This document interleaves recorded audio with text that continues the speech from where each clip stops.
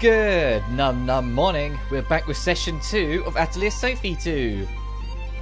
Where last time we got isekai into this strange realm, and Sophie's been trying to find a way around with the help of her new friends, Young Plutchta, Elias, and Alette, among with a few others. Like, we've already found our Corey and managed to establish a bond there so we can get our equipment replaced. Speaking of, I need to actually go through my equipment and see what's the best bomb I have, because for reasons I'll show, well, you can already kind of see, I have been a little busy. Actually, that's the best one for yo. I'm still unsure who I want in the main party and who I want in the sidelines. I'm still really unsure between Alette and Plutchta, who I want in the front and who I don't. That's why I've got both of them kind of got something on.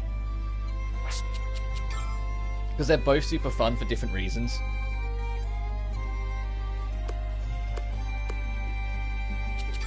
But I kind of want to do that, because I like Plutchta being in the front. But I'm aware when we, as we get more party members, we could be mixing it up again as we go. So it's hard to tell, alright? I think Plutchie will be, and I'm going to call her Plutchie, for the reasons I'll get into in a second, but I think Plutchie's going to end up like being the supporting unit to Sophie. Alette probably Ram, because I think when Ram joins, because I think Ram will be joining the party, Sophie's grandmother that's been also isekated into here, she'll be on the front line, and then whoever's left will probably go behind Elias, because I'm getting the vibe that Elias is this game's knight.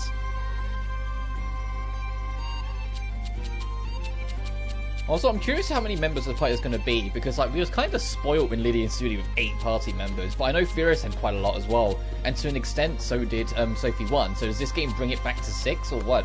I suppose we can only find out. But off screen, where you can already see on the menu, I have made one of everything with Plutchta that I can, because obviously I don't have any crackling water, so I can't do that, to kind of get her back on the, get her on the board. Make her level a little bit closer. Some of her voice lines that she says when you're doing the, because I had to get used to her voice lines, obviously, when we were doing all the synthesis. Some of Plutchie's voice lines are some of the most adorable shit I've ever heard in this series. She's such, like she'll question something and then immediately, like, go, Sophie? And, or, like, she'll think of something and think about it lots and go to make it and then doubt herself at the last second and she'll go, or things like that. Like, she has so many random noises and voice lines that are just really fucking cute. Alright? So I had a lot of fun just kind of hearing them for myself as I was going through. But we need to get Silvala before we can make a pickaxe. We can't do that because it's locked, but we've got other things to work on whilst we wait. We need to get some leather, we need an ingot and alchemical coal. Well, we've got an ingot, so we need alchemical coal. And which we can get if we can find a kaifer, which is just some wood, so fight the wood golem, which we need to do anyway, because I think we picked up a quest for it. Oh, I need to remember what buttons to... There we go. Also, I have to remember which one's the quest button. Oh, did we not? Oh, I mean, we can.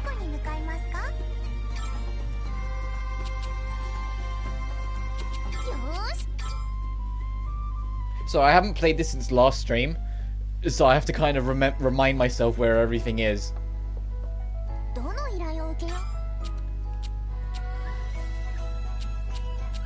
just sworn there was a... There it is. I'm just sworn there was a quest actually taking these things down.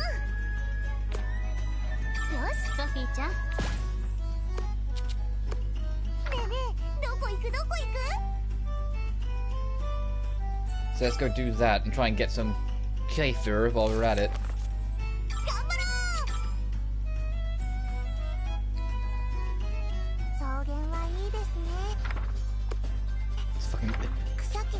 It's genuinely the only criticism I have, and it's something that happens in way too many Gus games. They have too many menus. They need to lean away from it, for goodness sake. Oh, we get some aroma holes if we can do it. Nice. Some blue peony, some dryads, some sunny plants, and horned rabbits. Well, the horned rabbits are obvious. They're right here. Bonk!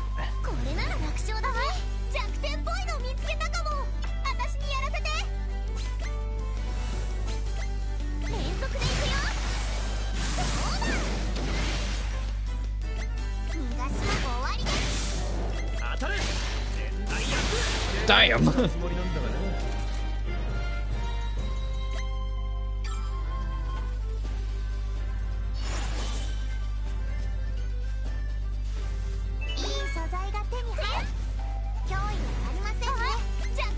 Oh, it's a single on its own. Does it have to be Elias that wins the battle for that challenge?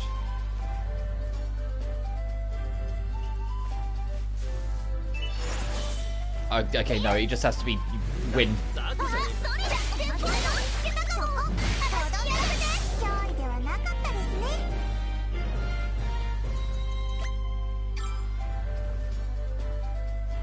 Okay, so there's that one.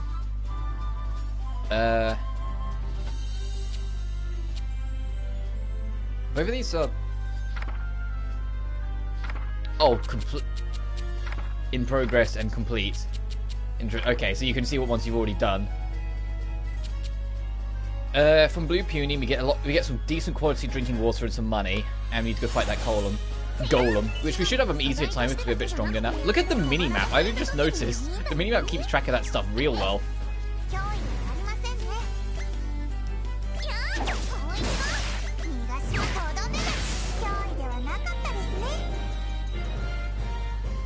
And once again, I always check anyway, but I don't think Gus ever won't.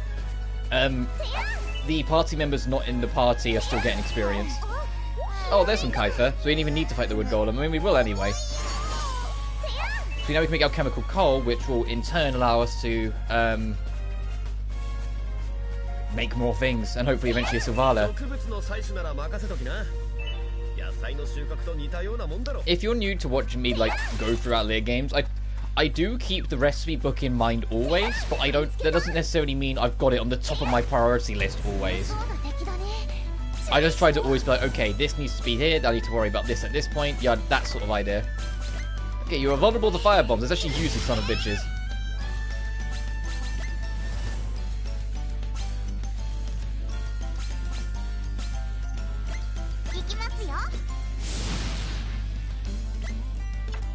Oh, it's burnt. I just realised.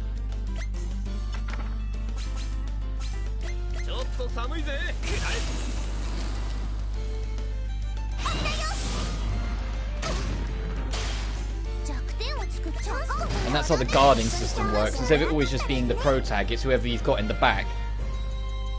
So you've got more freedom to, instead of it just being it's decided you're helping this character.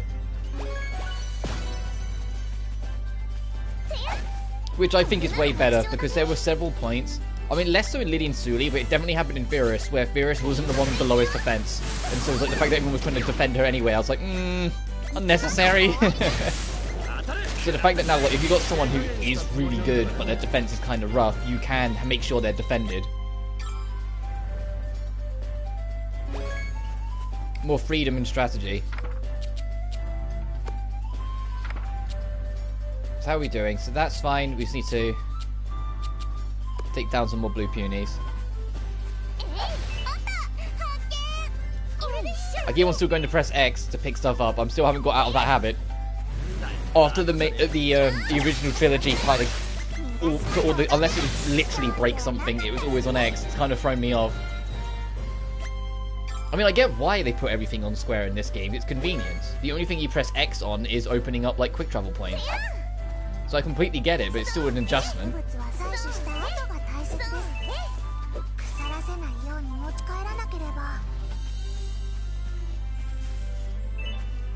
And also, I've turned the, you can probably already tell, for you've just gone from stream to stream, I've turned the volume down in between streams. Because I noticed when listening back, although it wasn't outpowering me, it was kind of getting there. So I just want to turn it down a little bit. Oh nice, some white neutralizer. I have to make that when we get back. I think that's the only thing, and hopefully it won't get too tedious, but it is something I'm going to be doing.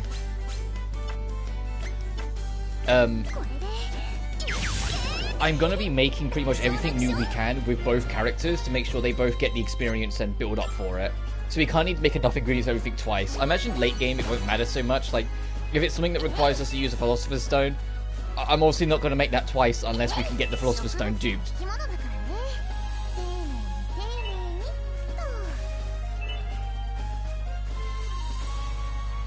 Oh no, it's select. I'm going to press L1. We need to go here. I imagine this playthrough is going to be more reminiscent of Sophie 1 because of how much of a just work on quests, figure things out yourself mentality it has.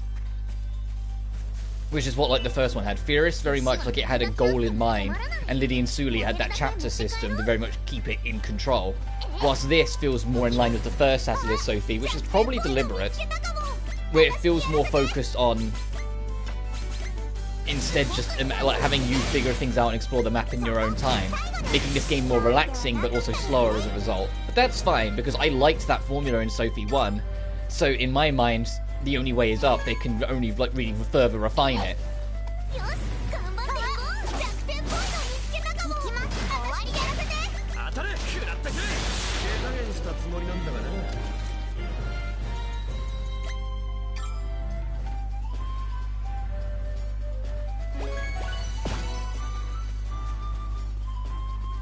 Any interesting fishies we can get while we're here? Since this is entirely automated now. Oh, just some shells. At least I do like that the game tells you exactly what you can and can't get. Oh no, it is that button. I was like, isn't there a quick button to quickly go back to the Atelier? But no, that went away when we got this. Why is this glowing? Oh, we can't do anything with it. Yeah, I think it's just showing you water spouts. Yeah, we can't do anything with these yet.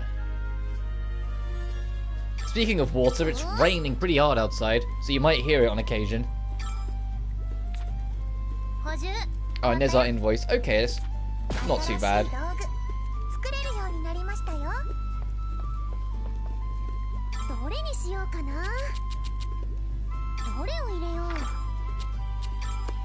Oh, we finally picked up some princess grass.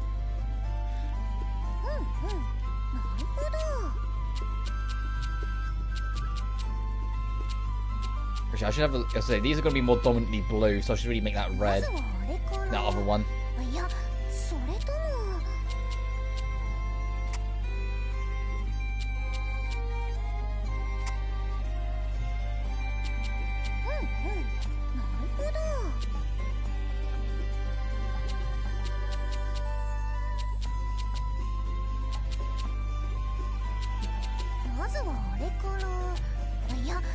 Yeah, I'll take that. That makes most sense. Okie dokie, let's go that there.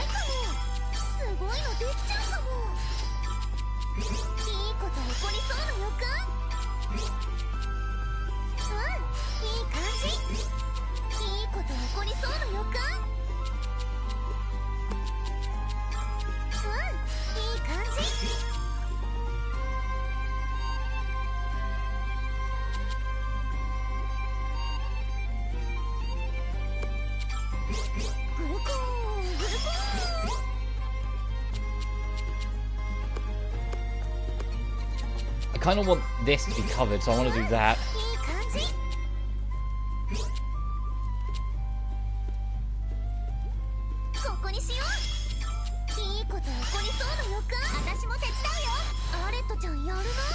Nice.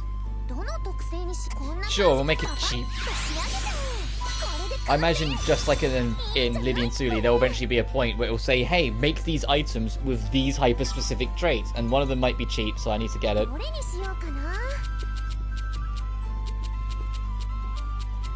Oh, we only got a piece to make white neutralizer. We can't actually make it yet, unless it's a plaster only thing.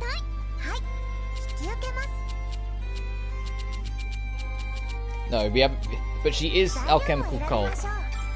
She does have complete ownership of that, so this is all yours, little lady. Anything that isn't yellow in the lumber department? I mean, I do, but it's kind of meh.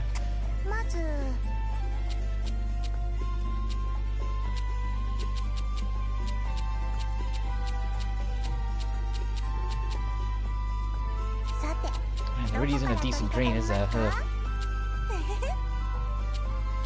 Take this one Zettel, and I'll try and make this a good red. Or as decent as a red as I can get away with. Assuming it does do any, I don't think it does. Oh, there's one. Sure.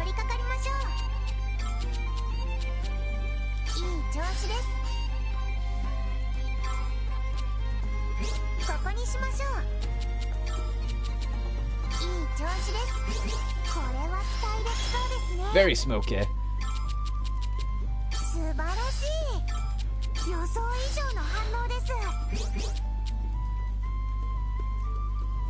No, I can't do that. I'll dead end the link.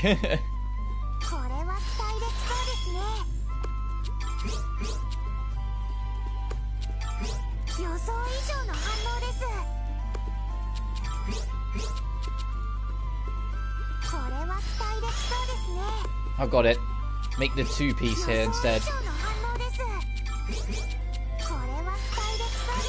Then there's room for these to both fit and continue the link.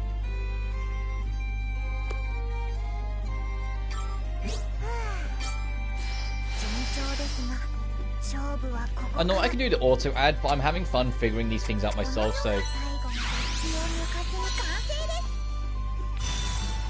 Oh yeah, we got the bonus. I haven't got any unique cutscenes for leveling up my alchemy level, so they're just for later. Oh, we can make puny missiles. Can I make that now?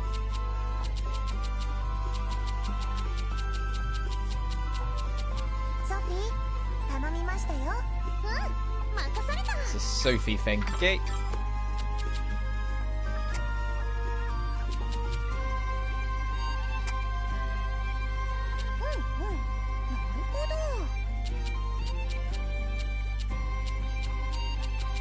Is there a blue and purple in here? That's decent. Oh, that's terrible.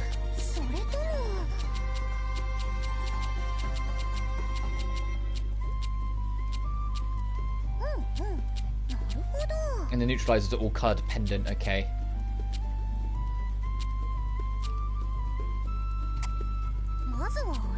That's way too much. Look, we don't need that much. As long as we get 3 on it, we can have it in something else.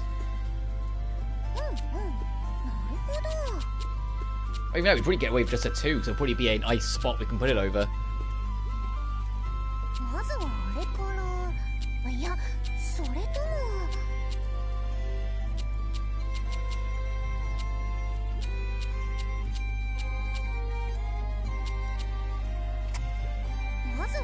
Oh, we pick up 2. Oh, okay.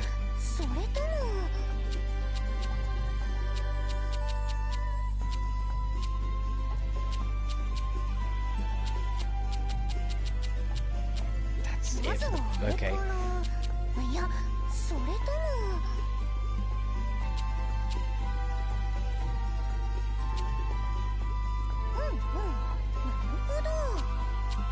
Oh, I just noticed on the right, only the girls can use the puny missile.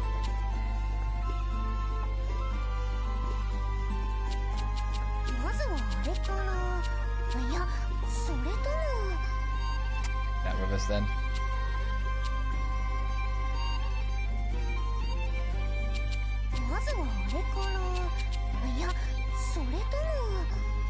Sure. Yeah, because of this, stick there, that's enough to cover the distance. That's why I was like, shouldn't really bother with it.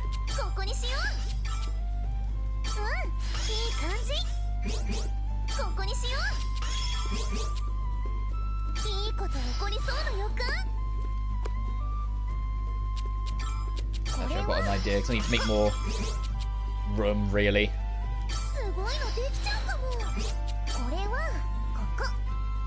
Let the electric breathe.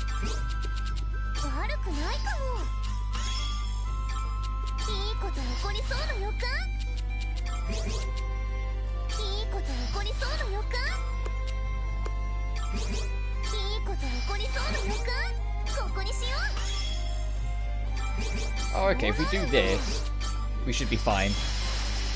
And a completely full board, damn, 65%. So super large missile, energetic. What's super large missile? Just, okay, 4-star magic damage. I appreciate that it gives you the star bonus as well. That's helpful, gives you more of an idea.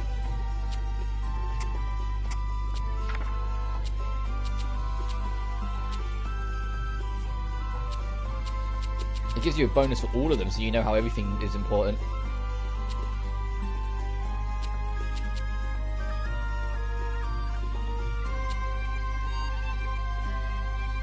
Enhanced loss is kind of worth it. It's not a healer, it's an aggressor. So it's between minus use 1 and area bonus.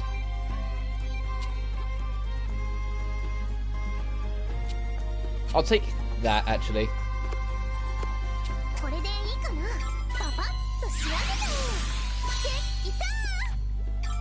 Oh, we didn't get the bonus, but that's fine.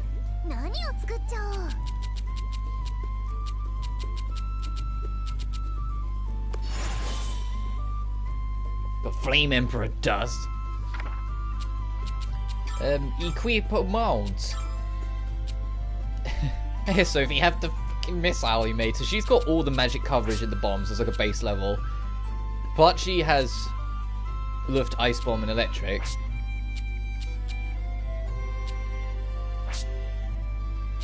You have the buffs and the heals. And you can take an extra... since you can carry them, you can take... Which one's better? This one, it's got... Oh, you can't equip fire bombs, never mind.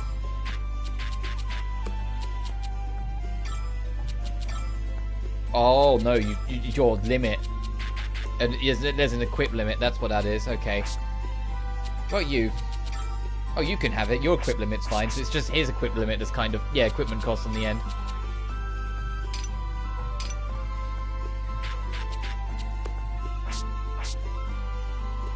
God, Plush and Sophie having 999 equip.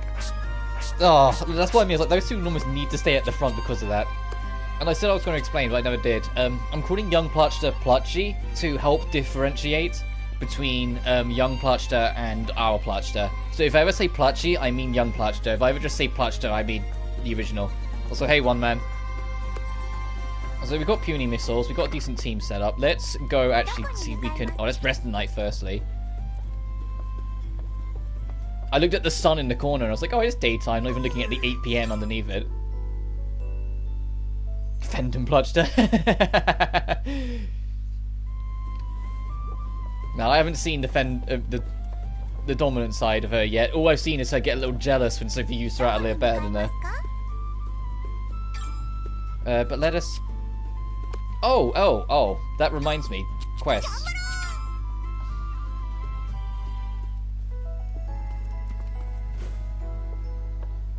Beautiful. Oh, nice quick report first, right?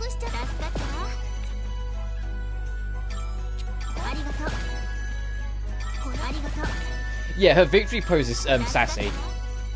I like that she kind of like she goes to be sassy again in her level up pose, and then realizes that people are watching her and gets all embarrassed. Do I want to give up my Soti straight away? You know what? No, because it's MP. You can have this though.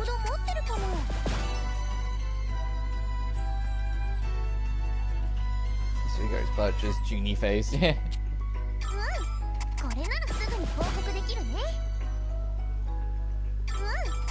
mean, I already like Plushter. You know that. She really grew on me as the games went on. And so seeing her when she was younger and more childish and more naive in places, I'm like, this is just brilliant. This is adorable. We're heading back over there anyway, so I might as well pick that up. I'll stick with that for now. Oh, we can make some pure water as well. Is that the Gust mascot I see up there? The Gust Company mascot I see up there?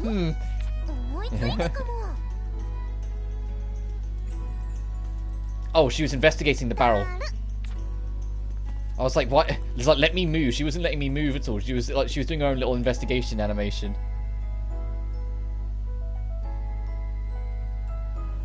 Gods, they're real world. I don't think they have, but I kind of got the gist. It's like a singularity in sci-fi. All of time kind of converges here, so people from different eras in the past and future can meet here. Just say, actually, no, I say that, they have mentioned that some people from the past and future do show up. They have already mentioned that. And then when Sophie questioned it, why she hasn't seen people from like the way far future, they said maybe just things haven't changed that much. Oh, we can make our own Zettel, that's beautiful. Speaking of beautiful, let's go bother Perka. See if she's selling anything new. Hello, not Corey. Oh, you're just as tired as Corey as well.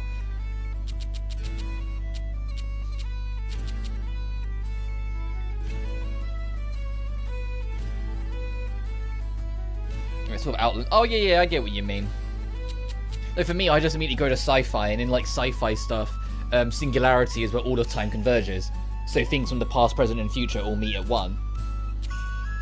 And so for me, I'm like, oh, this is this feels like a singularity where just people from different times can cross into it, which would explain why Sophie's grandma is here, but is like near her age. Or is only slightly older. Speaking of, let's actually go meet her. She's over here. We've got these weather stones. We finished the last stream making them. So we can actually affect the weather. There's a campfire icon, which makes me think we can use these later on. Yeah, it says rest, but we need to I think we imagine have to get something to start a fire first. Or have they make our Atelier.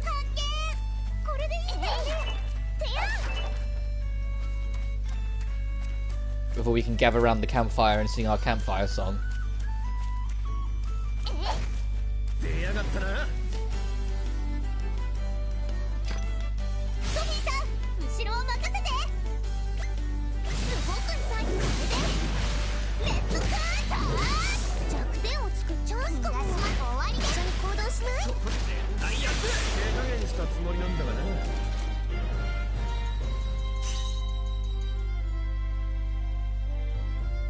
Oh, because we did the swap.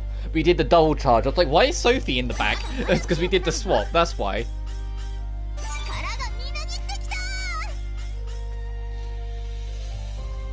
I like the cheerleader pose she does when she levels up.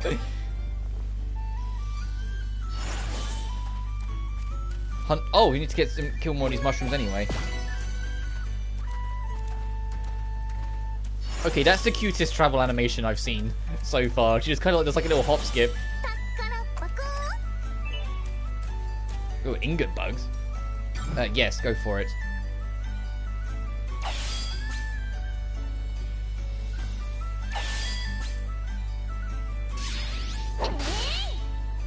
Oh, texturing on the models. Yeah, I love when it rains, it affects all their models. You actually see them kind of get soaked. Look at this, it's just like a little, like, almost like a childish skip to each barrel instead of like just full on jumping like the twins did in the last game.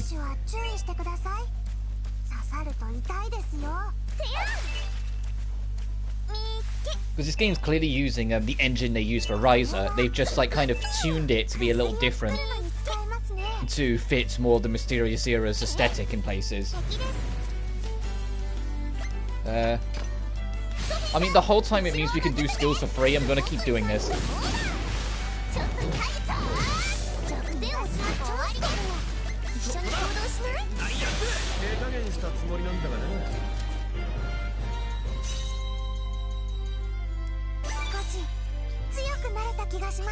There it is. There's the animation where she tries to be all cool and then realizes someone's looking.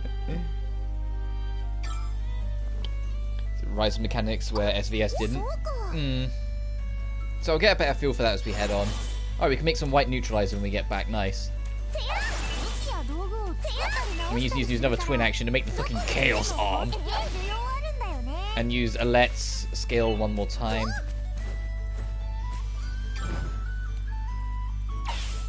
Oh, okay, quantity's not bad. Narrowly missed what I was actually after. Ooh. What I was referring to. Yeah.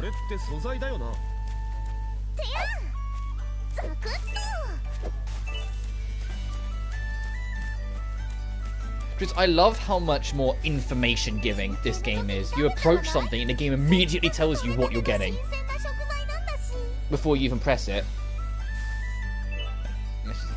Yeah, I mean, like, I can't remember too much of Rise off the top of my head, but so far, all the things that it's doing feel right. I like that there's different tools for different things again. Like, you know, having to get the sickle for plants. I like that you don't have to actually manually swap between them. Your instruments of creation. You can just you just press square and it's context sensitive. So I don't have to like tap right on the D-pad and then do this, or like tap a trigger or whatever. So I remember having to do that in Rise of 1. Like you have to like rotate your stuff to find what you need. In this, you don't have to do that. It's context sensitive. You need the sickle for this, so she uses it. We need the net, so she would use that automatically when we eventually get it. Right, let's actually mess with this Weatherstone.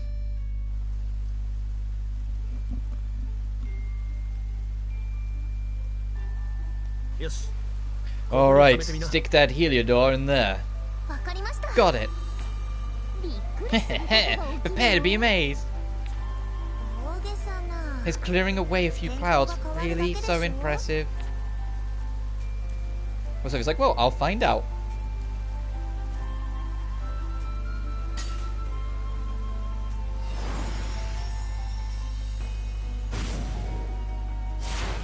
Let's already in them like celebrating. Heliodors are underrated. And suddenly it's sunny, and so all the water will change. I think this is an interesting mechanic that they've introduced, this whole messing with the weather to make the dungeon change. Whoa, look how quickly the sun came out. The Plushter is impressed. She's like, what the fuck?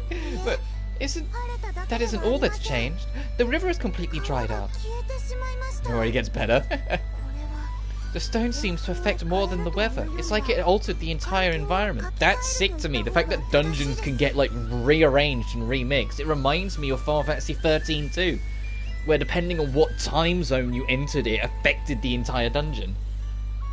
Well, monsters change. Oh damn, that's kind of cool. Curious, mightily curious indeed. See, what did I tell you? It makes the whole world go shwoo. The hell kind of explanation is that? Yeah, it went shwoo and blam, it was amazing. Well, it makes sense to one of us, apparently. Anyway, the road is clear now. We should hurry and find Ramazal.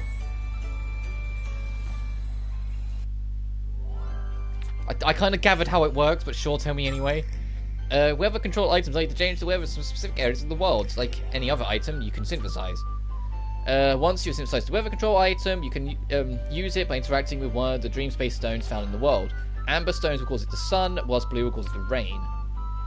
While the sun is shining, any changes in the world caused by other weather conditions will return to normal. As you just saw, this includes the effects of rainy weather, such as swollen rivers. That's rivers?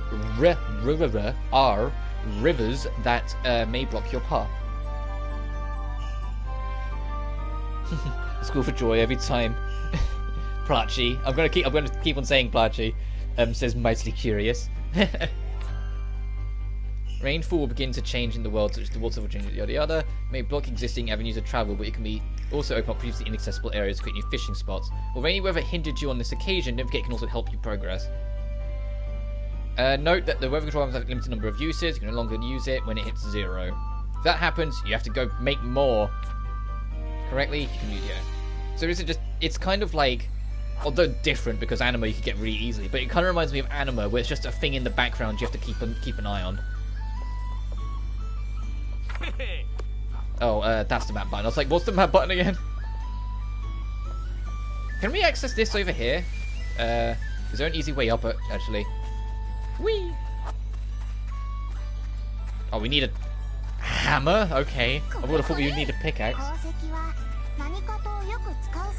Plachi. However, these things are called a Plachi. Can we get up here? This way? Yes, we can, okay. So I want to see if I can get that treasure chest now the water's lowered.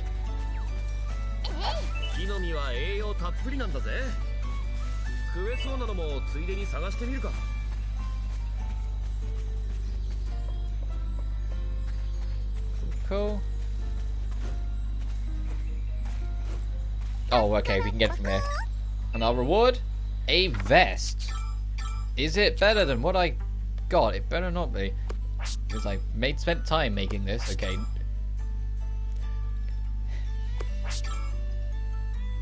Ah, come on.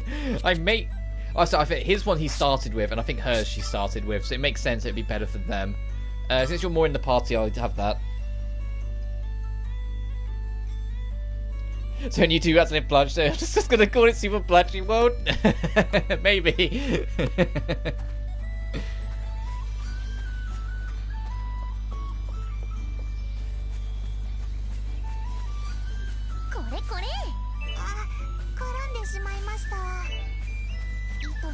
Oh, and if you missed the schedule video, I'm going to keep on asking it because I genuinely want to know if there is any interest or not. It wouldn't be for a little while, but I've been super in the mood to play old Call of Duty. I mean, as in like Call of Duty 4 or Call of Duty 6, which is the original Modern Warfare and Modern Warfare 2. Not online, because I'm not that fussed. Just like their campaigns and do them on the hardest difficulty, because they were still games from my youth that I would like to show off at some point, but I would kind of want to test waters to see if there's any interest in me playing them. Because if there is, then brilliant, I'll hop on and do those veteran campaigns.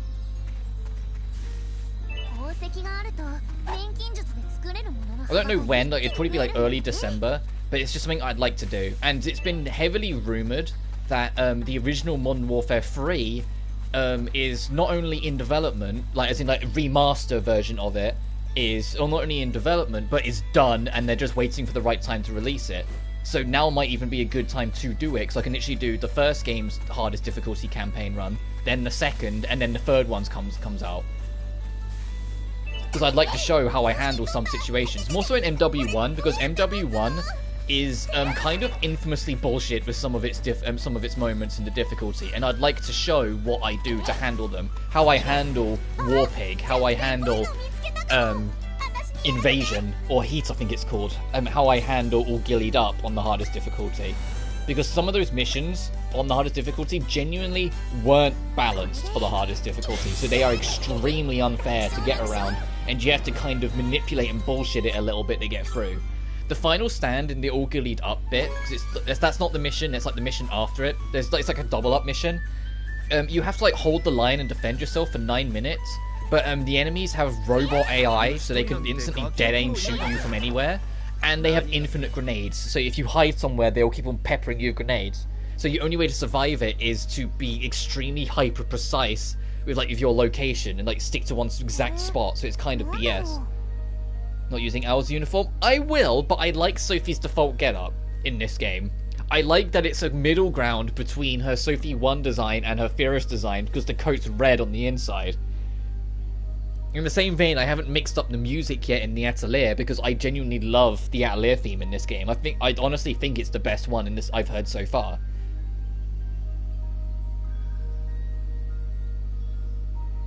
But yeah, if there's interest, I'll absolutely do that, because I went through MW1, like, just to kind of get a feel for it and practice it recently, and I genuinely had a good time with it. Listen, there are a couple missions that are a little BS, but outside of it, it was pretty fun. And I probably wouldn't do Mile High Club, just as a heads up. The whole point of that is to be an extra post-game challenge.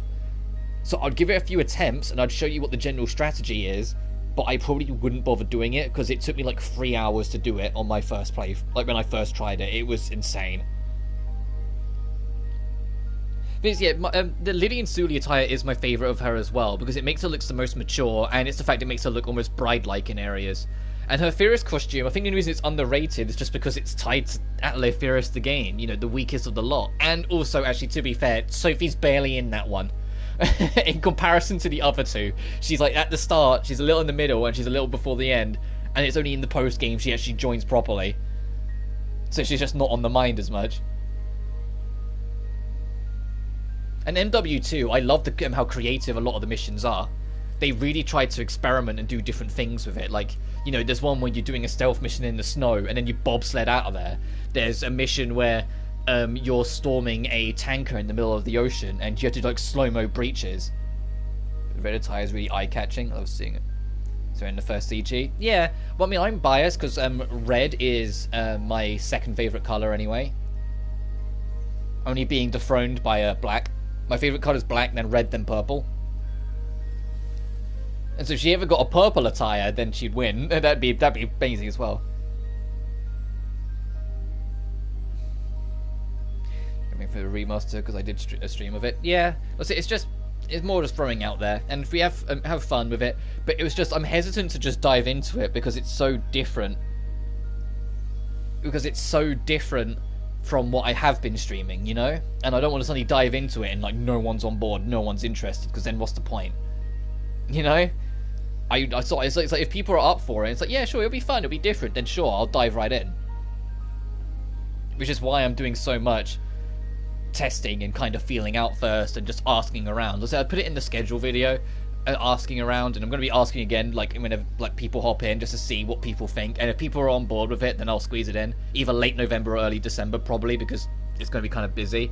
If you missed the schedule video, I'm streaming Sophie today, Tuesday, and then Thursday, Friday, because on Monday is the Halloween stream and Wednesday is the next Genshin update. Oh, you get to the best part. Oh, I'm into it. All right, that's cool. I'll keep that in mind. I mean, it may not matter much because I'm not big on Resident Evil. Yeah, that's fair. So the Resident Evil stuff, I've kind of, in my mind, I think I'm going to make it like one a month instead of trying to marathon it like I first was going to do. So like maybe in November, I want to do like Code Veronica, and then maybe in December, which we'll have to see how much time it is because work will get very busy in December, we do RE4 sort of thing, so it's a bit more spaced out and not just like burning through all of them in one big chunk. Hey, what is this thing? It's like a tear in the air itself. It might lead somewhere, but I wouldn't recommend using it. You mean we can go in? We could, but no one can say where we might come out. Jumping in blindly would be very dangerous. What are the chances that that's where Ramazal went? Considering the fact that we couldn't find her anywhere else, chances could be pretty high. What you're comfortable with. I appreciate that. Speaking of things I appreciate, I like the subtlety in the character's eyes in this. I noticed that it's reminding me of Blue Reflection Second Light, but that game had a lot of subtlety in eye movement to make it more believable in places. I say that as we look at the most stoic eyes in the game, but like Sophie, her eyes are jittery all the time. Because she's like she's so observant with everything, her eyes are constantly jumping around. Sounds to me like you really want to go explore, Let.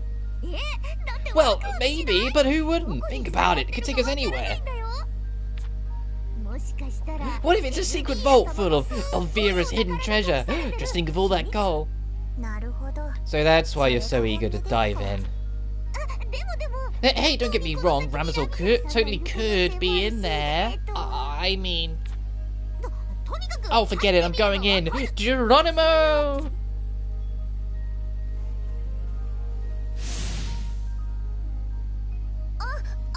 More details. Because I love the... Because I mentioned it before. In Blue Reflection Second Light, one of my favourite details they had is that Uta's eyes look voidulant when you first see them. They look like a spiraling dark abyss.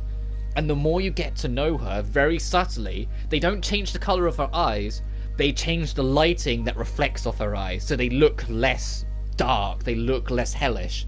So this person who was originally a psychopath, who's now lost her memories and is revealed to actually be kind of just a troubled girl, she gets more humanity on her because you see it in her eyes. And that was that tiny detail on my first playthrough. I was like, holy shit, they made her look from this terrifying person who could destroy you in a moment into a charming young lady by just changing the lighting that reflects off her eyes. And it's just like that's what I mean. It's like that's why I have so much appreciation. And I'm biased anyway. It's like a really odd thing, but I always have a thing for eyes in any game. It's the same in my books. Like there will be characters when I eventually publish my books, that have odd eyes. Like they might be like heterochromic, so like one eye will be a different color from the other, or maybe like hair will cover an eye. I always make a thing with the eyes because I just think they are so, pardon the pun, eye-catching if done right. Oh, that's my favourite Atelier cast. I can see it. They're extremely charming. And let's come back. It's too dangerous by yourself. And of course, Sophie just dives straight in. I swear, those two just don't have any self-preservation instincts. And they got a point though. Coming this far isn't getting us any closer to finding Ramazal.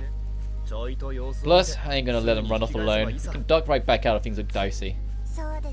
I suppose you're right. Besides, I can't deny that I'm a little curious myself. Biases, when used correctly, they can be used to see details others may not. I mean, yeah. I mean, I remember in BR2 when I spotted that thing with Uta, people going, "Wait, what?" I was like, "I was I the only person that noticed that?" And then when they did go back, they went, "Oh yeah, right." Casual observer may not want to delve into the details. That those are biased as well. True. Oh, check it out! It's like we're floating in the night sky. I love the aesthetic. This is cool.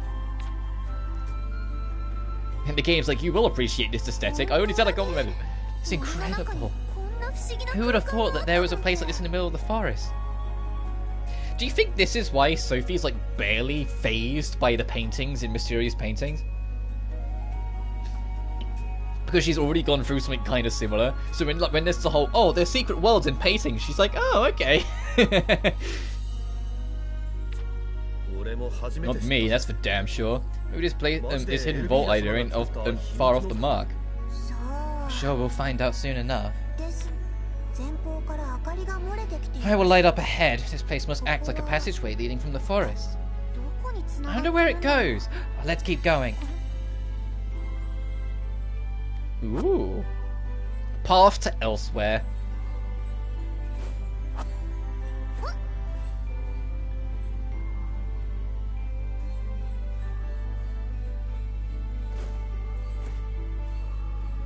I love the little blink sound effect as we're walking across this star field.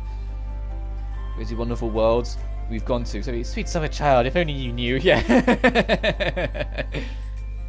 But that's what I mean, because she really didn't seem that surprised. Like, she was kind of like, oh, okay, that's different. And that was kind of it in Liddy and Sudi. Like, Furus had more of a reaction to the paintings than Sophie did. And I put it more down to just maturity, that, you know, Sophie was older, so just kind of was more prepared to take things as they were. But now it makes more sense, yet she's seen more.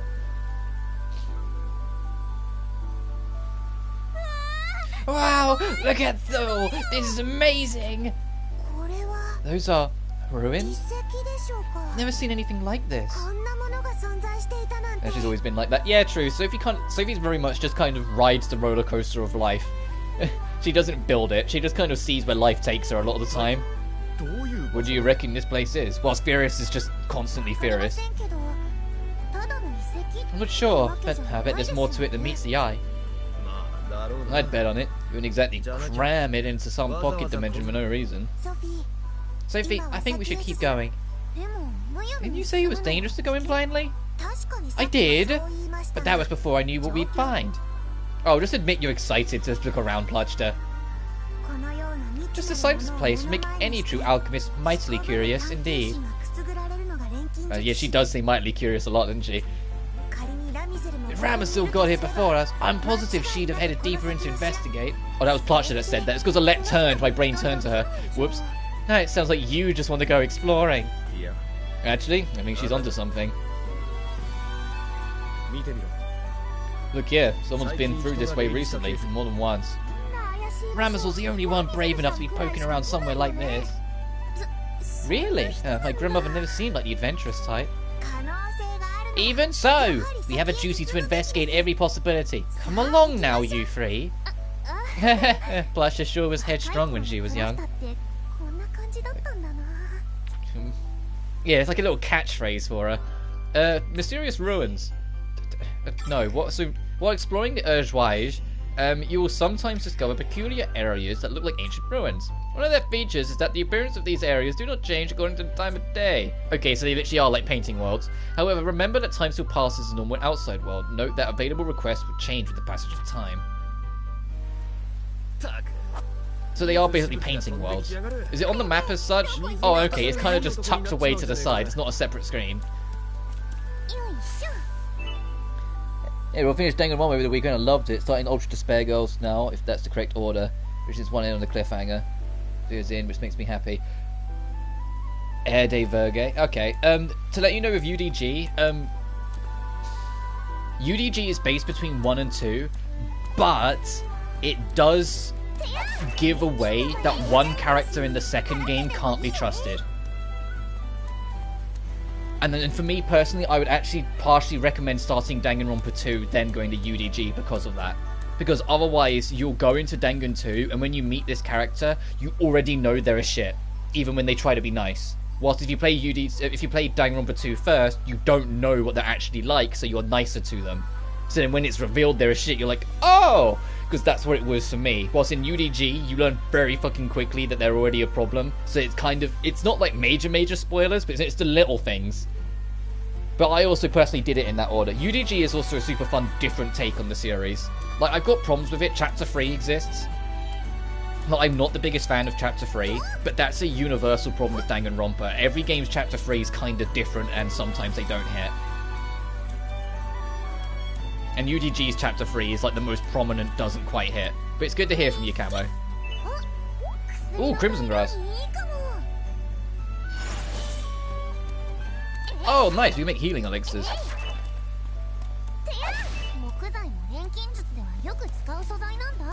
And UDG also came out after Danganronpa 2.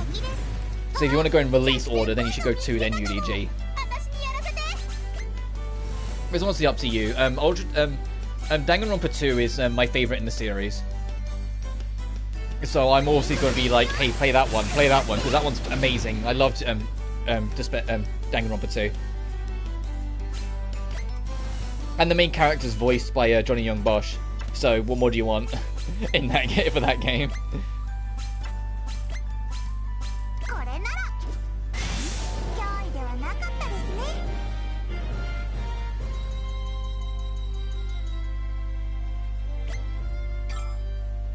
Oh, whoops. I've been picking up a lot of stuff.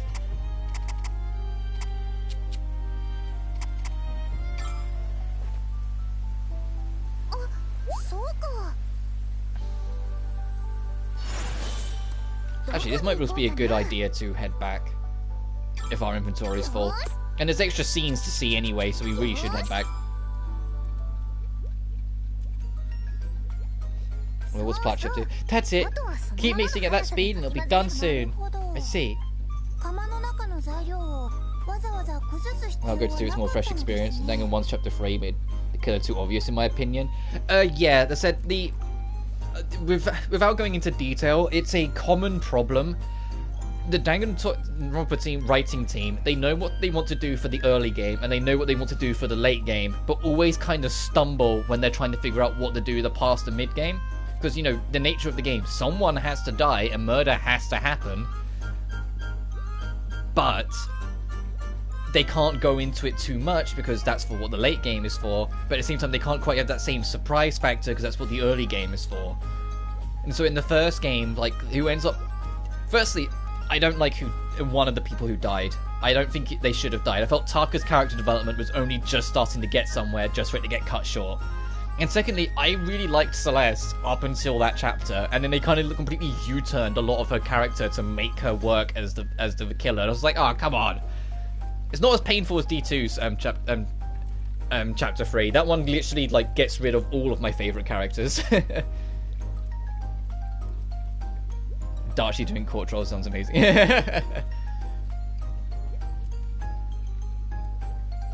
But Danganronpa 2 as a whole, I think just nails everything a lot better. The only thing is, and you probably noticed it a bit in the first game as well, but the second game it's more prominent, it was built only with Japanese text in mind. So there's a couple points where a character will say something and it sounds painfully obvious, but then you have to take a step back and say, hang on a minute, in the original Japanese text it wasn't so much so. And then once you kind of go through that, it's like, oh, okay, that sort of thing. Like, they didn't localize it as much as they probably should have, but equally, because of the nature of its, you know, solving cases and whatnot, there's only so much they could localize without it affecting the nature of how the case is told to you and the nature of the narrative, you know? Like, it's awkward to handle that sort of stuff. Because the classic example is that there's a point in the game where a character asks the main character what an octagon is. And in the Japanese text, it's because in the Japanese version, they use the English word octagon. So it makes sense that all these people speaking Japanese would then ask you what the word octagon means if it's an English word, because they might not have heard it before. Come to the English version, it's someone speaking in English asking another person who speaks in English what an octagon is, and they respond with, I think it's an 8-sided shape, and you're like, shut the fuck. Like, you said, it's like, they sound so dumb, and it's like, you know it's because it's a Japanese text, but that's what I mean. Once you get past that, it's fine. The third Danganronpa V3 does away with it, because it was built with the English script in mind, but the first two weren't. The first two were Japanese only for a pretty long time. So I say do 1, 2, UDG, then Danganronpa V3. And the reason why it's called V3 is because actual Danganronpa 3 is the TV show. I'm just happy Hero lived. I thought he would die first. And Toko living with me happy too. Surprised Hina lived and Sarika's character was great. It's a thing that annoys people, but I've always respected. They don't let plot significance dictate who lives. And so it keeps you guessing. Just because someone has a lot of screen time and is very prominent doesn't mean they're suddenly safe from dying. And just because someone else has like next to no screen time and it's really insignificant to the whole thing doesn't mean suddenly they're going to be the first victim. You know? Like, I love that they do that because it does genuinely then keep you guessing who's actually going to die. No one is safe. And no game better emphasizes that than the third, actually. As much as I have a lot of problems with V3, which I'm sure you'll figure out for yourself when you get there, that game's the most cutthroat in killing characters you think would be safe. Every time you sit there and go, oh yeah, there's no way that character's going to go, or you know, that game is like super the epitome of that. Like if you get attached to someone, it's on you. And that was the problem because like one of my favorite characters in the franchise is, well, several of my favorite characters in the franchise are all in Danganronpa 2. Like, just putting it out there, when you meet a character called Gundam Tanaka, learn him, get used to him, enjoy him, because he's my favorite character in the franchise, hands down. Like, he's such a fun character. Gundam Tanaka! And he was so fun to voice as well when I live streamed that game. Because of his permanent, like, eccentric, like, almost toony routine, but as like an anime protagonist kind of road that he went with it. It's like, I will bring you to the deepest depths of hell by the power of my 4 dark devas of destruction. I loved doing that voice. I loved hearing Gundam speak. And his actual voice actor, his English voice actor is Chris Tagliaferra. And if you've never heard Chris Tagliaferra voice a character, he has like one of the sexiest, deep, gritty voices in the industry. That's the only way to put it. He has like one of the best, most like read me a bedtime story, Chris, please, kind of voices. It is so deep and so gritty, yet so smooth, and he just nails it every time. And it's like, like he's one of the villains in Genshin now. He's Capitano in Genshin. He's Megatron in the modern Transformers cartoons. Anyway, I got way off track. Anyway, I see. So there is just no need to go out of my way to break down the ingredients in the cauldron. Yeah, you risk compromising the quality of the ingredients if you do that. This method takes more time, but if it gets the job done without damaging any of the ingredients... I feel like I've learned a lot, thank you. You're welcome. I do kind of feel like your alchemy is a bit unique. Perhaps the book that first introduced me to alchemy was not all that well written. A book? So if you're sitting there going like, a book? That's interesting. I learned it from the foundations of alchemy from a very old tome. You know what I've just realised? Every time Platchta talks about our Platchta, not this one, talks about her past, and we learn more about Luard, we learn that Platchta's alchemy at one point skyrocketed far beyond what Luard could do. Is this why? Because she ended up in this dream realm and practiced alchemy for so long. And she just, because, you know, she lost her memories when she became a book, lost the memory of doing this with Sophie.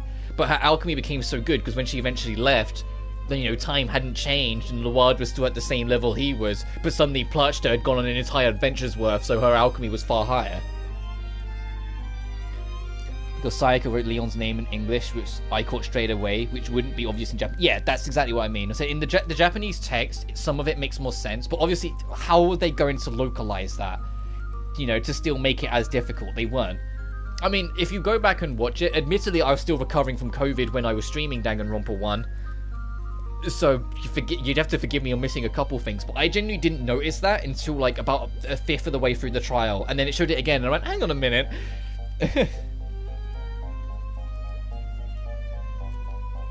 I thought Sayaka would be the killer, but died first because she failed her plan. Yeah, she was going to be the first killer and it didn't work. In the prototype version of the game, Hiro was going to die in Sayaka's place, but they felt that it wouldn't have enough impact, so they changed it, and it somehow resulted in Hiro living instead and surviving the whole game. It's a bit of fun trivia for you. I don't know how that was going to work and how they were going to write it in, but apparently in the original like prototype of the game, Hiro was going to be the first victim, which is unfortunately kind of why he's not that significant for most of the game, because he was never intended to survive the first case. But they changed it to Sayaka because they felt it would be more impactful, which, yeah, to be fair, I think everyone goes when it's Sayaka that goes first, because she's set up as like such a love interest, like partner character, that she wants to help you with all the cases, she wants to buddy up with you, she wants to do everything she can to support you, and then she's gone first. You're like, oh fuck. And then the real assistant character who spells everything out for you shows up when Kyoko just says, "Tell him, Naegi," every 5 minutes. Anyway, I learned all the foundations of alchemy from a very old time. What? So you mean you're self-taught? There were no alchemists in my village after all. Fumi was going to be a killer in the proto. Yeah. There's a lot of things that were different in the prototype. I mean, but in Danganronpa 1 in particular, a hell of a lot changed from its original concept art to its original like real pitch, to its original build, to then what it became its alpha build, to when it changed the name to Danganronpa, to then its beta build, to then the demo build, which was given to the public, to then the final build. Like, Danganronpa 1's changes are so radical. Like, that game changed drastically almost every 5 minutes, it felt like. You look at any version at any point in history in the game, and it's entirely different.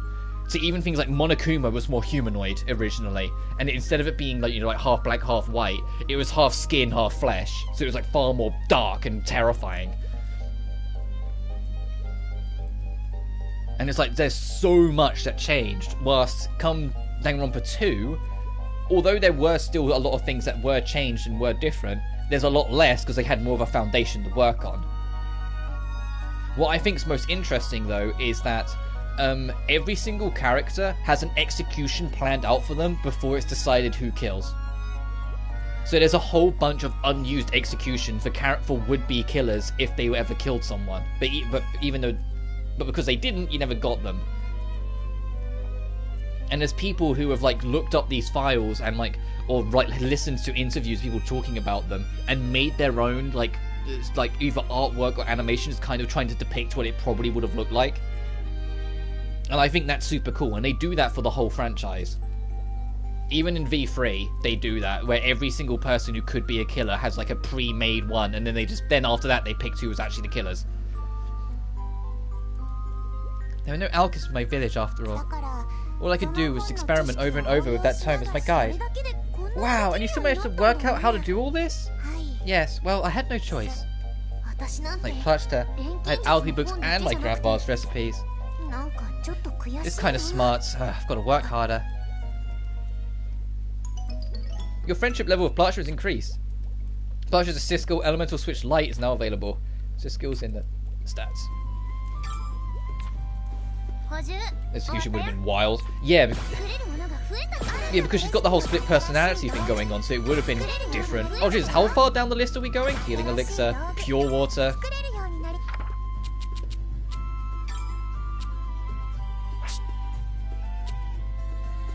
Can change any one place component into a light oh, so that's how you, instead of using items to change it, you get bonuses from spending time with the characters. So there's more reason to hang out with people in this game.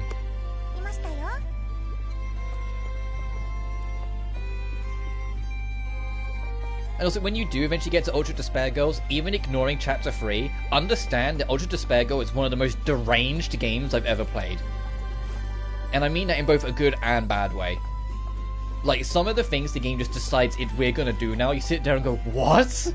And the game just says, alright, we're doing this now, ride with it. Like, it genuinely just, like, it feels like the writers were on something when they wrote some of it. It's genuinely kind of deranged. And there's the only word I can use to explain it until you play it yourself and you come away and you go, oh, with some of it. The biggest thing that I'll warn you about, though, and I know it affects different people, is that Ultra Despair Girls, every single chapter is symbolic of a different form of abuse. And like I said, yeah, the game is crazy. And so you need to go in understanding that there's a chance it will eventually suggest or highlight something that might make you really uncomfortable. Which is part of the reason why I have so many problems with Chapter 3. Because Chapter 3, so the subject matter it talks about made me super uncomfortable. But just because of how they handled it. Because a lot of the time, when the game wants to, like for example, when the game wants to talk about whatever, you know, whatever it wants to talk about, whatever like some form of abuse it wants to talk about within it,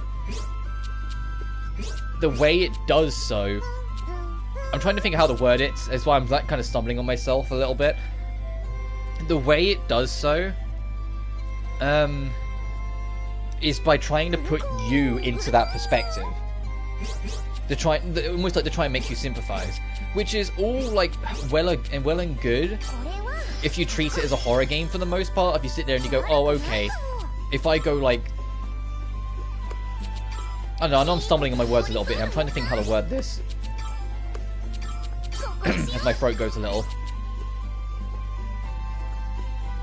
It is a over-the-shoulder shooter. This is the highlight. Junko was right about despair. Yeah. But it's like they try and put you into perspective of it, and in chapter 1, it's physical abuse. It's like that's easy enough. They make the game kind of like a cold open and have it be a bit harsh and a bit like you have to be on the point to keep up with it. So it doing that to show it makes sense. Chapter 2 is more mental focused, and it's like okay, so it get more of the horror kind of shows through, and they try and get in your head a little bit. Chapter 3 is straight up sexual abuse. And keep in mind what I just said, they try and put you into that perspective to make it hit, and then you understand why Chapter 3 made me really uncomfortable.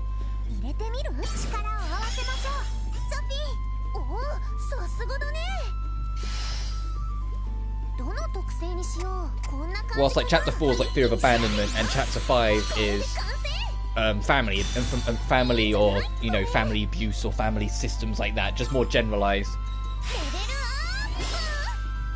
And so then because of that, then the nature of how the game handles itself, there will be a point where you go, ooh, because it really did for me. But if you know it's coming and you know it's there and you know what to expect, I imagine it's nowhere near as bad. But it's still like it caught me by surprise, to put it mildly.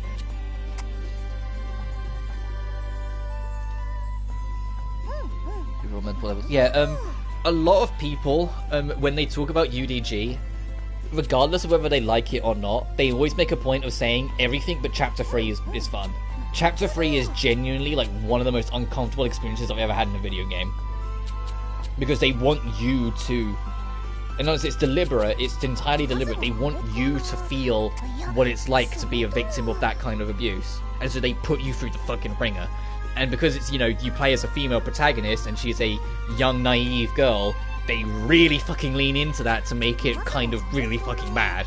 And it's like, ugh. And I don't mean bad as in like, no, they didn't, like, whether they handled it well or poorly is always up to argument. For me personally, I think they could have toned it down a hell of a lot and still got the impact across without it being so ultimately triggering for people. Because that's what it ultimately becomes. Like, some of the stuff that happens, it's like, ugh. I'm trying to be vague because I don't want people out hopping in to suddenly be like, you know, feel really uncomfortable about it, because I wasn't comfortable about it. And you know, so if I'm not, then I know someone else won't be.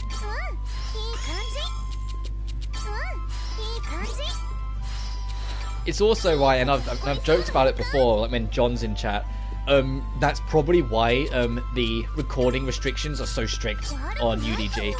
If you play it on PlayStation, the very second the prologue ends, it comes up saying, you're now in a blocked scene, and you can't record any further. And it's like, we always make the joke, do you think that's why? Because it's so much, they don't kind of want it to be too much on the internet, so they kind of hit it back. But UDG, as to actually be nicer to it, and kind of move past that for a second. Oh, we got all starts. It's... biggest thing is that instead of it being a point and click like trial and exploration simulator similar to Phoenix Wright, it's a over-the-shoulder shooter, more akin to those kind of games. And I like it for what it is. I like the fact that you have like 8 different ammos, and each ammo type has a different thing it can do to either enemies or the world, so you can affect things better and solve puzzles in different ways. I like that each chapter gives you a rating, and the better your rating, the more you get out of it for things. So there's incentive to try and play things expertly. The game words it weirdly. It says you're being judged by an unknown god before you even understand that there's a rating system. So when you're sitting here, you're like, what the fuck? So it makes you kind of almost paranoid. And then you realize it's just a rating system. And you go, oh, okay. Why didn't they just say so? And I like that there's like 1,000,001 collectibles, and both of the main characters will have things to say on them when you get them. Like if you pick up a book, because Toka is an author, she will comment on the book about what she likes about it and what she doesn't, and both of the main characters will then have a discussion about it. So I like that it's optional scenes as incentive for you to keep exploring.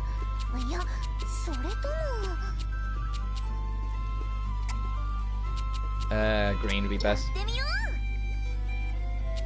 And it's also the easiest game in the series to 100% because it's just collectibles and hitting the highest level of the game, because there are RPG mechanics. There's no post-game or maxing out social links or anything like that. You just play it, you know, you just enjoy it for what it is.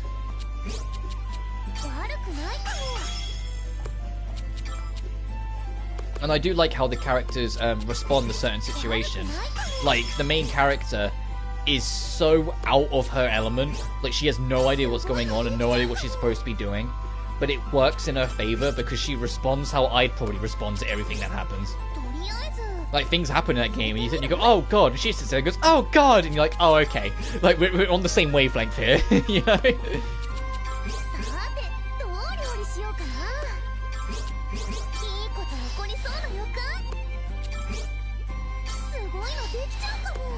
I'm really not sure how I'm going to fit all this in. That's why I'm kind of sitting on it.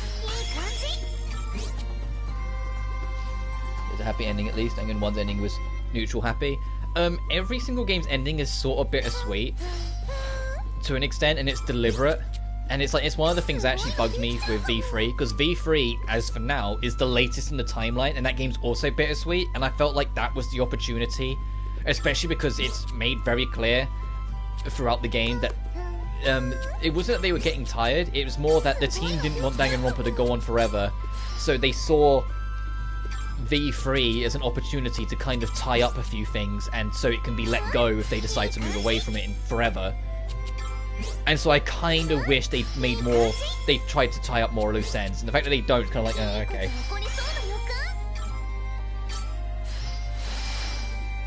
That's as good as we're going to get it. What did I say before I... Hey! What have you... Is it 2 more really awkward Pacific runs by chance? Oh, nearly. So anything... I'll say, there's a whole bunch of things. We need to get gemstones for that. We need to polish. We could do some Zettel in general. There's a whole bunch of things we picked up.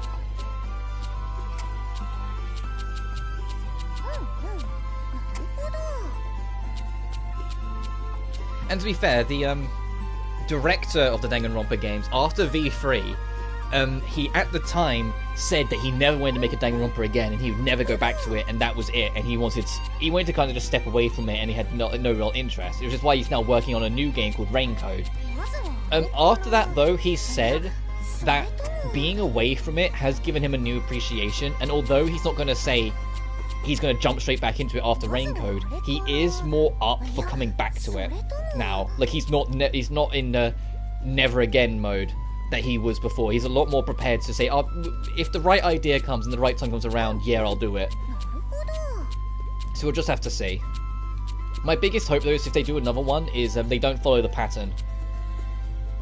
Find school mode Dangan 1 before I move on to the next game. Yeah, that's what I did. I tried to platinum each game before I moved on to the next one.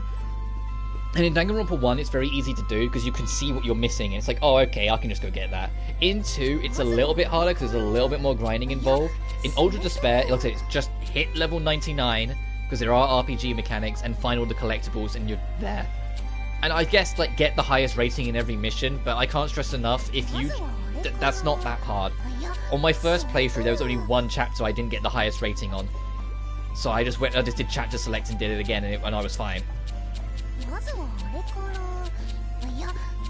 It's V3, that's the monster. V3 is the monster to 100%. That straight up tripled my playtime, because they have a Monopoly game tied to it. And once you beat the game, one of the extra modes you unlock is straight up Monopoly. And you have to do a lot with that to get all the trophies, including beat it or finish it once with every single character. And there's 53 characters, because they have every single character across the entire franchise in it, in that mode. It's like a bonus mode. Including Monokuma.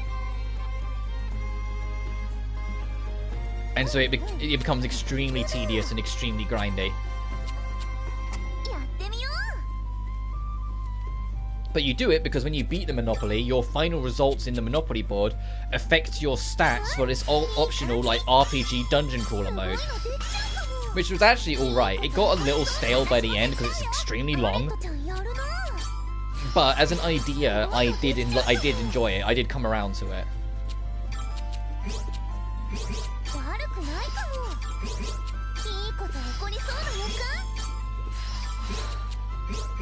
Oh, I should have put this blue down first, since it's going to be a waste of a resource anyway. Dangan S. Danganronpa S is a spin-off, not canon to anything. It's the only spin-off not canon to anything. It takes that Monopoly mode and heavily expands it so it can stand on its own as its own game. It takes that Monopoly bonus mode from V3 and makes that the entire game. And it's every character across the entire franchise, including the Ultra Despair Girls, together on an island. Like, they're stuck on an island, and like that's the entire premise of the game. They're stuck on an island, and they have to have the best vacation ever because Monokuma isn't allowed to have what he wants. And that's like the whole premise. It's literally just a for fun kind of just take it for what it is kind of spin-off. But if you're not that much into the Monopoly mode in V3, then you're not going to be into it because it's that but heavily expanded. You know, it's that with more mechanics and more systems. If you weren't into it the first time, you're not going to like it again this time. Which is why I only ever did one stream on it, because I was like, this is alright, but I was also exhausted with it because of the grind to Platinum V3. And I thought if I did several streams on it, it'd get very stale to watch very quickly. Because you just, you know, you do a game of Monopoly. It's like, yeah, let me just do more games of Monopoly. That's really what I want to do when I play a video game.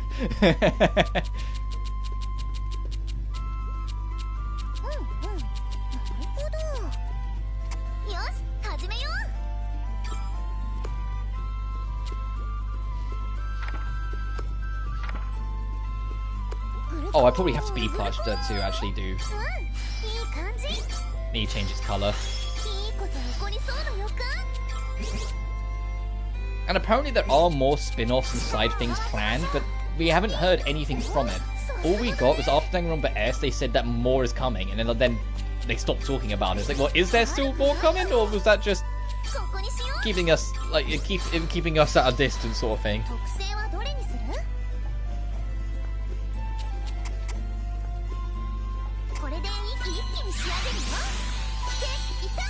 I know, Monopoly match on Pogo. Interactions in it. Like True Junko reacting to everyone, especially her sister. Yeah, both the V3 mode and especially S kind of goes crazy with it. There's a whole bunch of special interactions. You pick what character you play as, and there's a whole bunch of spots on the Monopoly board where it's called like social events, and you interact with other characters. And they have a bunch of specialized scenes depending on who you're playing as and who shows up.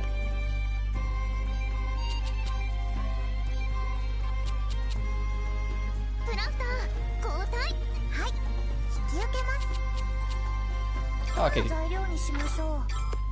This little angel can make these now. Oh, we find how much? When did we get crackling water? I have no idea when we got it, but I'm not going to argue it. We need. I'll take one of them, but I prefer to try and find a yellow. Shit! Whoops. That's it. Okay, I guess I'll take it.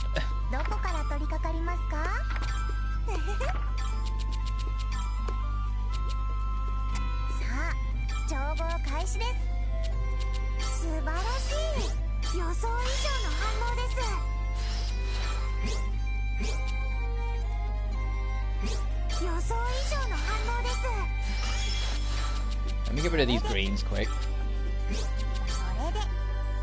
Oh, whoops. I can at least make it blink.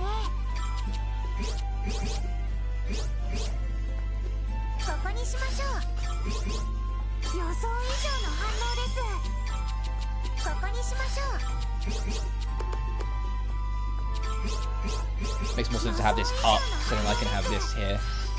This I'm not really sure what I'm going to do with. Hang on.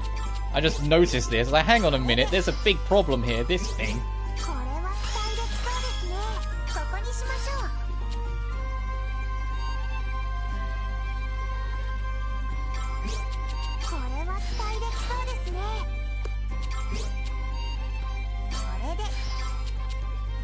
I'll just do that. I'll accept.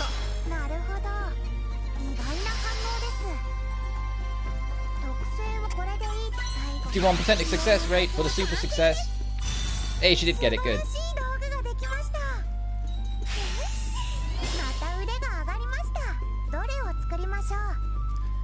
want to see what happens to my boy Byakuya. He ended up murdering despite saying he will earlier.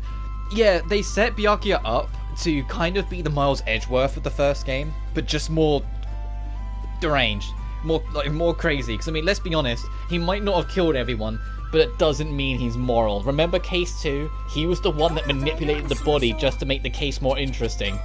You know? He manipulated the body just so then people would have to figure more out about the case. Just because he thought it'd be more fun that way.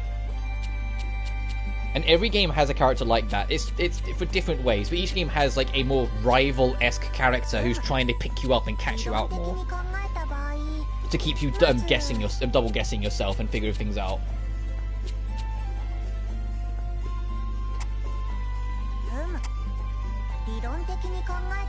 Need a green.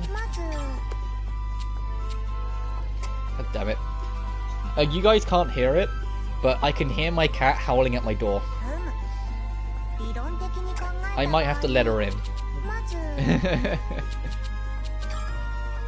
I know what she's after. It's really rainy outside, so she doesn't want to go outside and play or anything like that.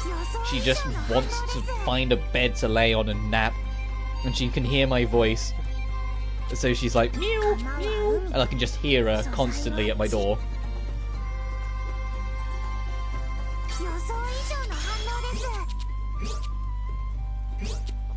Actually, I think my mother Dearest just took her in instead. I think I just heard.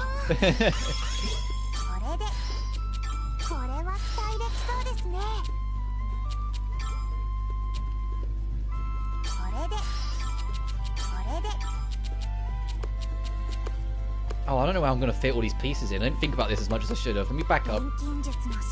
This big piece is the problem.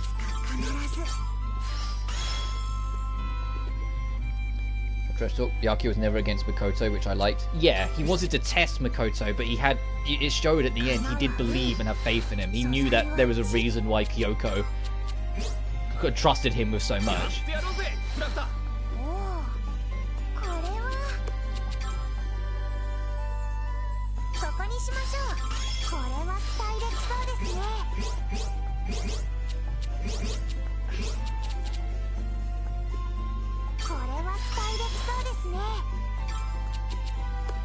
Hang on 1 second.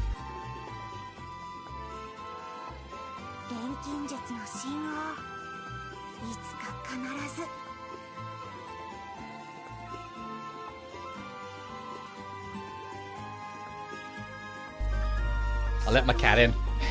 She wouldn't leave my door. I've got socks on my lap now. Hello, madam. Give me a second to settle her.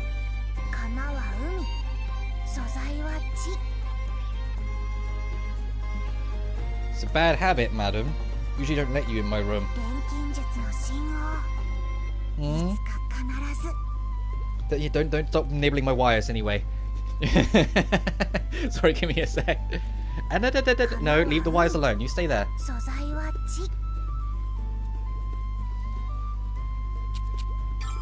Good girl. Right, let's figure this out again. Oh, you want to sit on... Where are you going? She's like doing circles at the end of my bed. She doesn't know where she wants to be.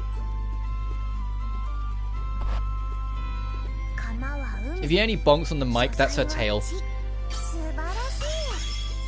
Good girl, you stay there. I don't think we're going to fit this really anywhere. I hope we can get a 6x6 grid soon.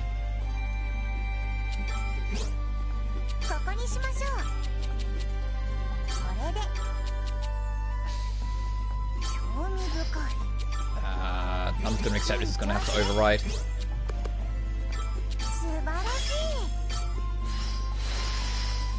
You settle there. Okay, she's settled. We're good. We're good.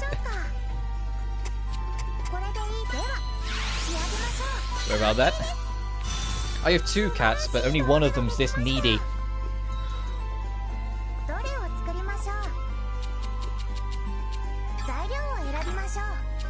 I say the other one can be needy too, but usually it's when you go to her, she's like, oh, okay. Whilst this one is if she decides she wants your attention, she will come get it. Do I have anything blue? Is that it for blue? Hang on.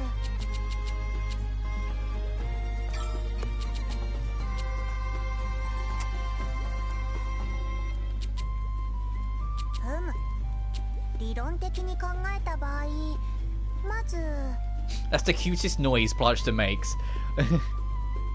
I know she's saying something, but just when I was like grinding out her alchemy level off screen, she says that voice line a lot, and every time I kind of went, aw. Actually, no, we got to double up.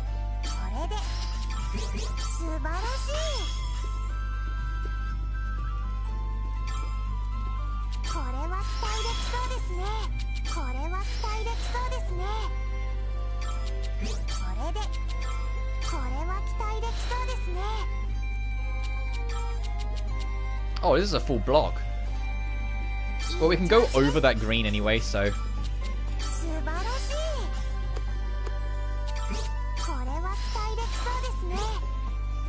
Well, let me rethink this, because I kind of want to get all of these.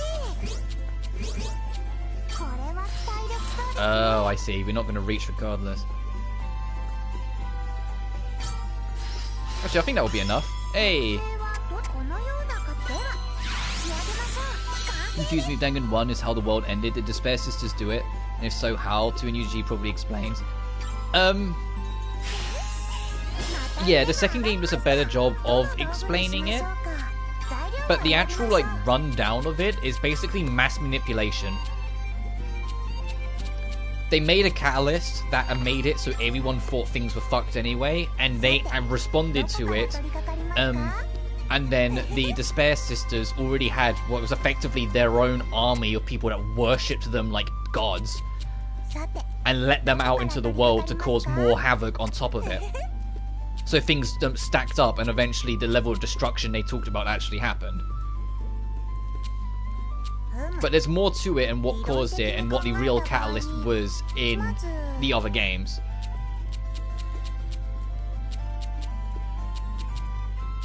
And yes, in every single game they do refer to it in the exact same way. Of like, the most this, the most that, the most yada yada. They never just say the world ended. They always say the most like horrible, disgusting, and terrible incidents happened. But that's always the thing that makes it hard to work out with Junko. Is even when she's lost, she's probably lying. Like there's so much about her character and so much about what she says and what she does that you have to kind of figure out for yourself whether she's telling the truth or not. Because she's never honest. Well, she's never entirely honest, I think it's the easier way to put it. There's always some truth to what she says. It's just up to you to figure out how much of it there is.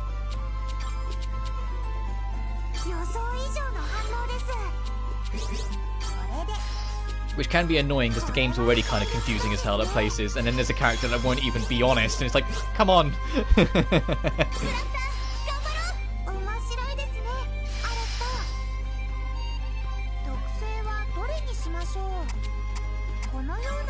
And V3 as a whole is extremely confusing. When you eventually get the V3 and finish it, if you come into chat and just start asking questions, I'll know why.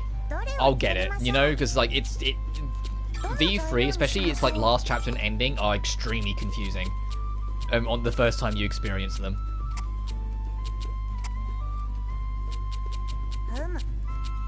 Do I have any good greens? Oh, I do, thank goodness.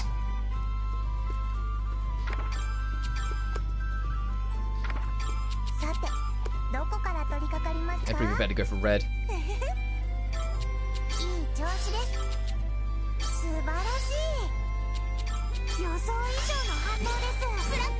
But I'm glad you got into them, I'm glad you're enjoying them. They're a wild ride, but they're a wild ride that I now hold near and dear to my heart, which I wasn't expecting to going into them.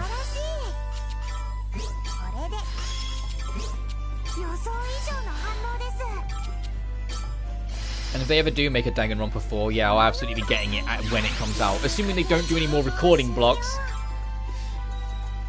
Like swinging my fist at Bandai Namco, don't do that anymore. I say that they've got better with it. Tales of Arise didn't have any recording blocks, and that was really surprising. Because I thought they would have.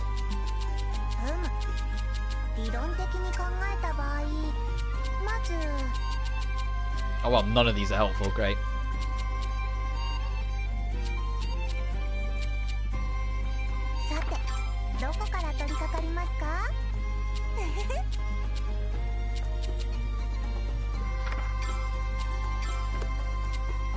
Oh well, it's not brilliant regardless of what I pick between the lightning and the ice slots. Let's take that then.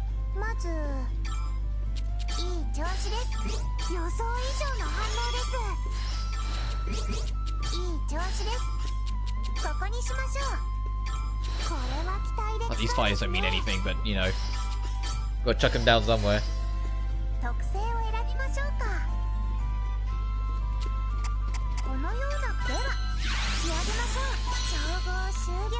Oh, she doesn't seem to think she did them well. Look at Plush's face on that one. She thinks she did them poorly. What? They'll do the trick. Don't worry, baby girl.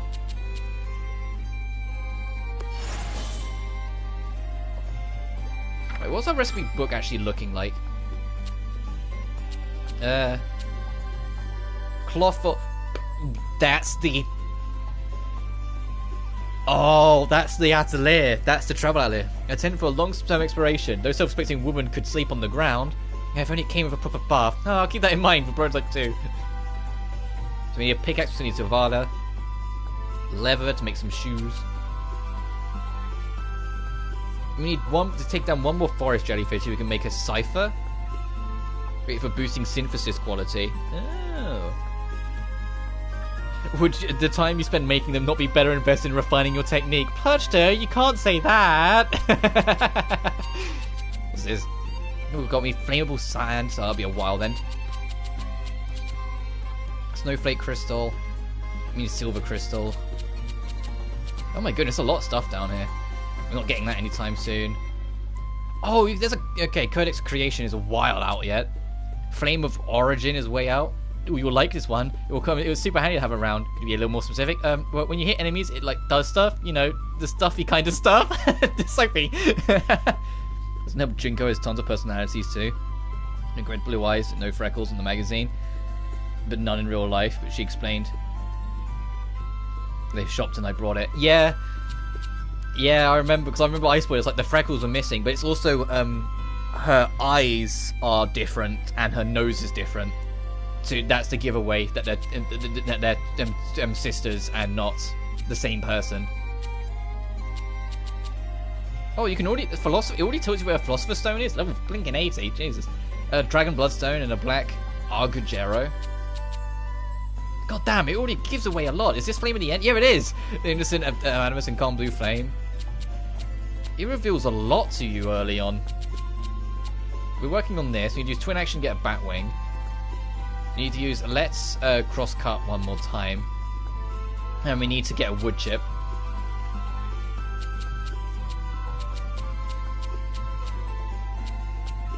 And because even each of Junko's personalities, there's a reason why those personalities are the way they are. And the second game kind of sort of explains it if you pay enough attention. Cure all base, jellyfish lava. So you need to get to see the jellyfish to drop it. Soil potatoes.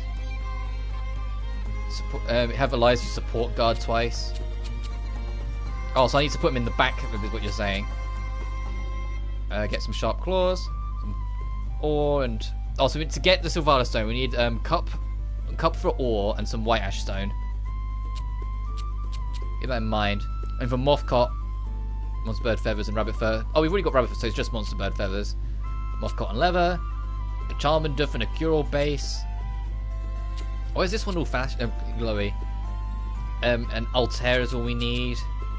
Oh, honey syrup. Oh, okay, keep that in mind. Nectar of Life, keep that in mind. Nectar of Life is an Ava's Way, because that's resurrection. Expired ticket, Hustle Belt, Gold Ison, that's a ways away. Fugor is way away. God Gift is way away. Training Charm, Noble Sapphires, Mantle, Velvetus is way down there. Spirit Tears, Heaven's Cleanser. Harmonium way down. Harmonium level 63, damn.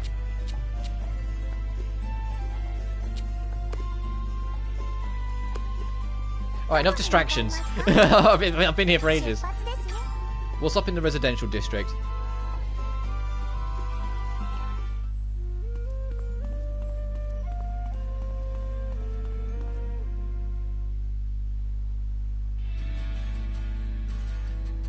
The breezy aroma eventually. See if you get on the same. Oh, fair enough. Oh, it's Elias. Oh, is he working? Oh, if it ain't Sophie, what's up? Not much, I was just passing by. You working now? Yep, I'm the star bodyguard of this world. I've got so many requests, I'm drowning in them. Are there really that many requests? Reckon there is a finer bodyguard than me in all the land?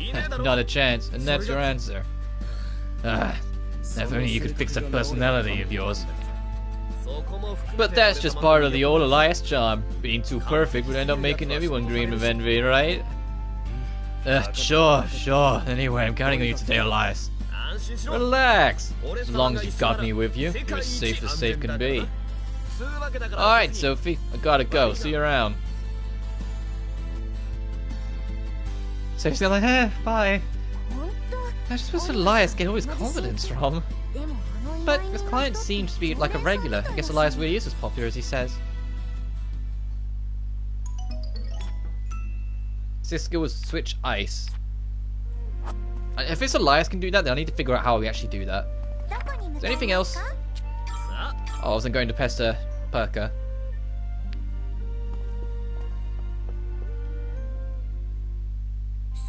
By the way, I know you live with Alette, but are you two related? Nope, we aren't related at all. We wound up living together because we got along like only two merchants can. Oh, you two weren't together from the beginning? When Alette first came to this world, she had nothing but a pigtailed self. Ergo, she didn't have a single thing that she could sell to anyone, and an empty purse to boot. Oh gosh, that sounds like her worst nightmare. You can say that again. She was at her wit's end trying to scrape together some coal. She even skipped sleeping and cut down on eating to earn more. All work and no play, I tell you. I saw that she was heading down a dark path, so I invited her to become my roommate. That way I could at least make sure she was eating 3 square meals a day. That does sound like something Alette would do. But that's what makes her so fun to watch. And you just can't help but want to help her out. You're a nice person, aren't you, Perka? I'm just a mama merchant watching over a baby merchant. It's also great since she brings me rare items and souvenirs from her delivery jobs. So she's helping me too. I scratch her back and she scratches mine. Speaking of, what have you got to sell? Oh, that's the only time I'm calling her Mama. Ooh, what's this? Sure, I'll buy it. It's limited, and I'm not sure what it is. Oh, you steal some dank shrooms. Nice. False treats? What? We got money to burn, so I'm kind of curious on a few of these things. Oh, it's enough to add to the recipe book. They make warding incense. Anything else?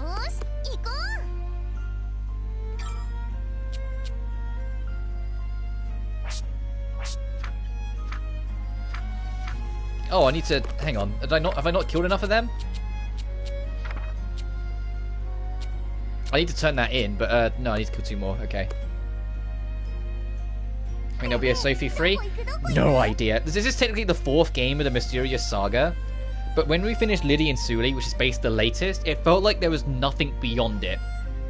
Not as in, like, there can't be anything, but it's more like everything was wrapped up by that point. Like, every, like, loose thread that had been set up across the main trilogy was done. This game's based between Sophie and the second game, Firis.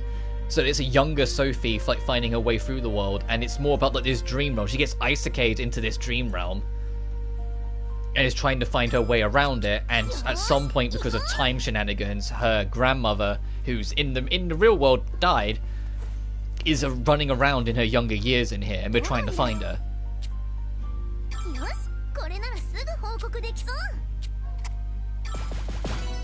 So it's kind of leaning more into the history that she has with her mother that we never really got to see.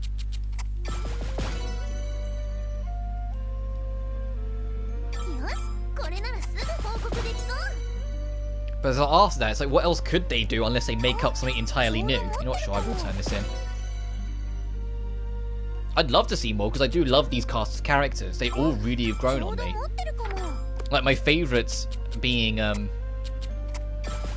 Pamela, if we're talking side characters. Tess in the first game was really lovely. And as much as he was weird, Haggle really grew on me in Lily and Sully. But in terms of main cast, like, all of the main characters are phenomenally well written. So I'd love to see more of them, but who knows where they're gonna go. After, like I said, in February, Riser 3, the 3rd part of their current saga, the Secret Saga, will be coming out.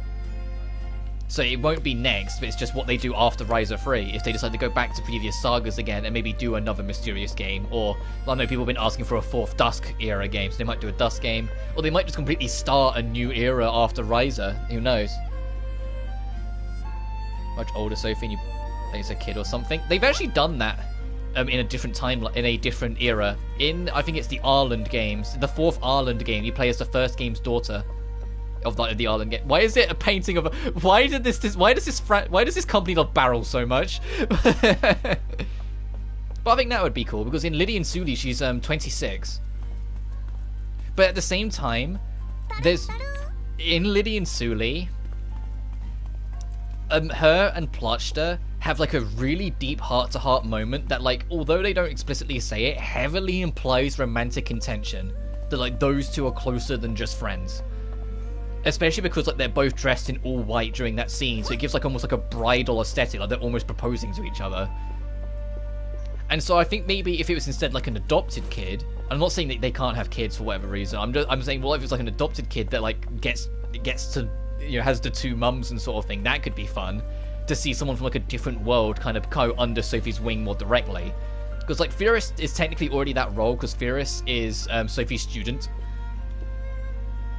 And it'd be another way to make sure Sophie's still included, because I don't think you can have the Mysterious Saga without Sophie. Even if she's not the star of every game, she's too significant to them anyway.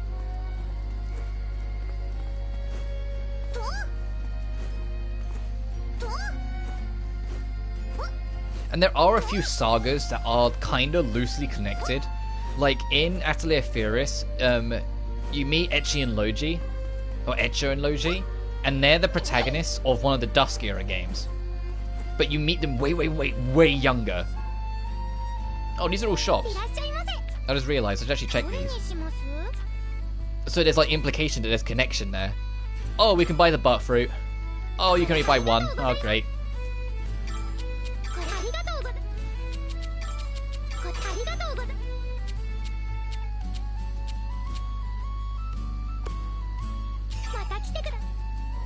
I wonder if she comments it's a butt fruit. Sorry, I've got to check. Because Lily and Sully did.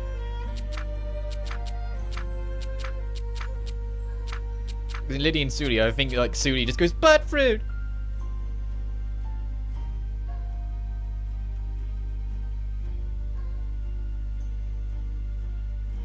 Pronounces Eska? What do you mean? What did I... Let's see. Oh, they're fine as smoothies, but soaking and serving them in syrup is better. Okay, they don't make a joke about it being a butt fruit, but they do in Lydia and Suli. Oh, Eska, got it. I always thought Escher because like Escher painting. Okay, my bad. Ooh, this guy sells. He sells leather. Give me. Oh, and you sell. Oh god. Why have I never checked these shops before? They sell stuff that I kind of want.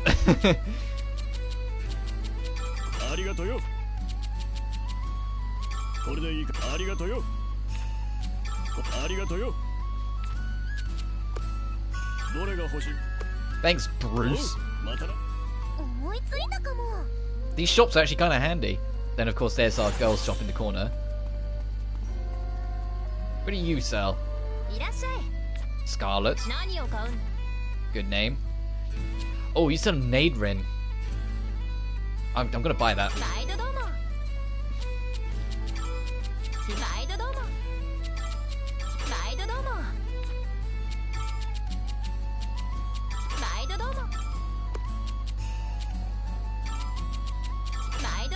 What the heck? These shops are great. Oh, they sell alchemical gold as well. These shops are great. What the heck?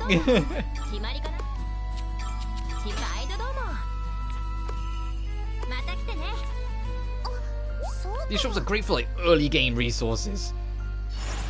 They're actually super helpful. We can now make a Silvala, so we can now make a pickaxe once we make the Silvala. So we're heading straight back to the Atelier after this.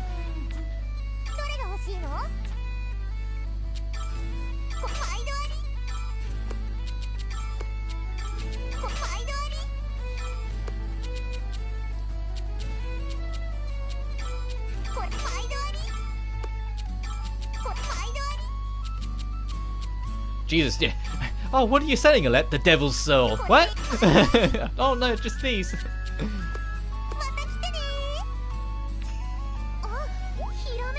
Yeah, so that's mean they're all early game, but they're really helpful for early game. Alright, let's head back. Make some Silvala. So we can make some birds. We can make a lot of things now. There's Silvala, there's boiling incense, there's Flugel's way down there, but we can make Flugel, Spirits.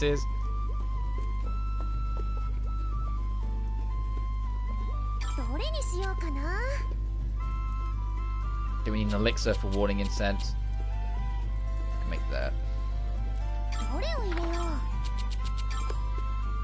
I only brought one lever, but eh. Wow, that's not helpful. Huh.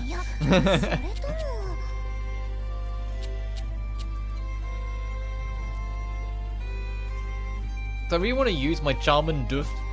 No, I kind of don't. Not yet. It's like the best thing to use, but I kind of don't want to use it yet. No, I'm gonna hold off. Spirits is there. Let's make a Silvala though. These are all exactly the same, okay? And these are all gonna be the same as well. That's perfect. That's perfect.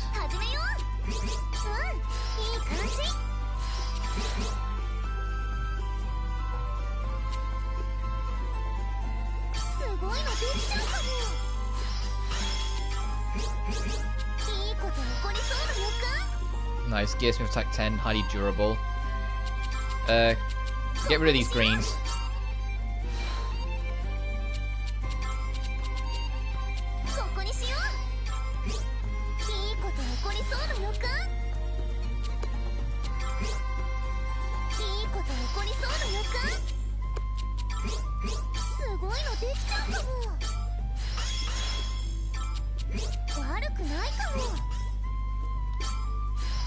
Nice.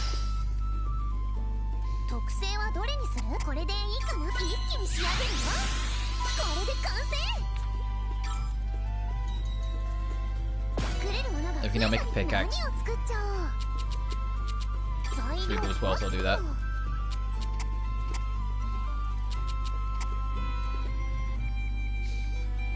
Might as well.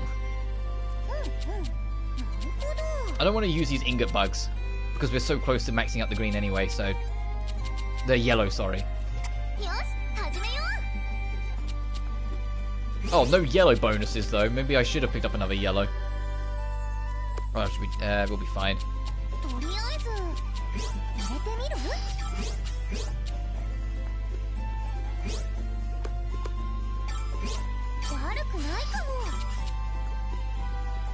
Oh, there's no way we can get all 3 of these ices linked.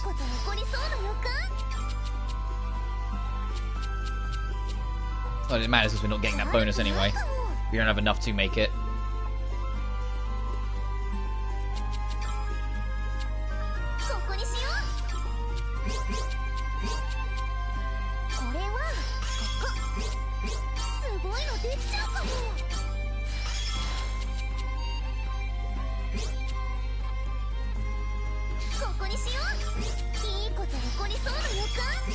Oh, my arch enemy, space.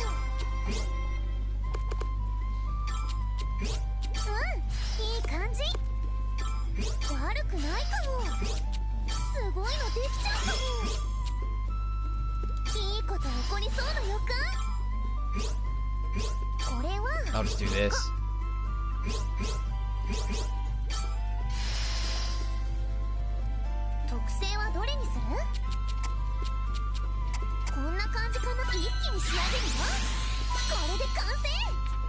Oh, we got 8 of them out of that? Damn.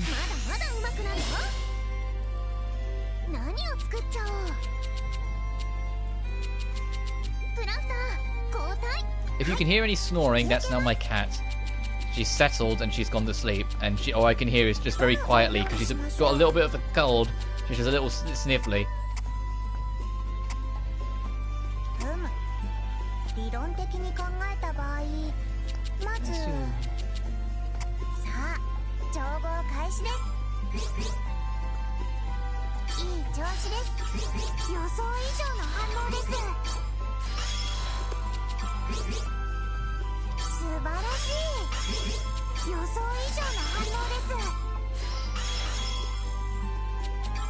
Once again, just get rid of the greens. It's pretty much the exact same setup we just did.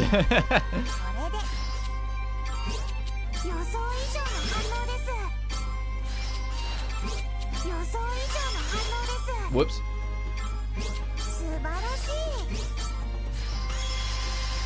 There we are. So we're making it again with Blushdeck, so I want to get her level boosted. Hey, and we got better quality.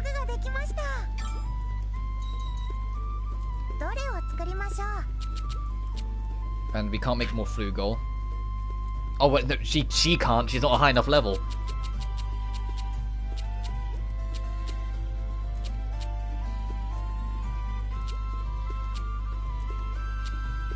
Where's the pickaxe? Hang on.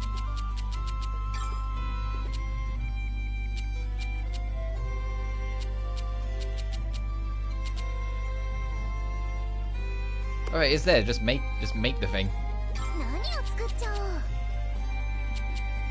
I've just gone past it.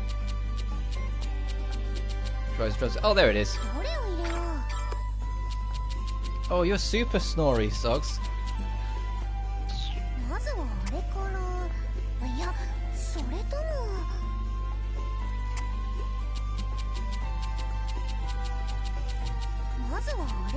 Sorry guys, the cat comes first. Oh my goodness, how much... Hey, so we do have a green down here somewhere. It's still early-ish game, so I'm not too fast about going into like the filtering that much, because I don't think I need to. As in like doing this to get what I need as much. I don't need that much more green.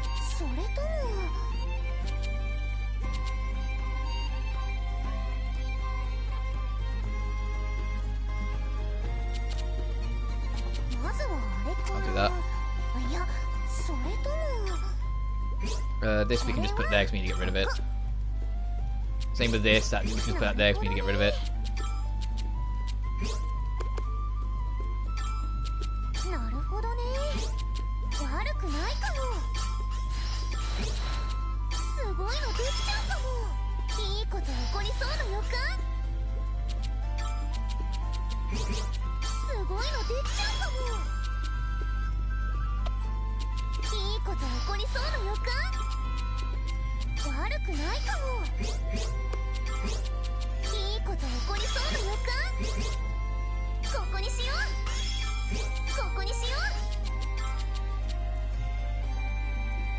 Oh, my old nemesis. Space. ここにしよう。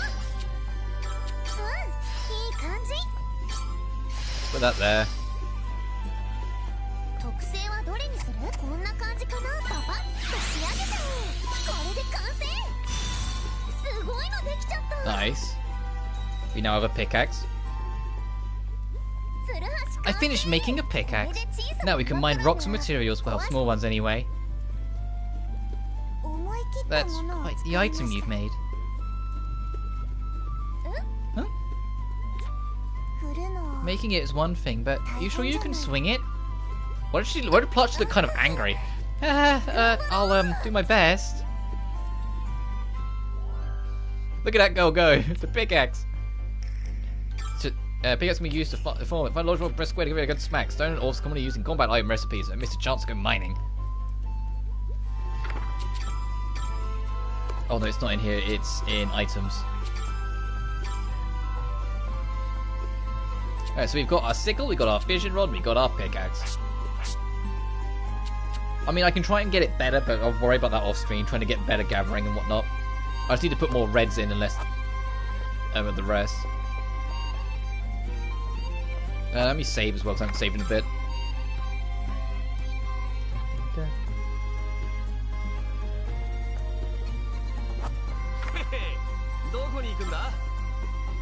I want to go back over here to clean up this quest, it's bothering me. And then we will go back and continue looking for Ram, I promise. We will find Sophie's grandma today.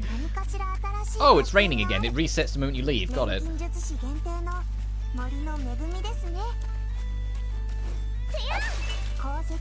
Or at least in this instance it did.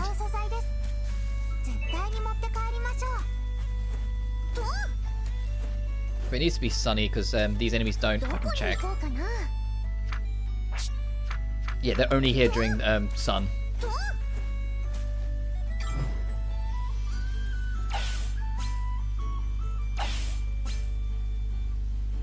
guess we're getting a lot of these.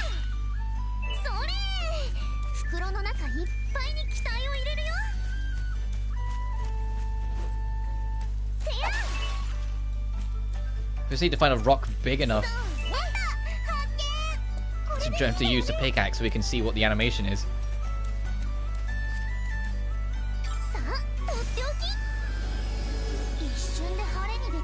Trophy unlocked. Weather Girl.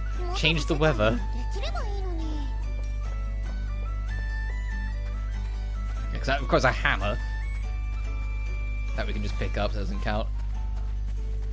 Here they are.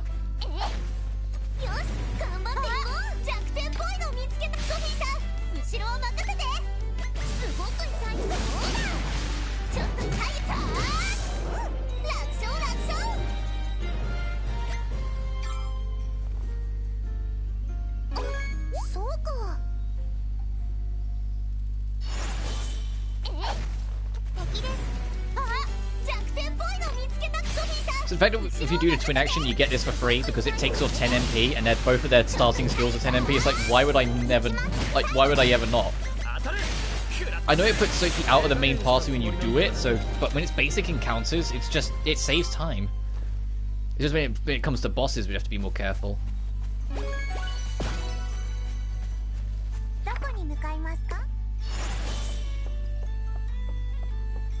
Oh. There's an exclamation point over here. There's an event.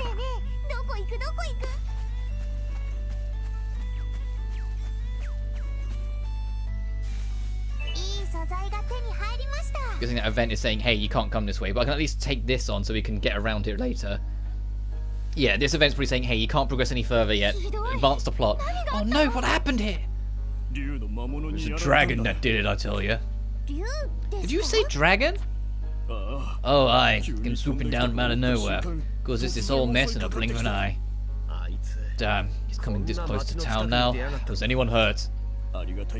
Luckily, no. Got one heck of a mess on our hands, though. Gonna take a while to get this all sorted. Sorry, but y'all can't come this way till we're done. Yeah, that's exactly what it is. It's literally the Pokemon story. You can't go this way yet. Well, let's activate this so we can quick warp here later. Because I'm curious if I quick warp here whilst it's raining, what will be different on this side of the map. Don't have a bug net yet. Well, I imagine there's only so much you can do. It's why there's like a weather thing here. Yeah, actually, looking at this, there wouldn't be anything other than maybe different enemies up here. Okay, I've magooed and detoured enough. Let's go to the fancy place.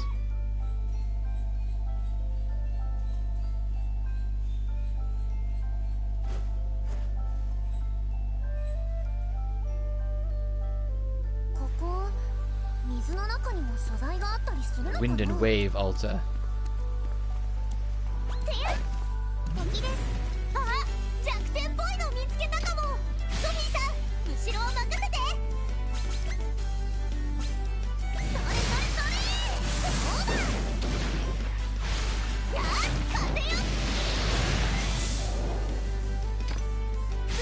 Oh, and you can just, I can just do this. So you can kind of, this is actually more so in this game than any other, in your best interest to better equip literally everyone.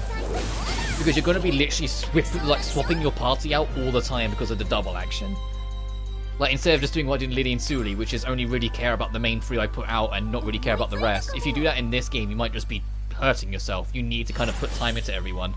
That's kind of cool. If that is what I think it is.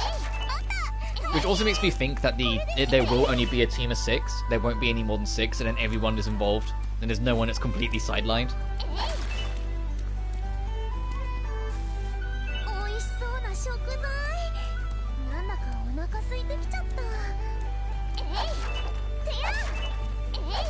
Man, I wish Wild Cotton, or Cotton Wool as they now call it, was this easy to get in every game. We need to affect the water level before we can go explore. Let's go fight these spookies.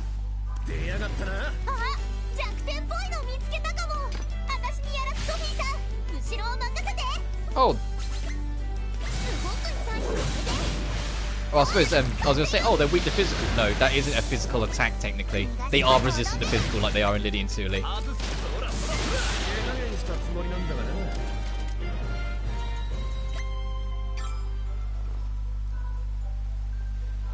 It's just that Sophie's basic attack is non-elemental magic. That's why it wasn't resistant.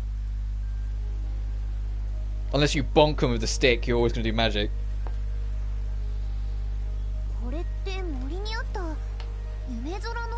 This rock looks like the one we saw in the forest. Maybe it's another dream space stone. So it seems. We may have to change the weather again if you want to proceed. The last one made the river rise and fall, right? Maybe you can do the same with the water here. Good idea. Let's give it a try. Especially because they're going to start soaking through to the skin at this point.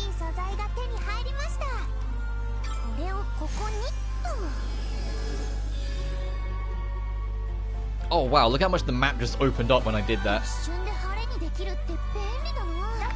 No, what's the big map button? That one. So I can actually analyze this. So yeah, in rain, loads of this gets cut off. Oh, there is a platform, though, that raises in the rain, so I might need to see if I can change the weather elsewhere. Yeah, there's a weather stone there, but that's in the water, so I don't know what will happen if you do use it. There's one there, but only in the sun? If I can put it into rain... Oh, you need to put it into rain mode to get over there anyway, got it. And then if I put that into rain mode, I can come back, get that. So basically, get into these middle platforms, get to these weather stones, put it back into rain mode, and then go clean up these little treasure chests.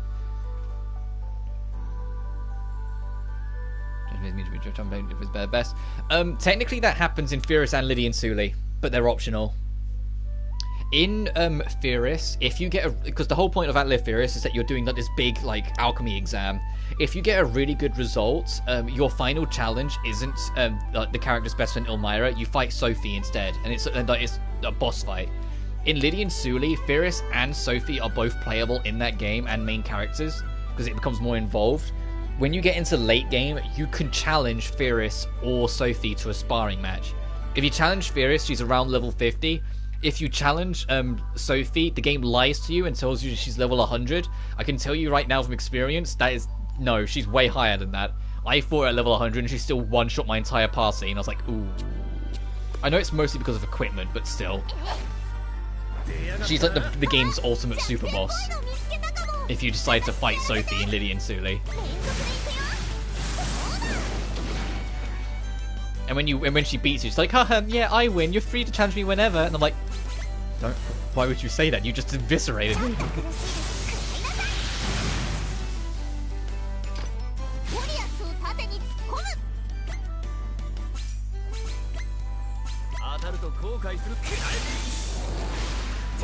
But because this game's based before Furious, that's not a thing.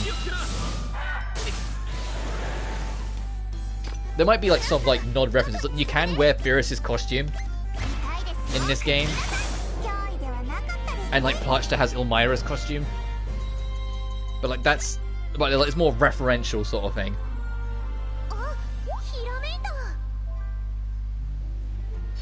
I think actually, because you asked earlier about whether there'd be a Sophie 3, I think it's more likely that like since they did Sophie, Furious, and then Lydian Suli, they might, keyword might, do like a Furious 2 and maybe a Lydian Suli 2. You can't get the platform just beating the final boss. Yeah, but isn't that the same with every other game? There's a shit ton you have to do in post. Also, I like how the game's like they're animating the stairs, or at least trying to. It's not perfect, but they actually animate each step individually when the character goes down them. That's a hard detail to kind of master. Boss on very hard. Is it one of those things where it's as long as you turn up the difficulty to that, it will count, or do you have to do the whole game on very hard?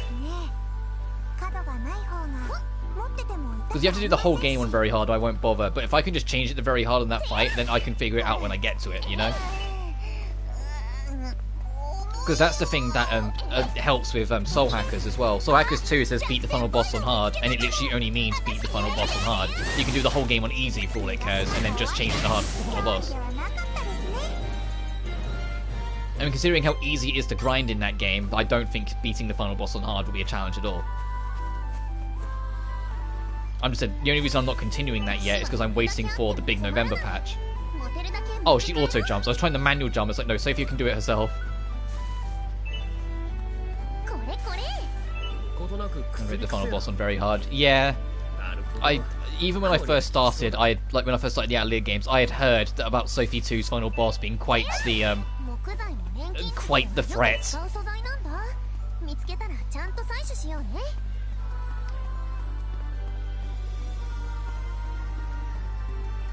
So yeah, there's more Weatherstones here. I keep on pressing the wrong button for the map, which would allow me to hop across over there, but I want to explore more first before we do this.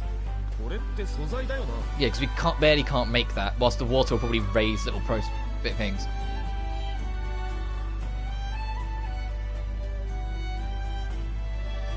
And you can't beat them post-story. Oh, that's fine, and I'll just leave a save before the final boss so I can come back for it.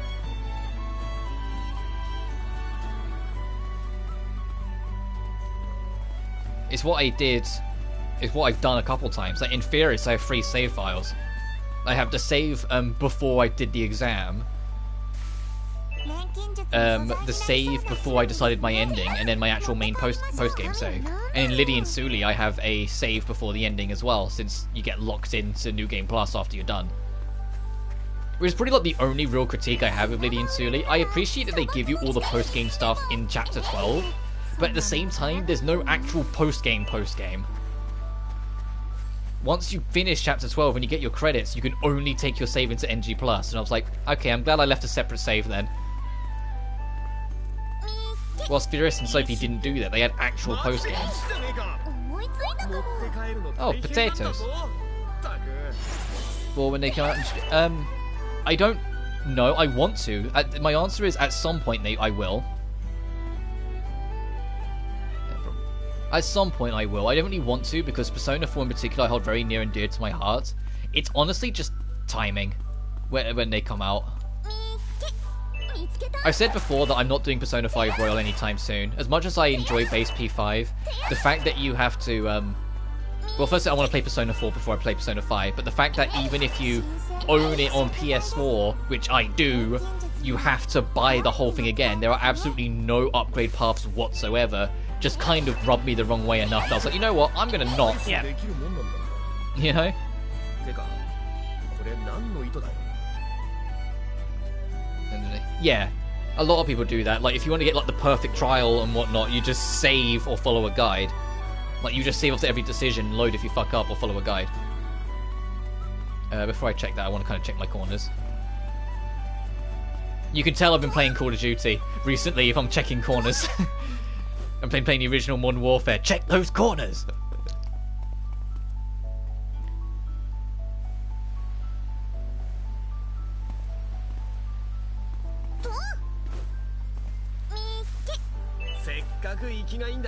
Oh, there's something unique to fish here. Okay.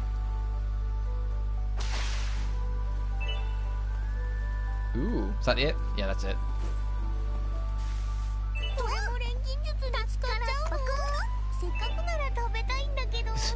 Imagine opening a treasure chest, be like, oh boy, I can't wait to see what loot I get, and you find 3 crabs. Right, now let's go change the water. But doing a bit to go back to what you were saying, my man, doing a bit of grinding to beat on very hard, I can do that. I've played enough RPGs in my life that I'm fine with grinding. Even if it takes a while. They also took the Rido costume set out? Really? I wonder if that's because of Rido being a controversial character in some parts of the world. Because like Nocturne had to have the Rido mode removed on the PC release, so then they could release it universally. Because of Rido being slightly controversial. Unlike the other Atelier games, though, it's ridiculously grindy. Oh, that's fine. I grew up with Shin Megami Tensei, that's nothing.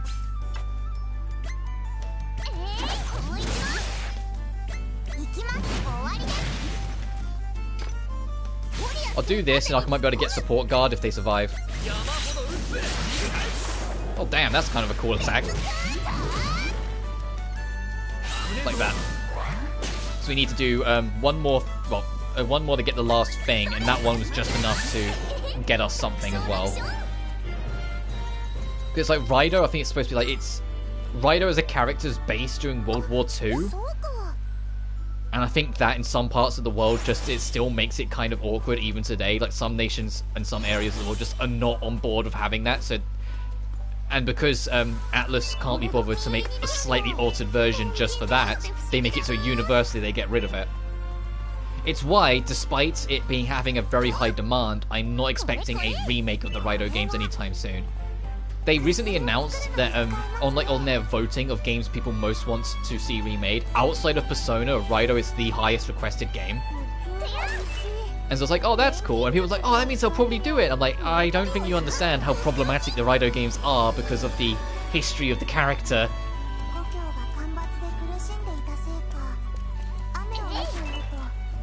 A lot of time just getting everyone their weapons and armor max, got the right kinds of items, and make sure you have the right kind of healing breezes and resurrections. Oh, it's like a real final test. But it'll be fun to try. I probably won't do it on stream. If I do go out my way to do it though, I'll at least record it, even if I don't do it on stream. So when, because keyword will be when, so I will commit to it, I eventually win, I can be like, hey look, this is how this went. This was like a lift, but I haven't like activated it yet. How's my basket looking? 26. It's going into a bit silly. I do, but it's because I think it's supposed to be like it's a Korean character in military uniform from World War II, and that has always just caused controversy by Rido's mere existence, or with a Japanese name on top of it, you know. And so it's just like in Shin Megami Tensei 3 Nocturne's HD remaster. Despite him being a central character in it, he is removed from the PC version unless you pick Chronicles mode. If you just pick Start New Game, Rido won't be in it full stop, because the PC version is universal with those regions that don't agree with it. It was like it's history, not a present definition. Yeah, I know. It's just unfortunately, it is what it is. But because of it, it's the only reason why I'm slightly hesitant that there might be a Rido remake. I'd love for there to be a Rido remake, because if you like Knights of Azure, you can see what inspired Knights of Azure. I said repeatedly through the whole Knights of Azure 1 playthrough how much it heavily reminded me of both the Rido games, just not as dark. And yeah, like, I still stand by it, because it's an action game where you fight alongside your demons. Which is Knights of Azure 1. To a T.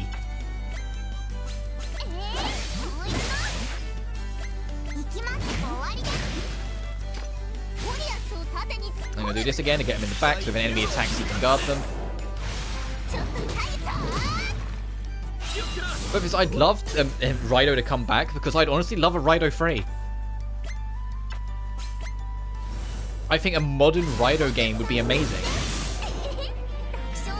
Another YouTuber I watched called The Gaming Brett described it best when he was reviewing Devil May Cry 5. He said V controls like what a modern Raido game would be like, and it's like, actually, yeah, that's kind of what I would want.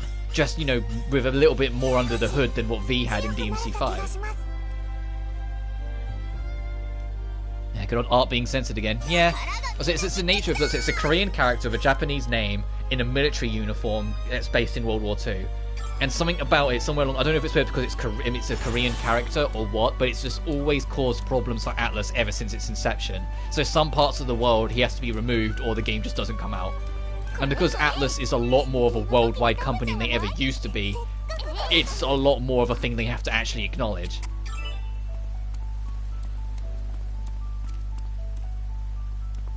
Because I agree, it's frustrating because I genuinely like those games, but what can you do?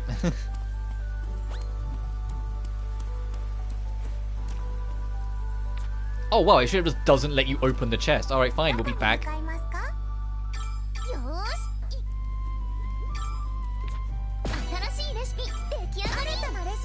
Chaos Arm. I think that's a new weapon for Plachi, isn't it? Oh my goodness.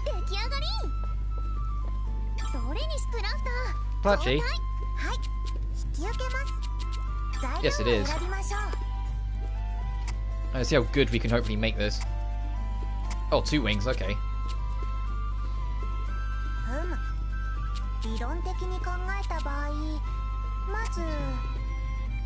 Siren Tear.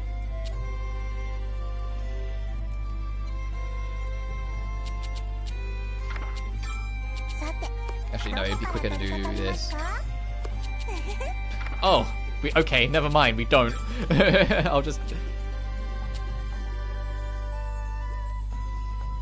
take this. Screw it.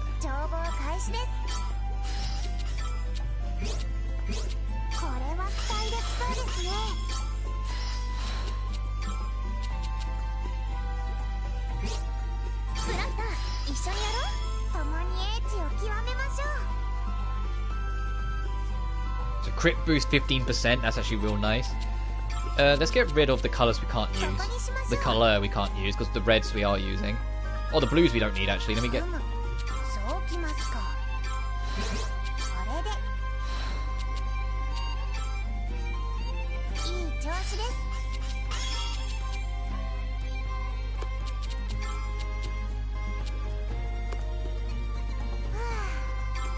How much will that affect that one? It will affect it too much, damn. I'm trying to see if I can be clever about it.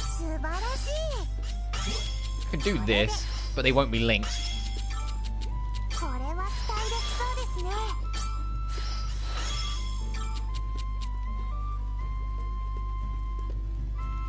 You know what I've just realised? There's a big fire problem I haven't addressed. Uh-oh. There's no fire blocks.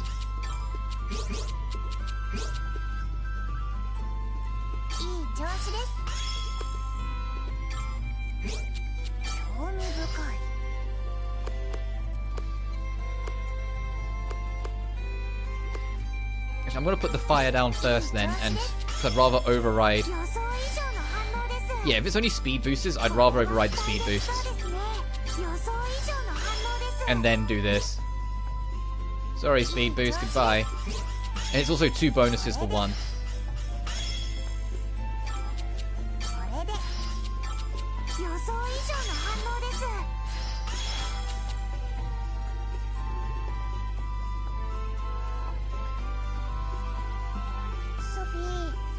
This game makes me wish all the main cast members had their own Atelier game. In my opinion, if they go for another mysterious game, it has to be one of feature one of these. Or maybe this cast is what comes after Riser.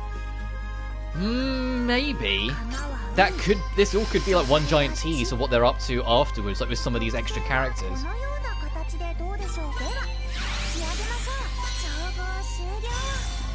Oh, and it's extra quality, nice. Alright, there's your new weapon, Bludge. While we're at it, can you make a ring mail, see if anyone wants that?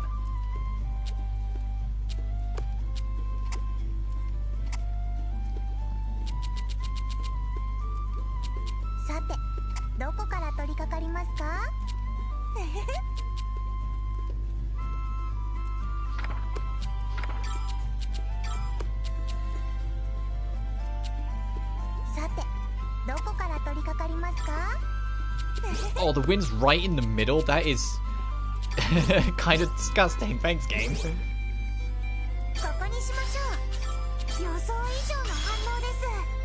Actually, I got a better idea. Let's put this more in the corner. So it picks up less room.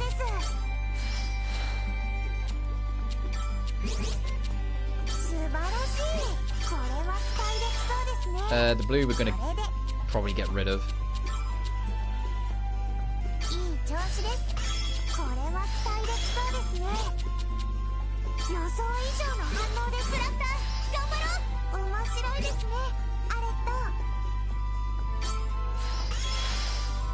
Alright. Quality plus. I don't want cheap. If I end up selling it, I want to get some money off it. Nice, level 45. She's going to catch up to Sophie in no time.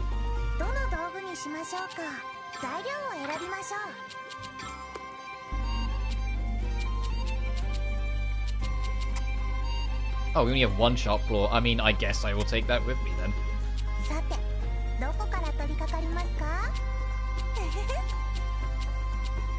Okay, we do have some reds. I was going to say, do we have any good reds? Let me check this. Oh ho! I'll take that then. Oh, the electric's right in the middle. Okay, that can wait till last.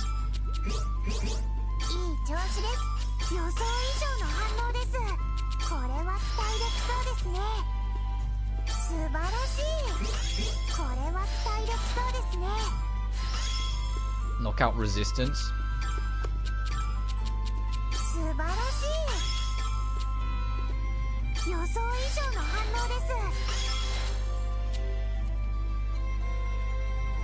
Actually, it'd be smarter to do this because we'd get more links because the links would circle. Not that it makes any difference, but still. I had some Dragon Quest games to PS Extra, so I got to try after the Danganronpa, especially 11 Heroes 2.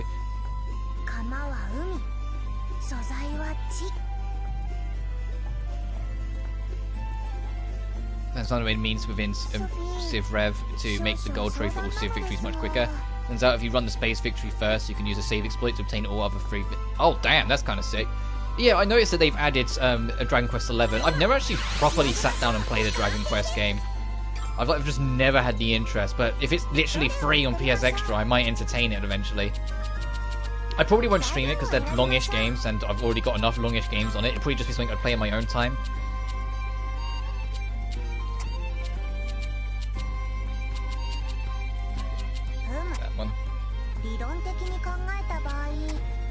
But, I mean, if it's literally free, I mean, there's no harm in at least giving it a go. Oh, do I have a Betty? Yellow. Oh, I do, thank goodness.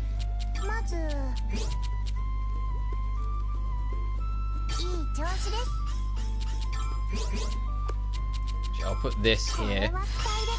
Then I can have this be more flat.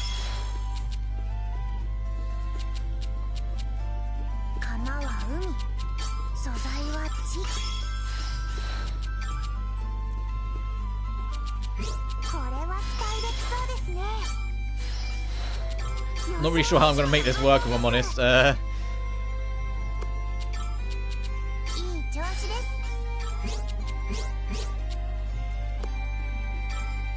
How much will it affect this if I take it? Oh, a lot. Okay. Too much.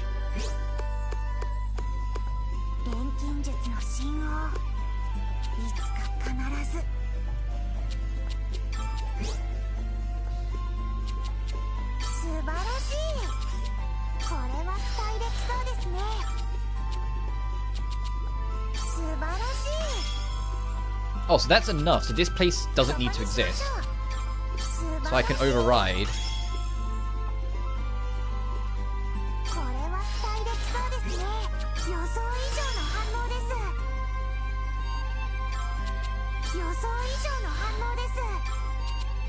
And this doesn't matter because, yeah. Alright. I had to think for a second. Say for a certain time you can do cultural, military, and economic victories at similar times, making the 96 victories a whole lot easier to do since it's in increments of 4. Though in fairness, I'm only halfway done. Yeah, I still think... I appreciate that you love the series and whatnot, but I still think that's one of the most absurd fucking things that you've tried to do so far, that you've at least told me about in terms of trophy hunting. I mean, more power to you, when you get it done, but like, oh my god, you know?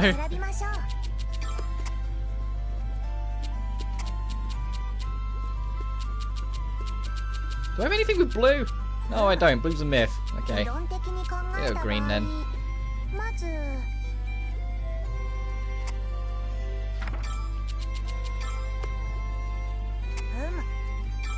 Oh, blue really is a myth. There's really not much it's giving me.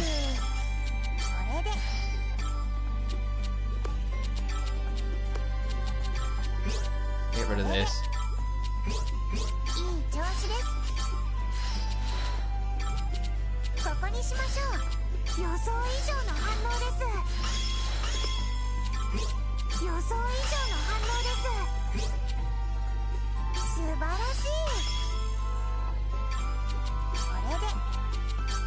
That'll do.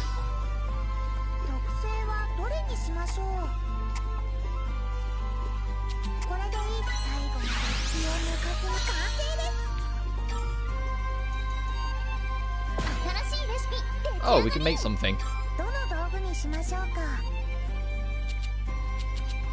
No, we can't. We need more leather. Alright, let's actually check this equipment that we just made of all this stuff. Oh, the defense lowers slightly, but everything else goes up. I mean, it's worth it. How about this? Okay, so that's the one that Matey started on. This is what we've picked up.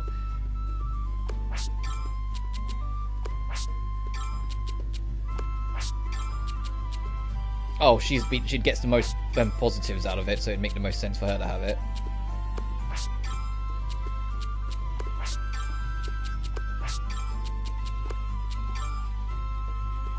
Oh, who should have this? The Nade Ring. It's a general stat boost to everything. Sophie will get priority, screw it.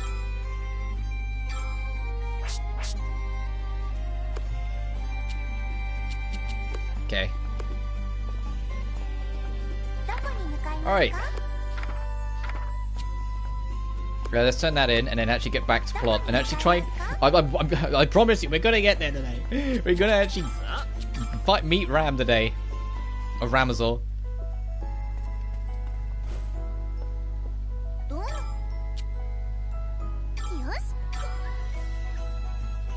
No, I'm still hesitant to turn that in 'cause it's the only one we have. You can have the puny candy though.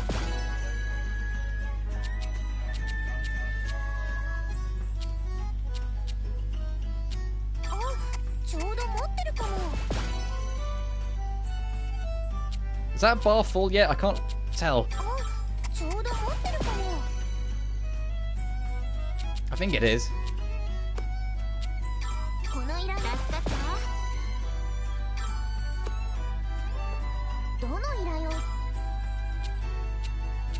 I guess we just have to wait for the rank up thing to show up then. But we're liked. People like us. Or we have to advance the plot enough. That's also a good chance.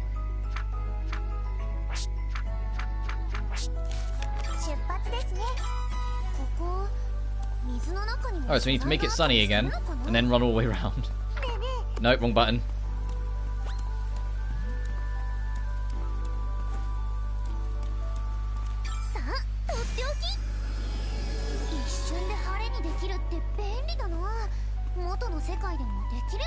Then it was to that bottom right and then bring it round to get that chest. Oh, did I actually, speaking of going around, did I ever go all the way around to see if I could get up this side? I don't think I did.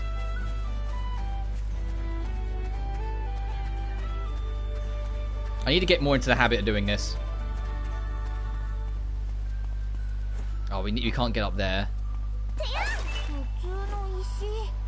You can get over here though, and to get those stairs up. Nice. What is a fishing spot? Is it a unique fishing spot, or is it just more the? Okay, it's the same.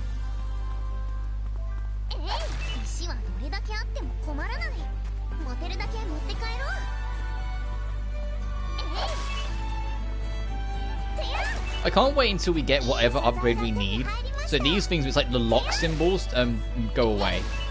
So we can actually get more things out of the stuff we break.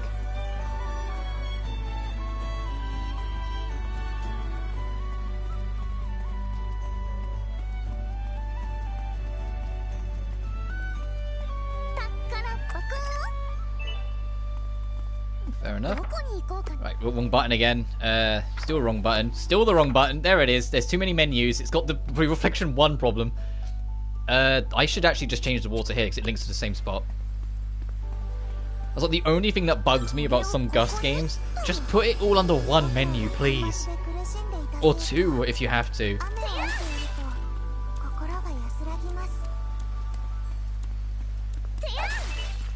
The whole time I have to like figure out which menu is actually the menu I want to menu. It's like I keep on getting confuddled.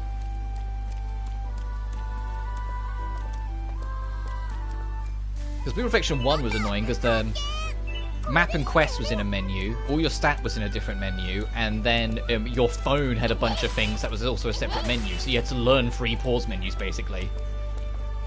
And this game, it's not as bad. It's just I need to remember the select is this, options is plot, triangle is this, down the D-pad is this, and L1 is that.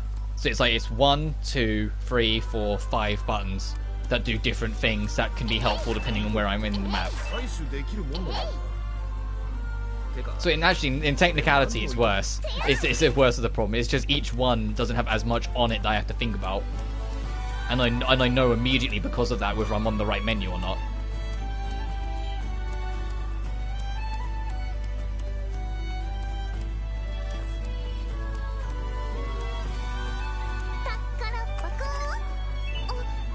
Oh, silver crystals.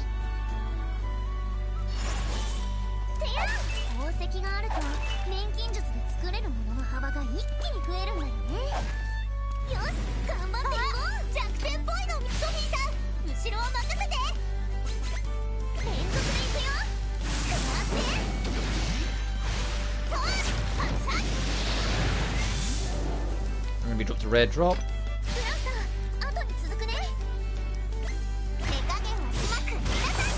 Oh, it died. Let's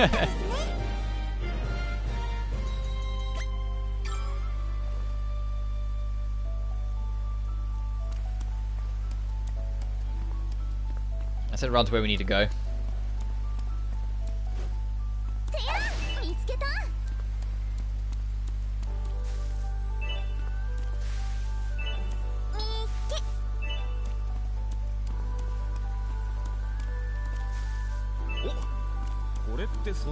It feels like it's later than it is, and I'm aware it's because like, the clocks rolled back last night, so like everything we're like an hour behind on everything as we were, and so it feels like because technically I have started later, but it's just now the clocks are right, so I've technically also started at the same time I usually do, so it's thrown me off. So I'm like, man, it's getting a little later in the stream. It must be like about 12. No, it's like 11.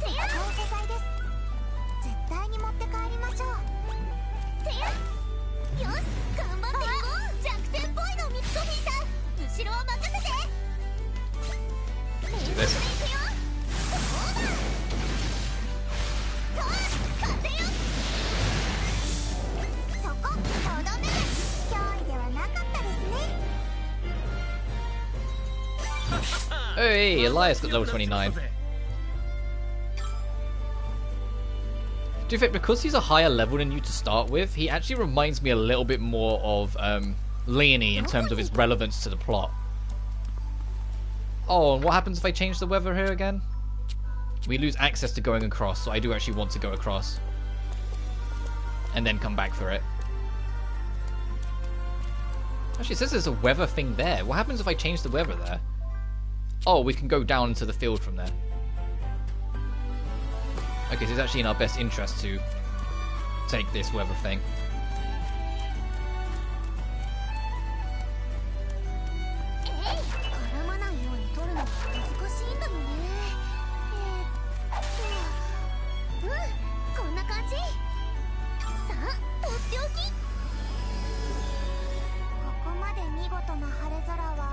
Nice.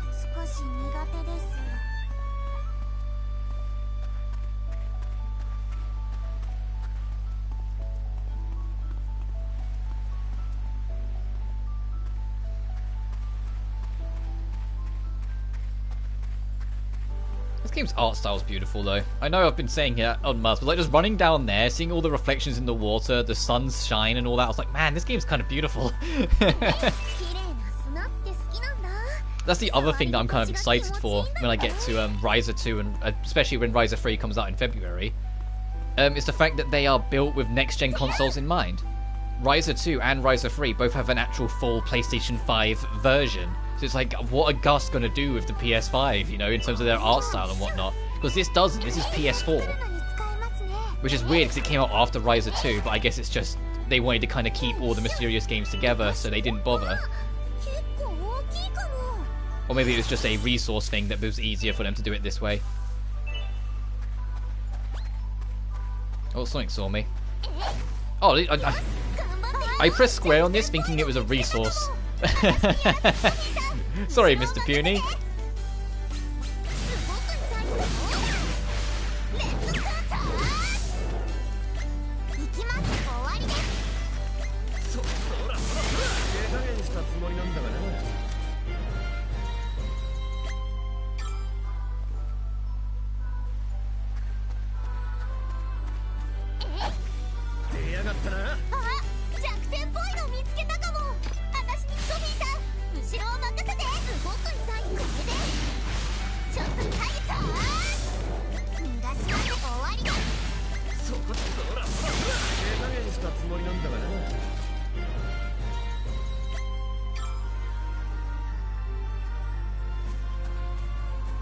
Get up. Okay, we can't get up here. So I see more treasures. I also like that treasure chests are more of an actual thing. It makes this game actually have like more dungeons that feel like dungeons. Oh, heart earring. That sounds like an equipment piece. It is. HP, MP, HP regen and MP regen and a speed boost. Sure. Plus just quite magic focused, so. And then we'll activate that crystal. Whee! Also glad there's no full damage. Tap this crystal and move on. God, it's like a giant altar.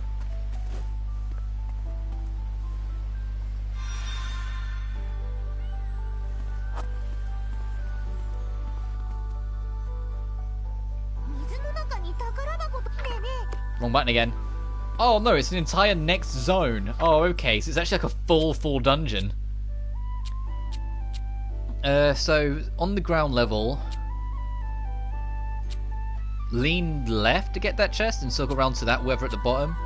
Swap the weather to get across to that chest. Go all the way through. There's a couple mining spots, so I might have to lower the water level again. Actually, no. That looks like we can cross there, right?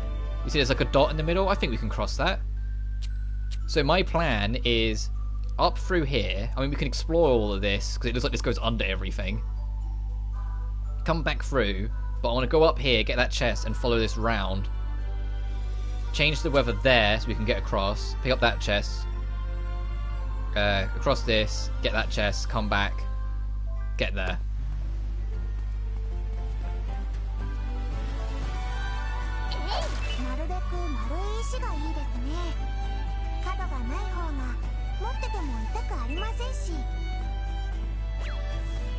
Oh, whoops, I got too close.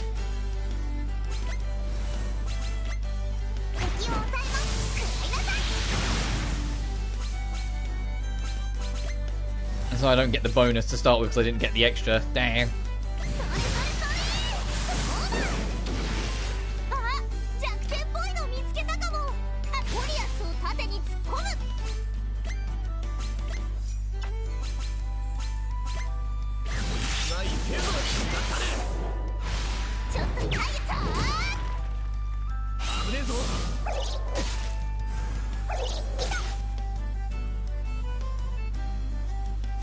they're both going to go for him? Alright, that's fine. I'll let the girls do what they want to do then.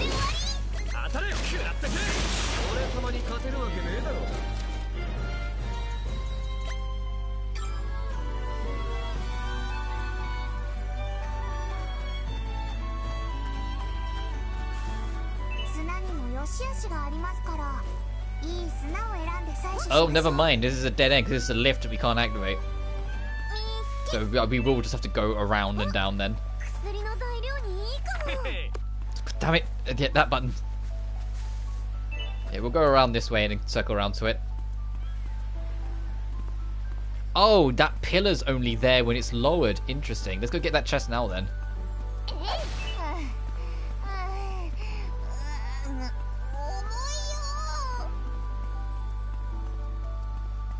Don't need to mess with the water here though, because we'll do it on the other one. As my throat goes. Ooh, some star powder.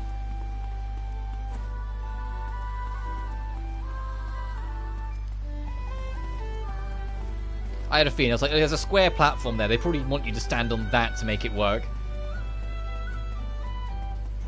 And here comes that rain again. I thought it let up for a second, and now I can hear it rattling out my window again. It's just going to be one of those days. It's going to be raining all day. Traditional British weather.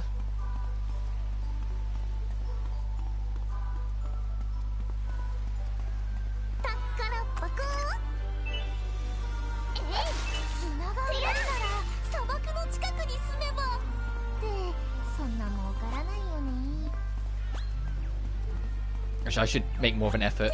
I'm like, oh, I don't need to fight enemies. I've gone back into the Liddy and Sully like mindset where I was already like pretty over leveled in that game. I was like, no. It's still early game. I should be making a point to actually fight things.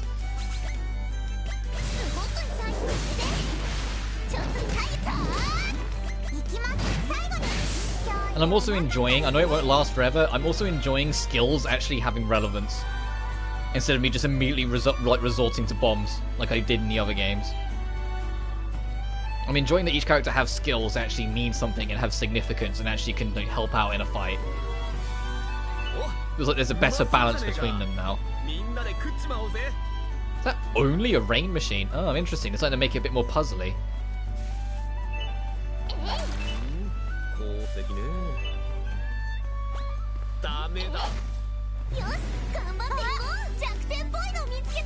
I mean, I should still be using these every now and then. Like, even pretending I just don't have them. It's like, no, I have bombs. I should be using them. It's just the actual skills you have in this game are so much more, like, you know, actually good for once. I still say bombs are probably way better, but it's the fact that they actually, you know, have some use in this. Whilst in the other ones, it felt like, outside of maybe like one or two exceptions, most skills lost their relevancy very quickly.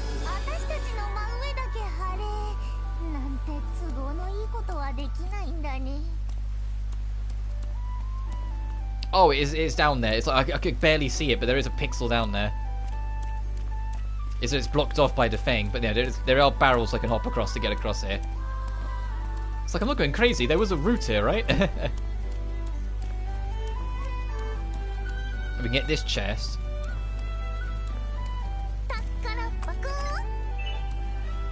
Oh wow, thanks. How much money have we actually got? 13k? We're doing alright on money in this game.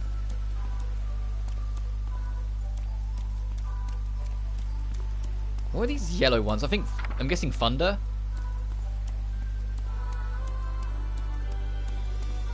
Oh, that's a broken window. I was gonna say, can we get in there?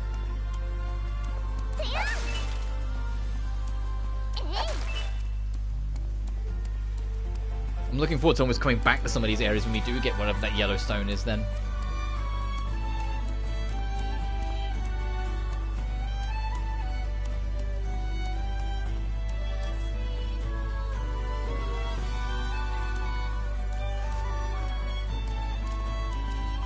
Actually, if I...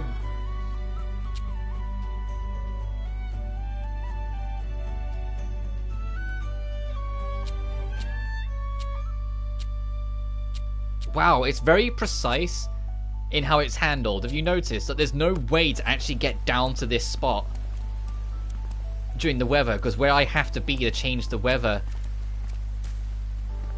affects them too, like affects my routing too much, just enough to stop me being able to access it. Like just precisely enough to stop me getting to access that lower area. I want to fight this more evil looking one.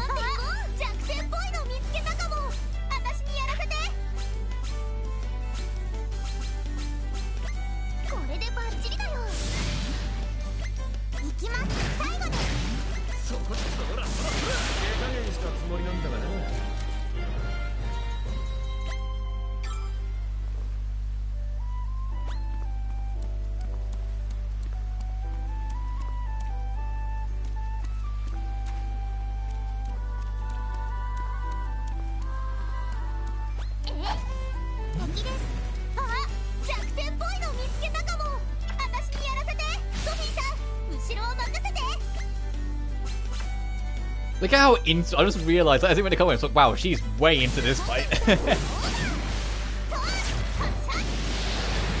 Yeah, but I think I will, to go back to a previous conversation whilst I'm doing this, I think I will entertain playing some older Call of Duties at some point later down the road. So I don't know when I'll fit it in, but it might just be fun to do. And do them on Veteran so you can see me suffer. You know, back when the Call of Duty Veteran campaigns were actually pretty hard. Nowadays, they're really not that bad. If you play callously, you'll get wrecked, but if you play cautiously, you'll not only get through it, you'll get through relatively smoothly.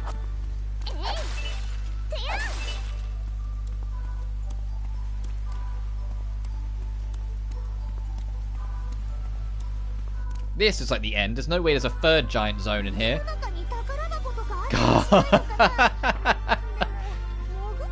Oh, there's a slide there. That's kind of cute. At some point we do need to deviate, by the looks of it. So follow this along, get all the loot we can, and then at that one, flip it, and then follow that back down. Get that chest. How are we getting up there? Okay, we need to change it back to rain. Follow this all the way through and around. Oh, there's 2 exits. So whether I can get to that. Okay.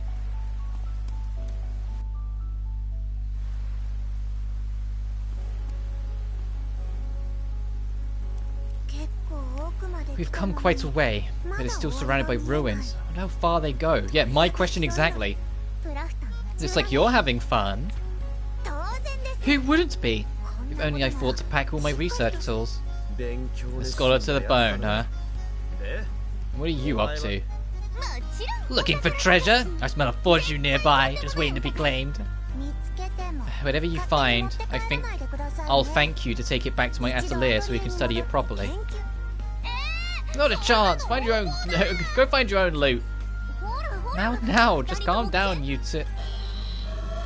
Oh, boss time. What was that? It's a monster! Buster, get back!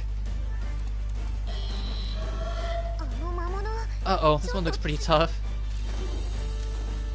Yeah, it's like playtime's over. Get ready to fight. I just brute force the older COD vets, but no matter what, and hit the flag. My OPA either push up. Yeah. Yeah, in one of the missions in COD 4, there will be a mission where I will straight up say your best course of action here is to like lower your head and run and pray. And you'll probably die, but you'll probably flag a checkpoint along the way. And you just kind of push. There's one mission where you have exactly... It's heat, actually, where you have exactly 3 minutes to get back down the hill at the end of it. The enemies are infinitely respawning, so you can't stop to fight them. So you need to go to the bush line in the middle of the farm and just sprint through it and hope that you're just obscured enough that you don't take too many shots to get through. And if you can, and you get off the farm, it twigs the checkpoint. So then afterwards it's just sprinting down the rest of the hill and using the buildings as cover. And then when you get right down the bottom, shelter up until the helicopter arrives and get in. But if you don't know to do that, or think, oh, I'll hold the line, push through it, and kill the enemies. Like a Valorant in W2 hurts. Yeah. I'm not... Because I'm looking forward to it, because I think it'll be a fun torture, but at the same time I'm not. But yeah, Camo, if you missed my schedule video or whatnot, I've been throwing out an open question if there was any interest for me to do a veteran playthrough of the original Modern Warfare and the original Modern Warfare 2. Because like, those games do mean a lot to my youth, and I'd like to do them, but I didn't want to do them if absolutely no one was on board. Because I know it's very different from what I've streamed on the channel. And one man's up for it, and I want to do it, so it's one step in the door, but the more people on board, the more like, alright, yeah, sure, we'll do it. So I have no idea when I'd fit it into the schedule. Like, I keep on saying early December, but I'd like to get to it earlier than that. Running out with Macmillan, COD 4's physical pain. Yeah, I want to show you the not easy way of dealing with that, but the easiest, because that's the bit I was actually talking about to one man earlier, about saying it's one of the hardest parts in Veteran, because you have to survive for about 5 minutes with no checkpoints, and the enemies are infinitely respawning, and you have no fucking cover, and all of them have infinite grenades, so if you find a corner that's awkward to hide in, you'll just get bombarded with explosives.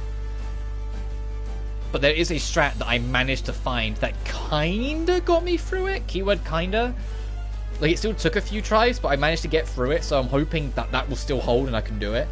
The only mission I probably won't do, I'll at least show it, but I probably won't do, will be Mile High Club, because it's more of a post-game bonus anyway.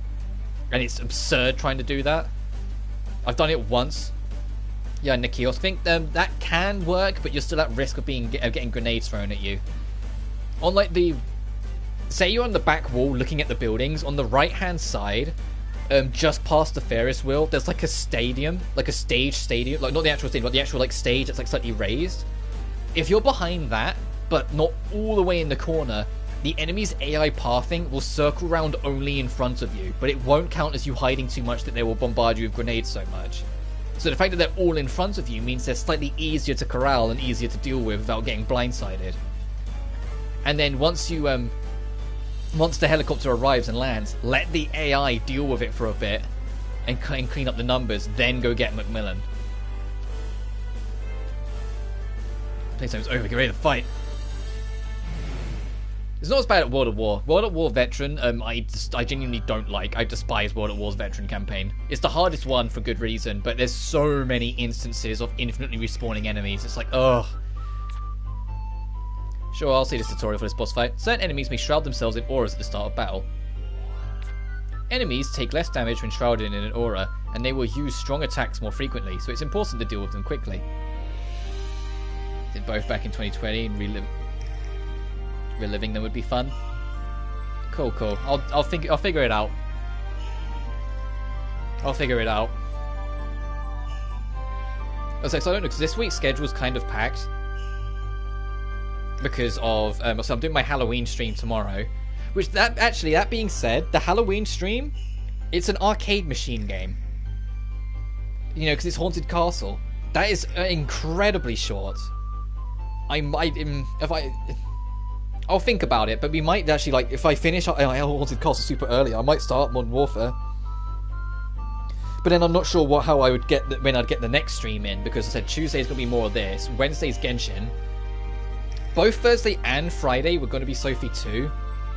So I could, if I wanted to at least get more Modern Warfare 1 done.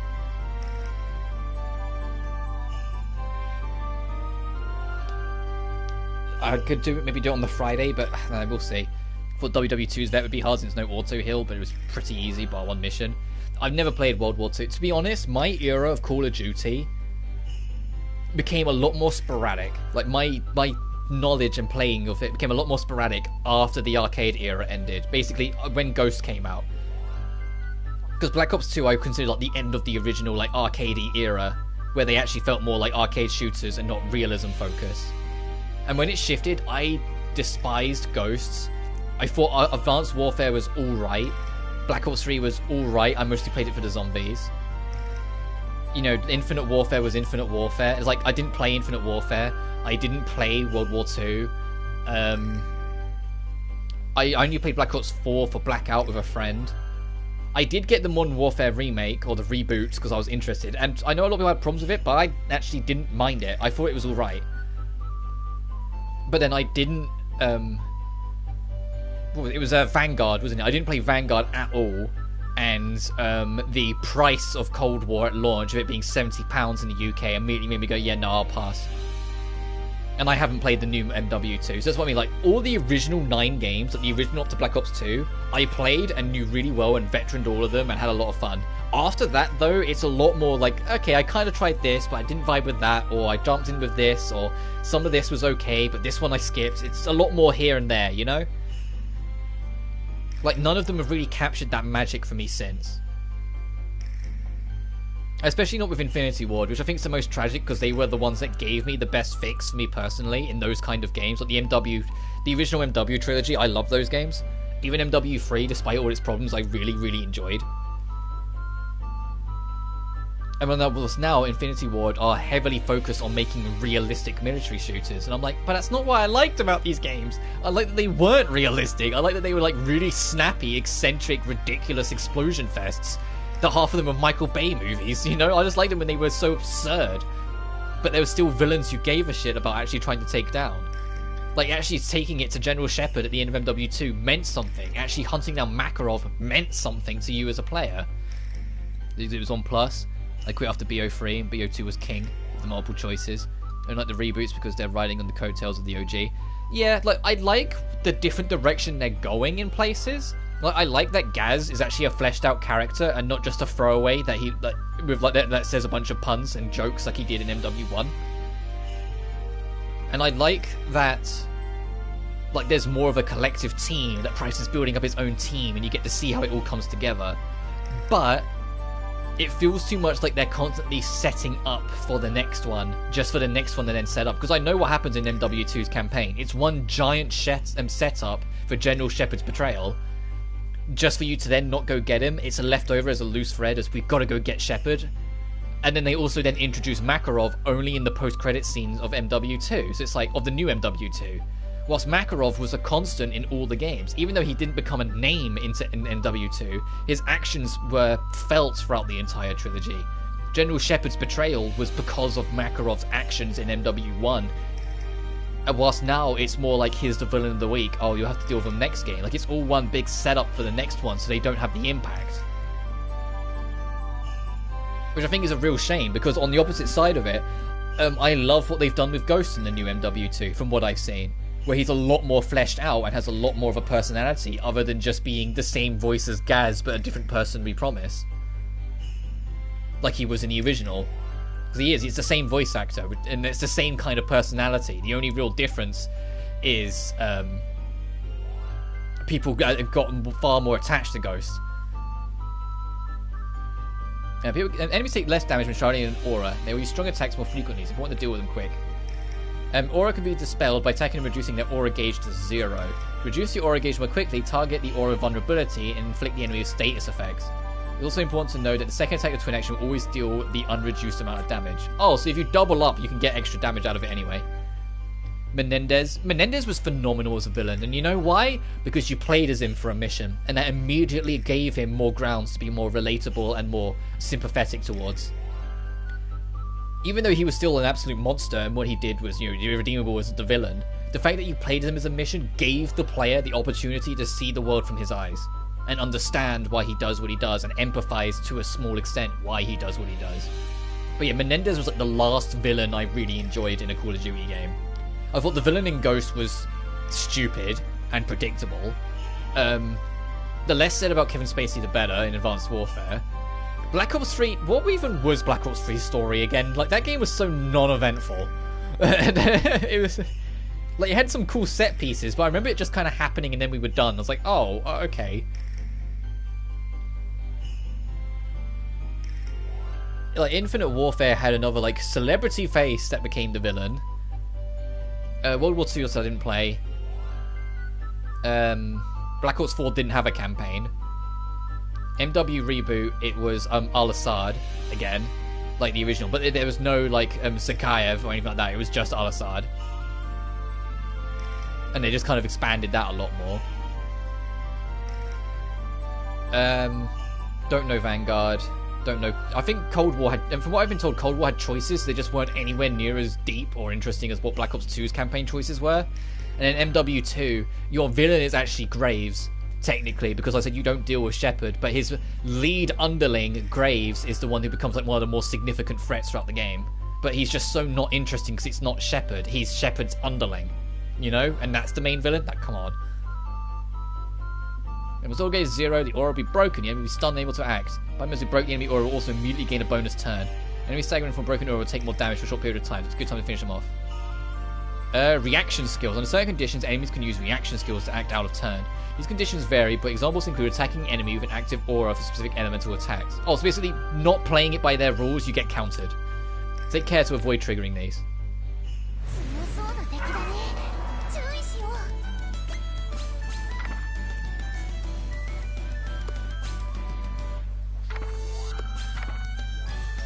So lightning attack, so...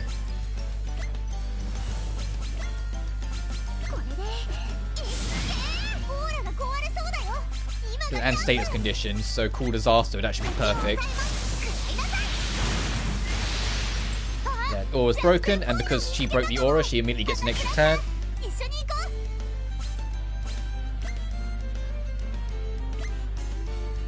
God, look how many status conditions I put on that one. It's like, hey, you thought you were special? Yeah, have this.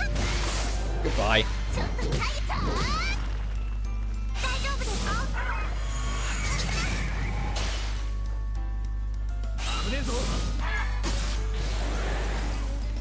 Oh, if you do the guard, that also causes a swap. Interesting.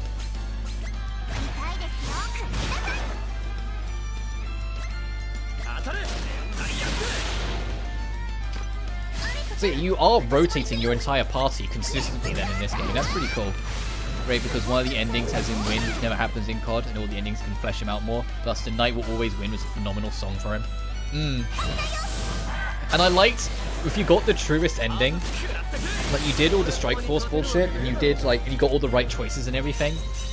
I love that after the, like, when the credits rolled, you got that rock song to play, and like all the characters were like in a band together, and Menendez was secretly super shy, and like Woods like actually.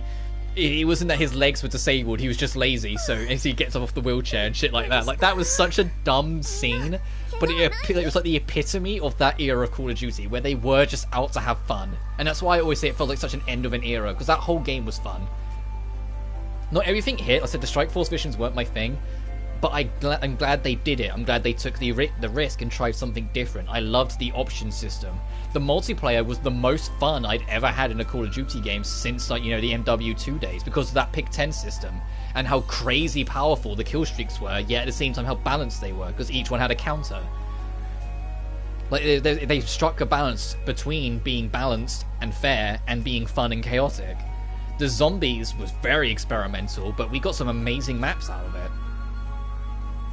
Like, Black Ops 2 really felt like the end of an era for that kind of era of COD. It was just everything hit, and it was just super fun. And then after that, everything changed with Ghosts, and it just was never the same since. Despite getting an extra year of development, they never once have captured the magic since, completely.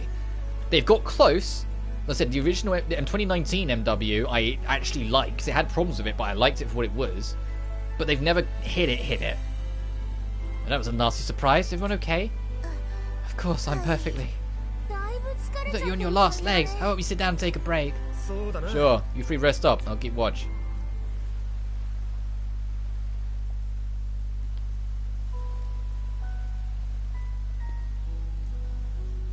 But I think I will do that. We'll see. We'll see how long Haunted Castle takes, because it is an arcade game, so I'm not thinking it'll be too long. But if it's super short, then I will transition and start Call of Duty and do the original 2007 Modern Warfare.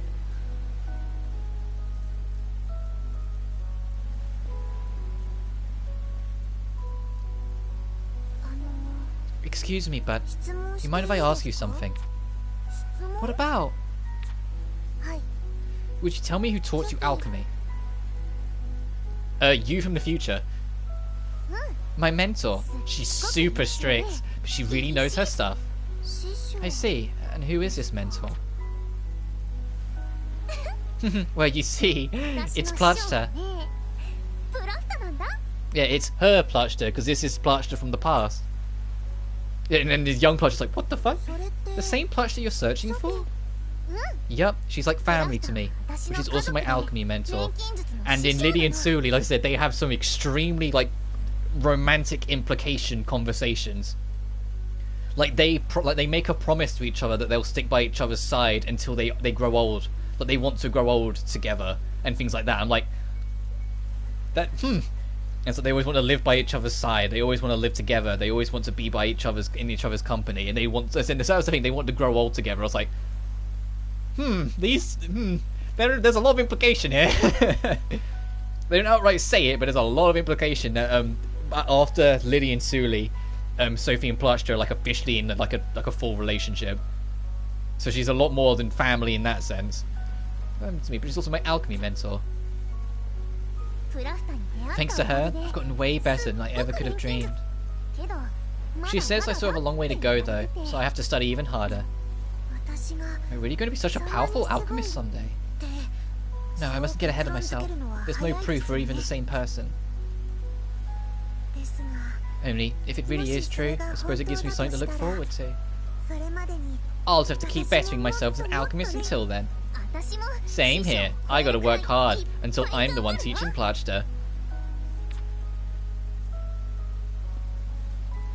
And see, even if it's Plutch from the past, Sophie immediately just clicks with her. Like, come on. Let me get going. You feeling better? It's like they're like destined. Yes, we had a pleasant rest.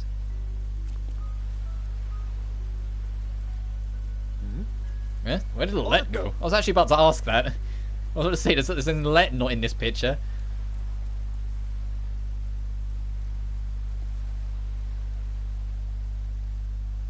But I love Alette's costume. Uh-oh. Oh, yeah, I did it! I struck it rich! Ah, what happened now? I love the cutscene animation in this game. They're so overly anime at points, but I live for it. I knew I was right. My nose for treasure never lies. What are you blabbering about? And where did you get to? Never you mind. Just feast your eyes on this. That gold coin looks positively ancient. It's not just ancient. It's just not just ancient. Super valuable. Do you have any idea how much they sell for? A collector would pay a fortune for one in this collection. A small fortune, maybe. I reckon you'd be lucky to get 1,000 for it. There's where you're wrong, Buster. This single coin is worth over 1 million coal. 1 million? For one coin? For serious? For a grubby old piece of metal? That can't be right. I can hardly even tell it's a coin at all. Literally some of the best Modern Warfare maps multiplayer maps since COD 4. Zombies picking up from Moon, and basically 2 stories of the game was great. But he dropped the family and mentioned Menendez only once. Yeah, Black Ops 3's story was entirely separate. I get why, because like, what more could they have done after Black Ops 2? But at the same time, I feel like instead of calling it Black Ops 3, they should have called it something fucking else. And this is the problem I have had since the end of Black Ops 2. Black Ops 3, Black Ops 4, and Black Ops Cold War all shouldn't have been called Black Ops. I genuinely think 99% of their problems wouldn't have existed if they weren't called that. But for some reason, Treyarch is insistent that all of their games are Black Ops games. I'm like, come on! But I get it. Black Ops 1 was iconic in its own way, and Black Ops 2 is like a cult classic for the franchise nowadays. But Black Ops 3 was not a Black Ops game. It was like a full future. It was like Advanced Warfare, but more advanced kind of game. It's like 2070 something it was based in. And Black Ops 4 didn't even have a campaign, so why use the naming? And then Black Ops Cold War also had nothing to do with that with them, so why bother? You know, it was just a naming thing. I mean, it was cool that they mentioned Menendez, but they still could have mentioned Menendez once, because it was Menendez's like plan, put things in place that caused Black Ops 3's plot to happen, or something like that. Which is a cool reference, but they could have called it something else and that still be there, because then it's continuity. Because outside of that, how on earth are we supposed to believe that all of these games happen in the same universe? Because they really clearly fucking don't. Even ignoring the fact, you know, the whole reboot Modern Warfare thing, they all clearly don't, because if they all did, the world would have ended. But it would have just been nice to have like a little wink to have that some games are connected and not in something other than just name. That's going to tell it's a coin at all. I'm not lying! Do you know how rare it is to find a coin from ancient times? See, there are only 3 known to exist in the whole world, and... Yeah, I believe you, just take care not to drop it. Anyway, I'm gonna move. You guys peeled for any more monsters. It's true, I swear! Listen to me! Alright, onwards we... God damn it! Onwards and upwards we go. Alright, so we got taken way over here. We still don't have anything to rest. Oh, oh no, I want that next fruit. Speaking of rest, we should head back. Let's do that.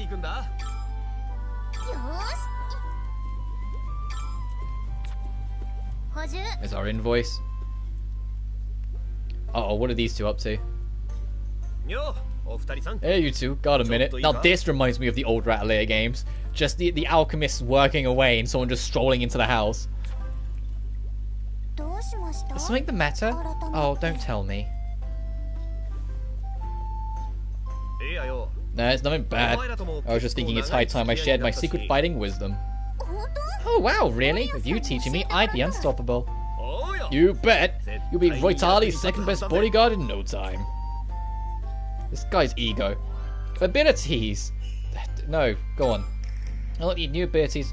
Oh, they brought this back from Sophie 1. This wasn't in Firis or Lydian Suli. Actually being able to artificially boost your stats yourself.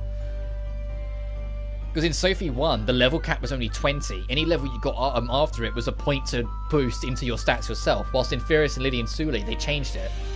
They made the level cap way higher so that this had no purpose. But now they've brought it back. On abilities, increase character stat, provide bonuses, give you discounts at shops, and more.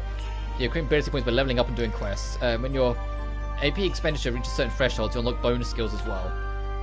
So once you use a set amount, you get extras on top of it. Skills and your passive. Be sure to spend your AP and new abilities and prepare for long fights ahead. Party quests. Goals that your party members set for themselves are called party quests. Upon completing them, you will receive some AP. Information on what party quests are active will be found in the party tab of the story screen. Okay, so that's what that's for. Landmarks. Special objects called landmarks can be found whilst exploring areas. Yeah, that was something we had to hunt down in Blue Reflection. You will earn AP for finding them as well, so be proactive and explore. And that's how it goes. Landmarks are in Riser as well. Isn't that mostly amount to saying figuring it out yourself? What? No way. Knowing the trick is off the bell. You get it, right, Sophie? I guess you're not wrong. I do kind of feel I did the same thing before back in Kirkenbell, though. Well, I suppose it wouldn't hurt to try it out.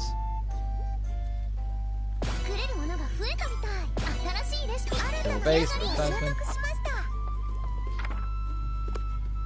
so what have we actually got? Use 10 items, find treasures, have the specific materials, get 10 ores, and initiate and win battle. What abilities do we actually start with?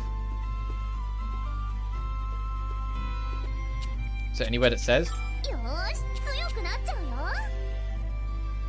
Oh, there he is, 6. I was like, where? Is everyone on 6? Oh no, he's on 10. Gathering stuff, gathering quality up, everyone is empty-handed, restock, pricing being down. Bars, that's how you upgrade. Oh, that's really cool. Get more money out of quests. That's kind of okay. I'm getting this.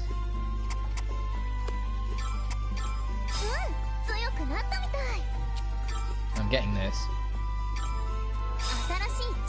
Trophy unlocked. I'm good at this. Get a bonus skill. Your staff gathering rank increased to 2. We got increased empty hand. Upgrades 4 splits. Gets you top gourmet and upgrade Geiger's field. Oh wow, this goes on for a while actually. Never mind. Double impact and multi impacts. Unlocks passive skill totally oblivious. What? Staff rank to 2 to 3. Empty hand 2 to 3. 4 to... Item equip slots from 4 to 5. That's amazing. BO3 didn't have any missions where you go Black Ops, which was a double play in the first, since Mason was a Black Op for the CIA, but Brainwashed to be a Black Op for Dragovich, but then again for Rezanovs. Yeah.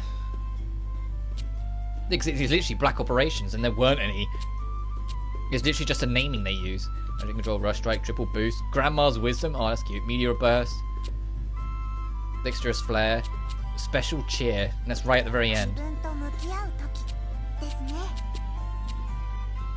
That could be nice.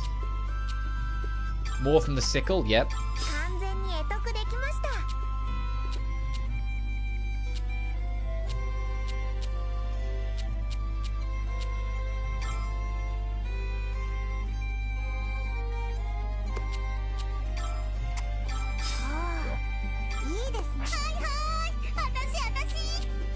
What have you got?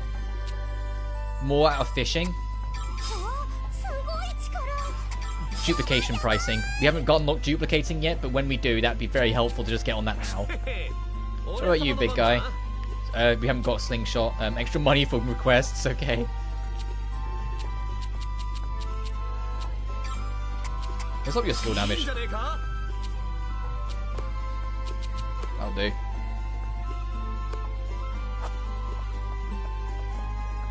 どれにしようかな。材料はっ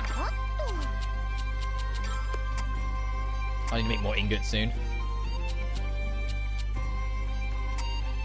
るほど。やってみよう。いい感じ。いいこと起こりそうな予感。いいこと起こりそうな予感。ここにしよう。いいこと起こりそうな予感。悪くないかも。 We should just do that, it makes more sense. Not gonna get enough out of it, but ここにしよう。悪くないかも。特性はどれにこれでいいパパッと仕上げちゃおう。できたー。まだまだ上手くなるよ。何を作っちゃおうか I な。 should really be having Plotch to make these, try and get a level caught up. 引き受けます。材料を選びましょう。 Yeah, sure, I'll make this.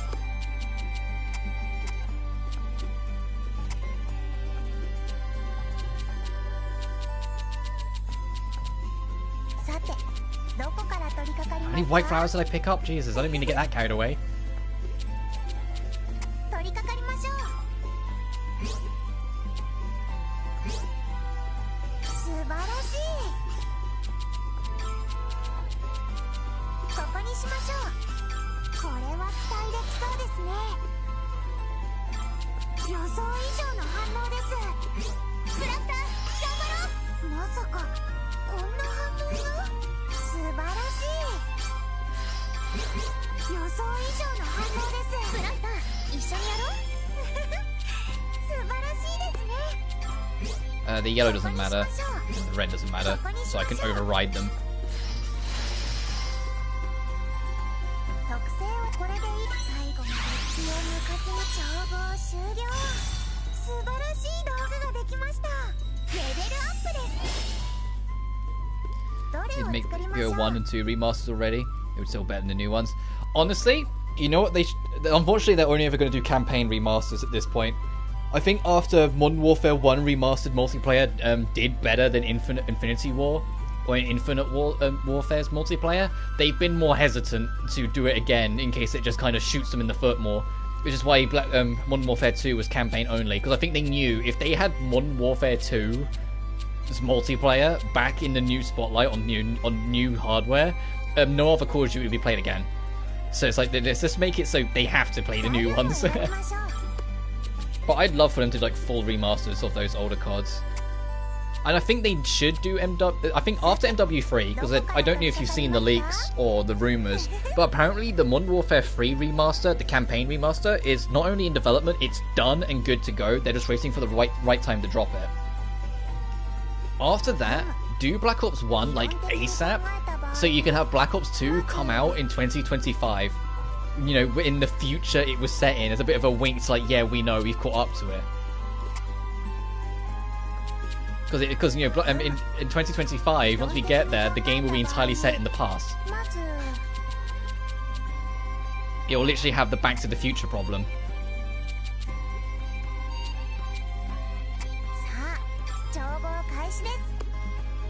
I'll worry about electric at the end, since it's at the end. But yeah, I'd love some remasters. Honestly, as bad as I know it will sound, they can also skip World at War if they want. If they're going to do the remastered route, I'd honestly be fine with them not doing World at War. And that's not to say I hate it or anything like that. It's just didn't have the same staying power, at least to me personally, that the Black Ops games and the Modern Warfare games did.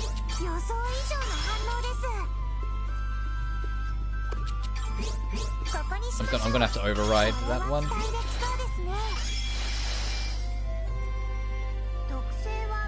しましょう。これでいいです。では仕上げましょう。調合終了。レベルアップです。どれを作りましょう。材料を選びましょう。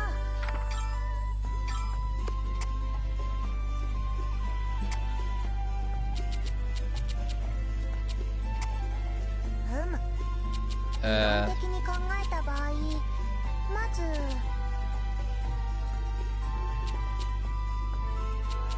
さあ調合開始です。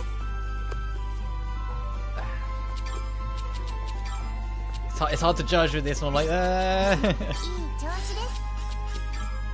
予想以上の反応です。やってやろうぜクラフター。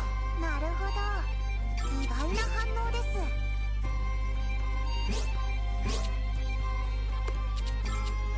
素晴らしい。予想以上の反応です。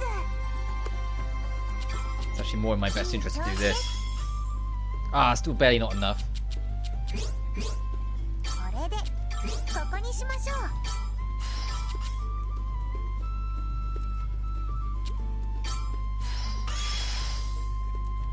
特性はどれにしましょう。ほ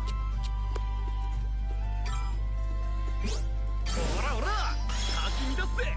おお、これは You can change any one place component into an ice component. Well, I don't need to do that. ソフィー、少々相談なのですが、このように最後まで気を抜かずに完成です。 Oh, what? She didn't feel like she did it well. That's why she looks so sad.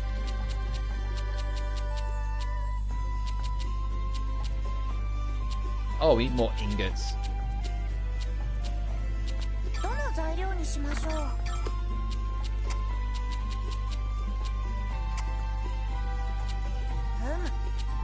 理論的に考えた場合、まず Honestly, we need duplication to open up so we can solve some of these ingot problems. Reznov and zombies were World at War's best qualities, and both of those are in BO1. Even the World at War zombie maps, yeah. I guess that's the only reason why I keep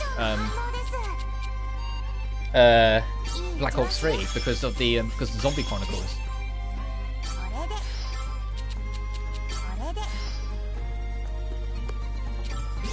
ここにしましょう。素晴らしい。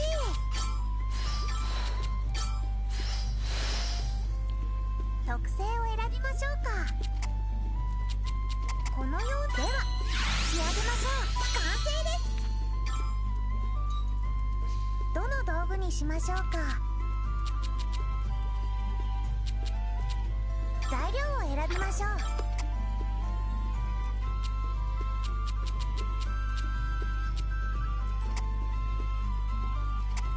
さて、どこから取り掛かりますか？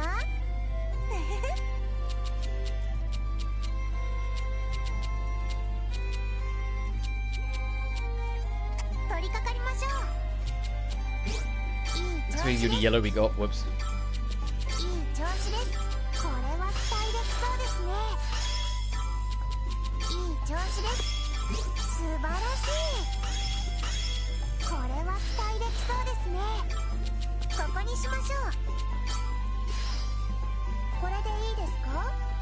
最後まで気を抜かずに完成です。レベルアップです。どの道具にしましょうか。 You make your own nade ring as well.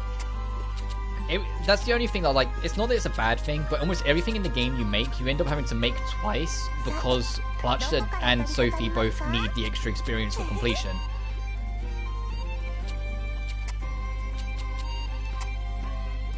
I like that they have their own unique things that they can make, though. It's just because they have their own unique things that they can make, it means it's even more of almost like a requirement that you need to make that effort to bump them both up. 理論的に Wow, really, that's the best I'm gonna get? Ugh. まず取り掛かりましょう。これでいい調子です。ここにしましょう。これは期待できそうですね。こ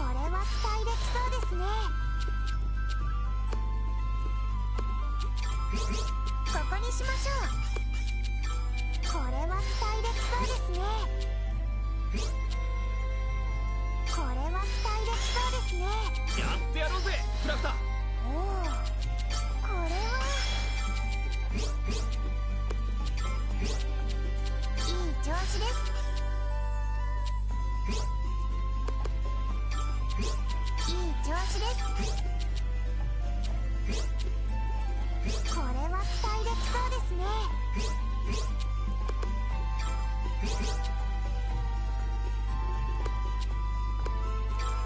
いい調子です。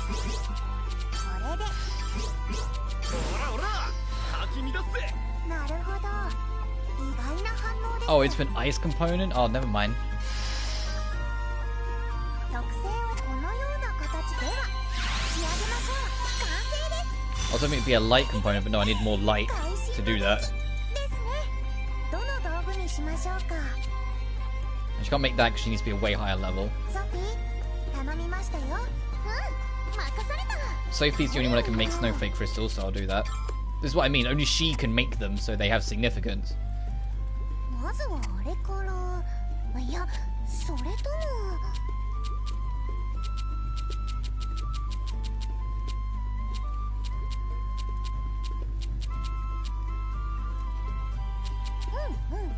I kind of want to get some more white pieces. Let me just do this. Oh, I don't have any. Great.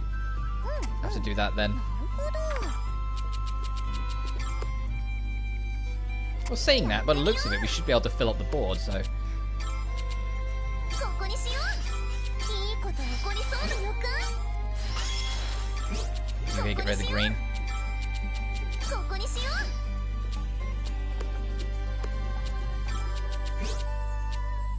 さて、どう料理しようかな。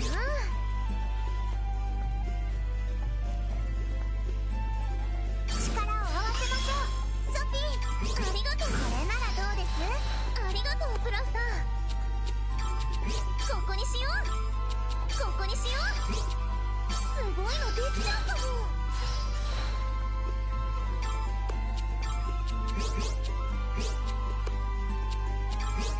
Let's cut that off. Oh, it won't, okay. Well, it'll get rid of it, but I mean it's still enough.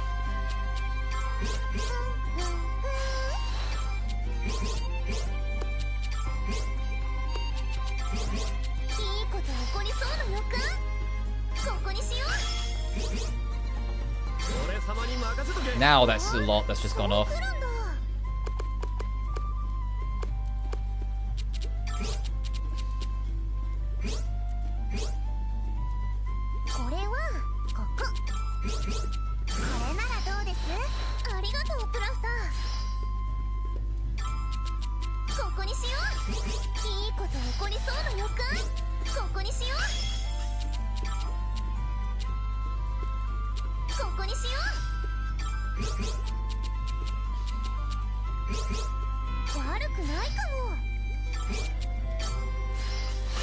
Nice! Made it. I was like, oh, this was really unsure.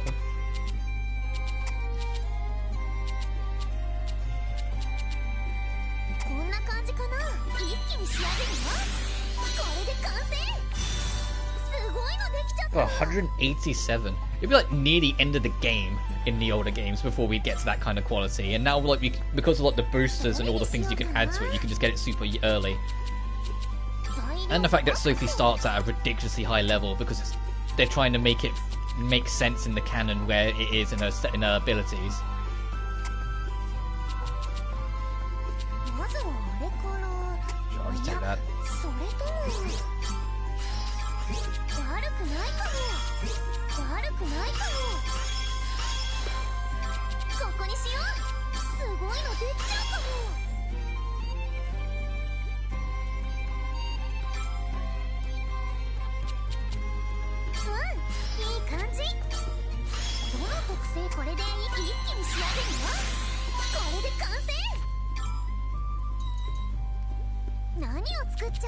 Is that everything? Yeah. Alright, let's see what we can equip on everyone.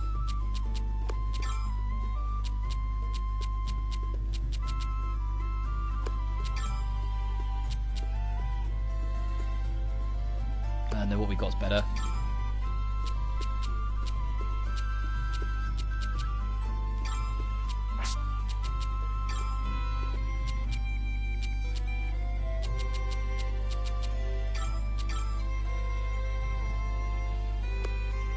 I'll keep that regen on.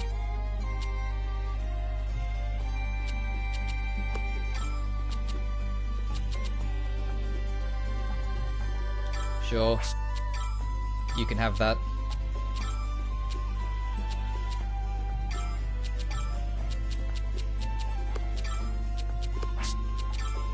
Oh, I don't have anything else to give you, sorry dude.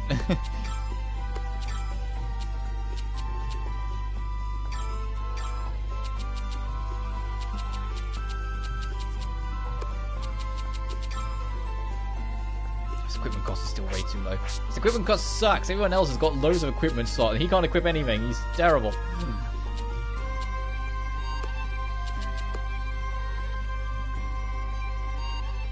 Yeah, Sophie's level 61 and Pluchy is almost the level Sophie started at, level 50.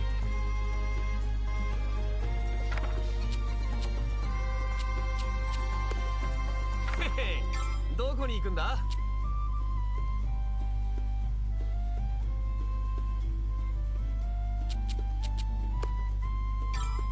出発です。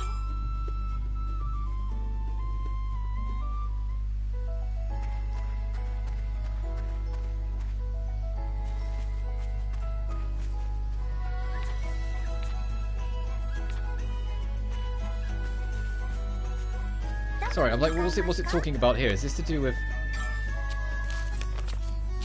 No, not that.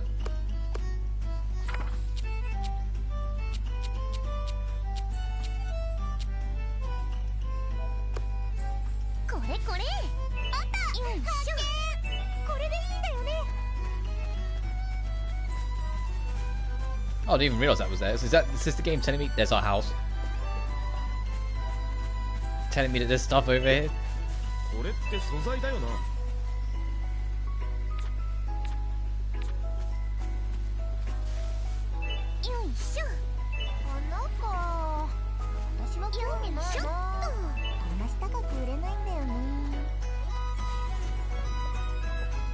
Is it telling me there's two secrets here? Is it telling me there's two something? Like what?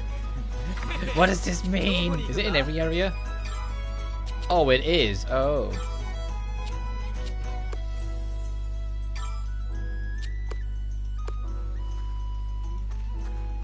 Alright, let's poke around then until we find it. Which I think the game did tell us about this, but I was only half paying attention.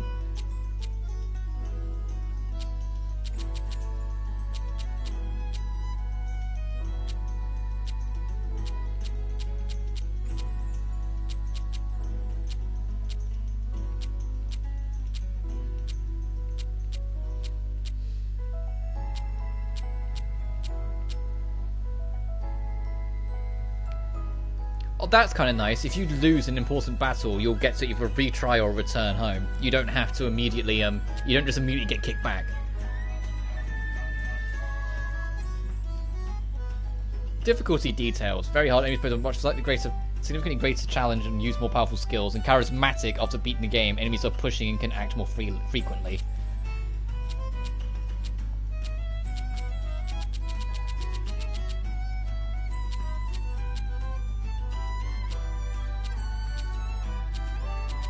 Let's just go explore around and see if we find something. It might just be like a collectible thing.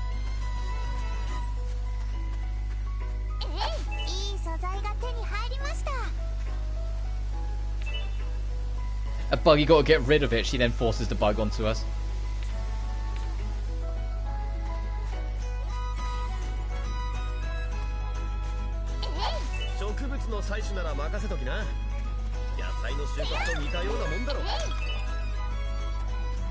Oh, she wants ores, so this actually works out in her favour.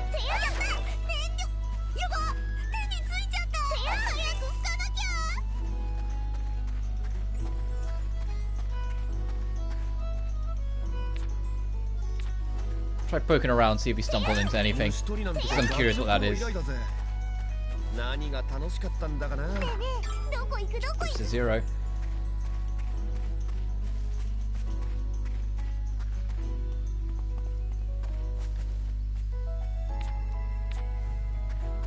To be fair, there's also a whole bunch of NPCs I haven't spoken to, so this is a good opportunity to kind of get both. Figure out what it's talking about and do this. Oh, is it this, perchance? Oh, landmarks! Oh! It's landmarks, that's what it's counting. It's telling you how many landmarks are in an area, got it. Oh, this is the DLC zone. Okay, let's not go there yet. Because we'll get rinsed. That was a bit, there's a little bit of blue reflection we went into there for a sec. Yeah, happiness zone, and what's this one?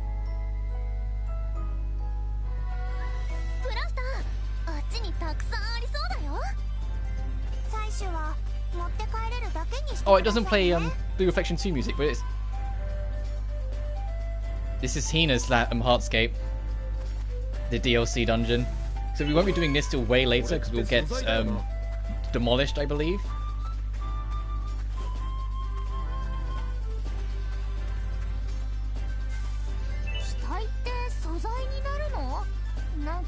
I keep on like leaning forward because I'm like, I kind of want to though, because it's Can You Blame Me? It's this.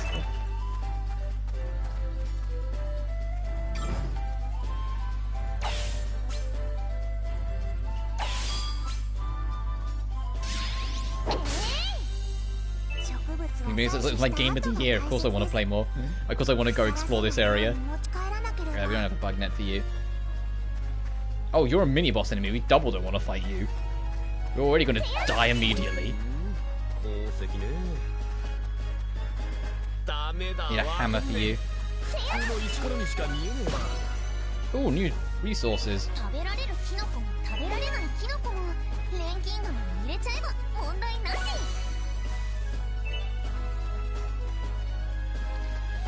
I really wish it played the Heartscape theme.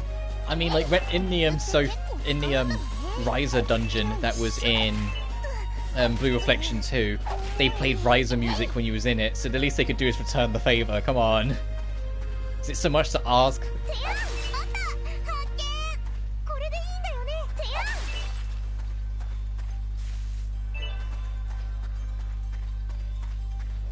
Let's get out of here before we cause any more danger for ourselves. It's literally that map as well, jeez. So these are, yeah, so we need to be landmark hunting. Keep on doing it, this button. So the other one's probably in that space then.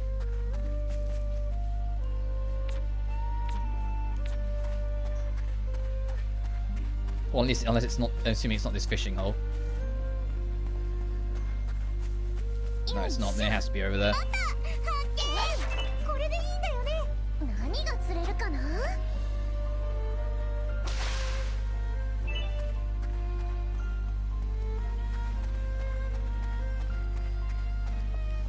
Let's go landmark hunting for a minute. I know I keep getting sidetracked, but... Nice.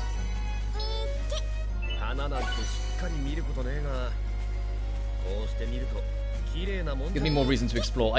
For the record, because I said landmarks are a thing in Riser. When we eventually get the Riser, I'll be doing the exact same thing. The moment there's new landmarks to go find, I'm going to go detour to see if I can go find them. Because it's fun being rewarded for looking around. I can already tell what one of the landmarks is going to be. That giant clock in the middle. Don't know what else though.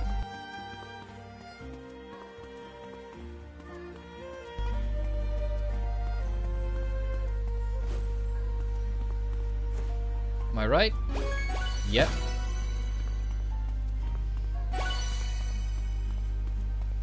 Maybe let's go up to the upper floor.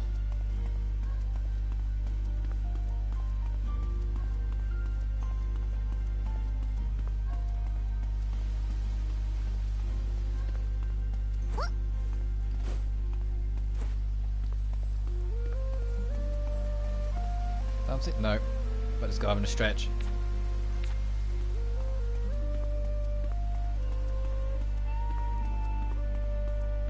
So looking for something eye-catching, something that definitely screams landmark.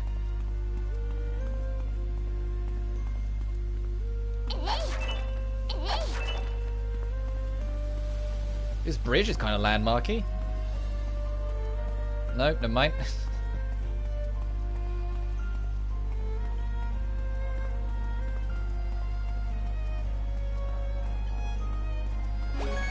Oh, it's the bell square over here. Aww. That I'm now just going to completely ruin the garden of.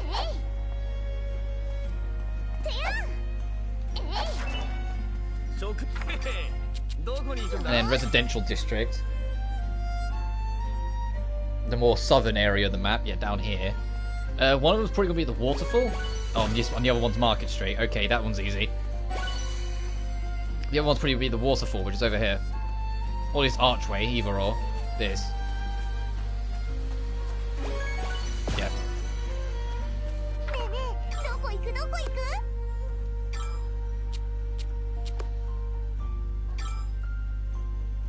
Dream Tree doesn't count as well. The only landmark would be the Dream Tree in the Dream Tree area, if there was going to be one. So I get why they don't with that. 頑張ろ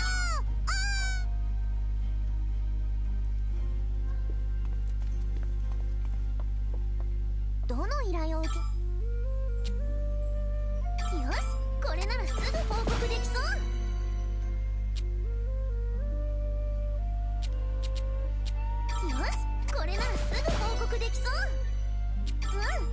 Imagine we have to advance the plot enough before it actually let us do the reputation boost quest.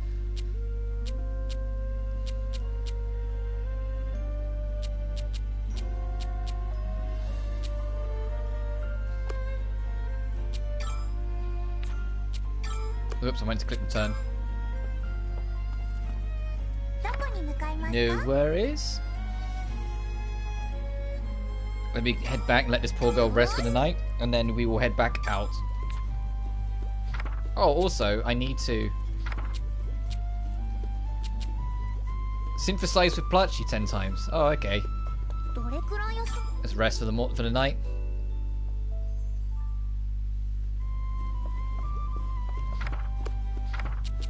We did get new ability points because we did some landmarking. 4. Okay, not much, but...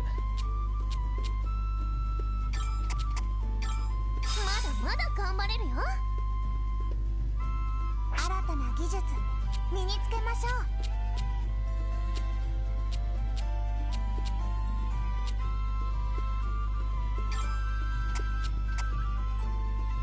素晴らしい知識を得ましたね。 And she's got a new skill for it, and we've still got 3 more points to burn, so we have that. いいですね。よし。 You have only 4 more points to burn. Oh, jeez. Sure, have more MP, and you got crucial cut. And you only have 1, so no.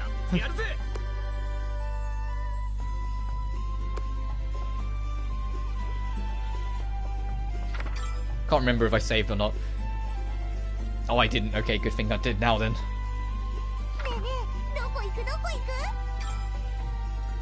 Landmark in the first zone and a landmark in the last? What's the landmark here?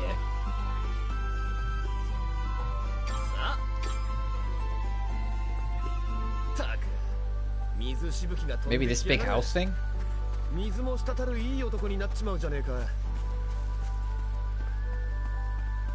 Which we can't even really easily get to. Hang on. So I'm kind of curious. The other landmarky spots I'll probably get off screen. In the areas we've previously been to, like in the forest and whatnot. Is it this? No?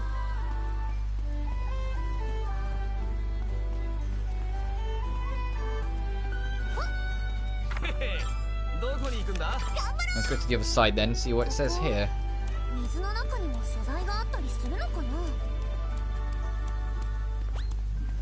Wing, wing. I still think it's that. Oh, it's the monument. Never mind, that was easy. Now let's actually get back to where we were.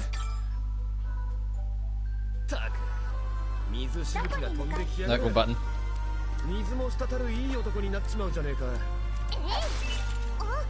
Oh, Gravistone. And some Sparkling Sand. Both of them are good resources to get. Again, oh, a new weapon we can make for Sophie. Oh, we can start getting Spirit Stones as well now. That's perfect.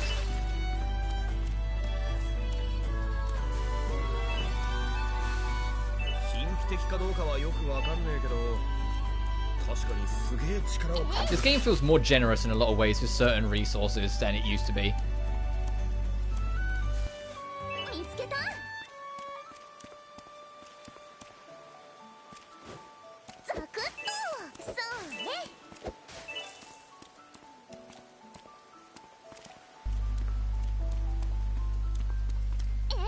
Oh, new thing to fish up. Sure, why not? Cambers.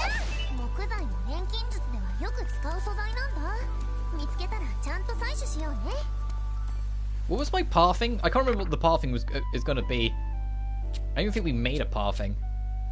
Get that, backtrack, get this, get that, cross over. Change the weather there. Go down and then explore. Okay, okay, it's coming back to me now. So I won't mess with these weathers yet, just yet.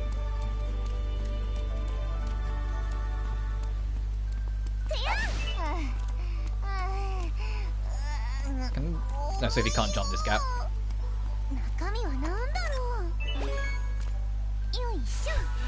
Oh, so it literally means treasure chest for the find a treasure thing for her quest. Got it. It's a good thing there's plenty of treasure chests in this dungeon then.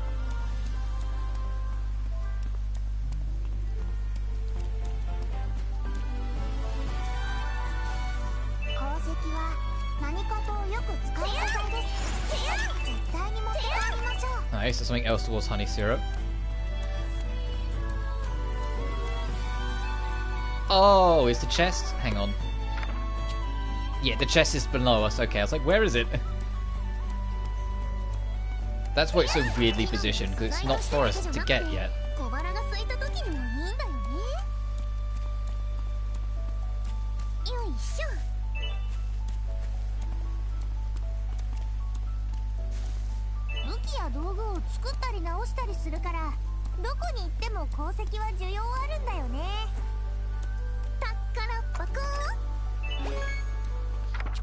New armor, is there anyone that will benefit from it?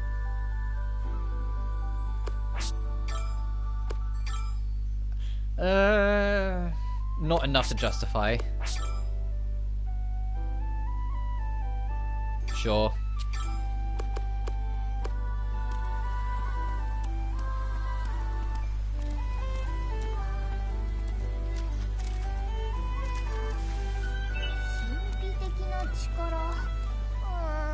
Yeah, careful. I love that they have a bunch of little animations like that here and there and everywhere.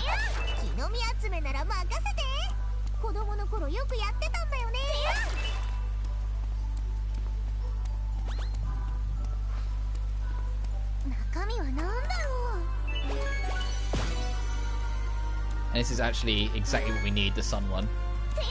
Oh, buy things from her shop specifically. Oh, that greedy? It's like, hey, I'll get better if you give me money. That's what that is.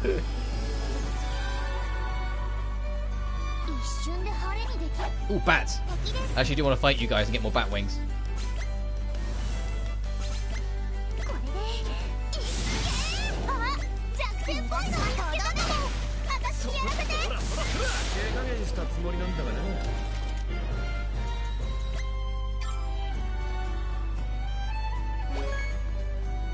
Using items using battle. Ooh, comet butterfly.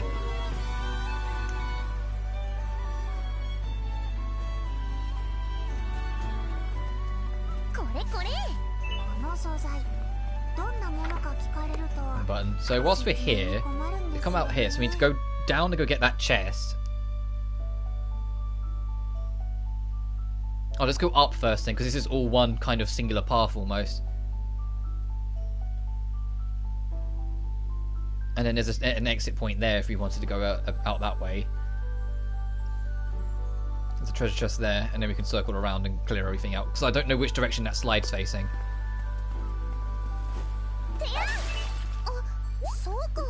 I mean, we can check, but still.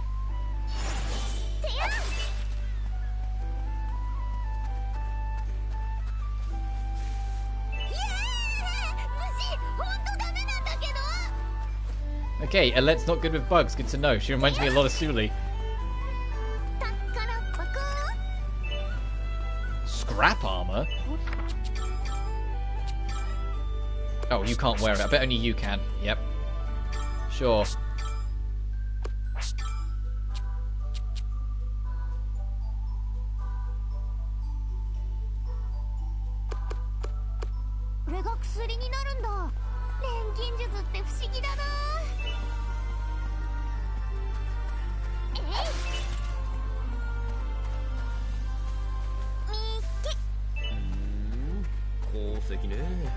Alright, let's see which way this slide's facing, because then I have to consider how I'm routing my way through.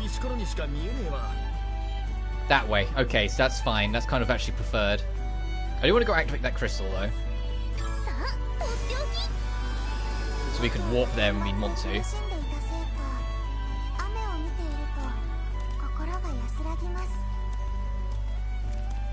Got big jumps, Sophie, jeez.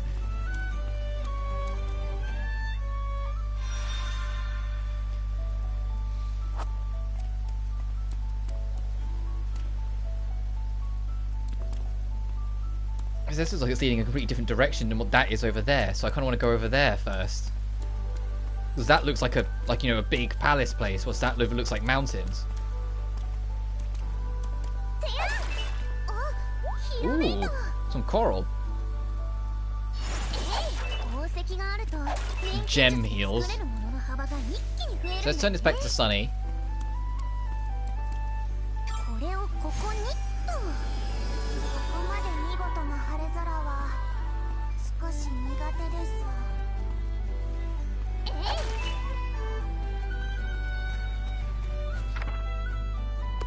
I'll just do this.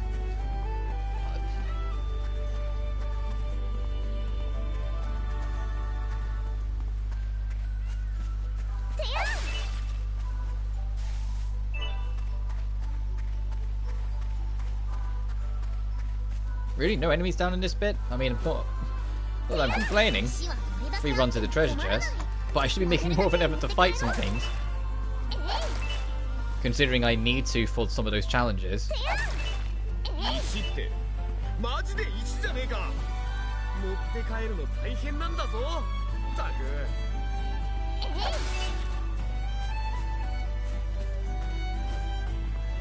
Actually, I'll fight some of these guys just to make a point.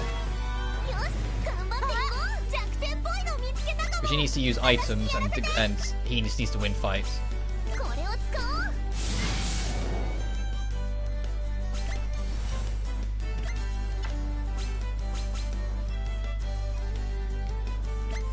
Let's see what this does. Damn, that's sick.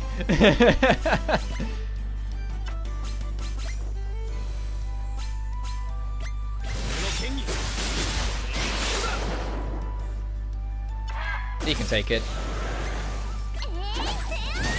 Oh, I should have had to use an item.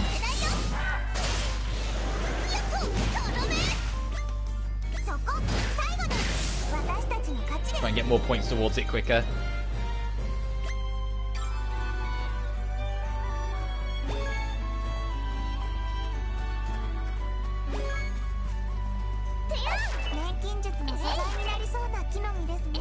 Oh, weird fruit. Oh, okay, so that treasure chest is above us. I figured as much. It's the other one around the corner that might be below.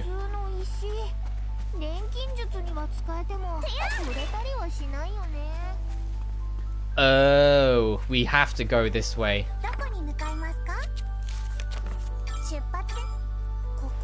We can't go that way because the door's closed. We have to go this way first. So it's not quite as open as I thought it was. There might be a key over here, though. The Sea King's domain. And how big is this area that continues to go on? Oh, jeez.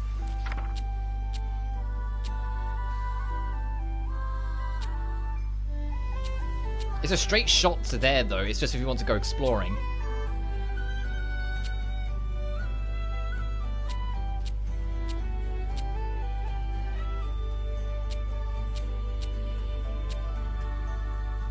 And that's to the other side of where we just were, I think, slash hope. So we can still go back and explore. So...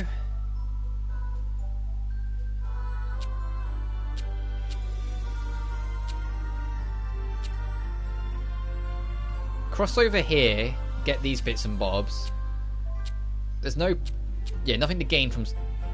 actually...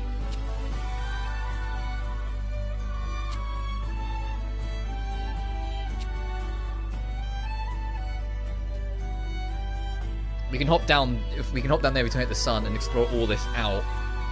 But that slides that way, so we'd have to go back on ourselves. So we do a little backtracking here to here, or we do loads of backtracking here. So no, I'll go to this, get this chest, and then swivel round. Actually, no. What's the point of even going that way if I'm going to be swiveling that way anyway? Just go down this way and then we'll swivel. Okay, I know what I'm doing. I've mapped it all out in my head. I know where we're going. Oh, we have to go this way anyway. Because this door's not... oh, so that's what these doors are for. We need thunder... We need to make whatever these thunderstone things are first. And then the electricity makes all these doors open. Or at least that's what I'm assuming. So our path is a little bit more controlled.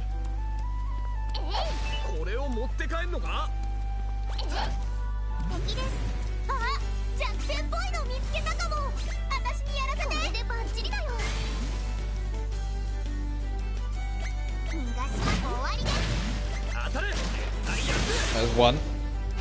Six. Ooh.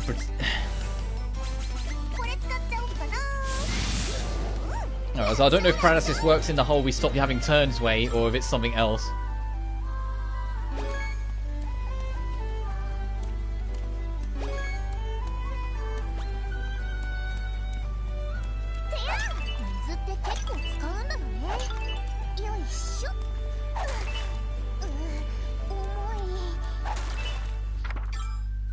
Okay, we're doing okay in the basket department.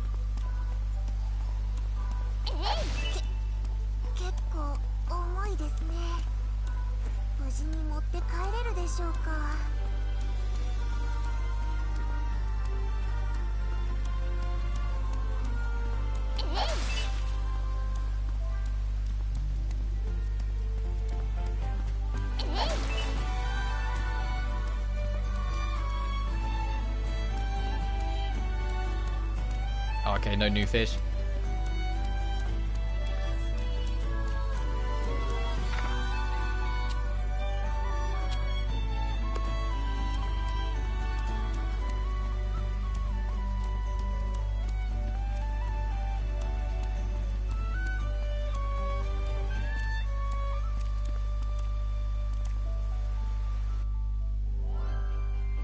Oh, is this special fishing?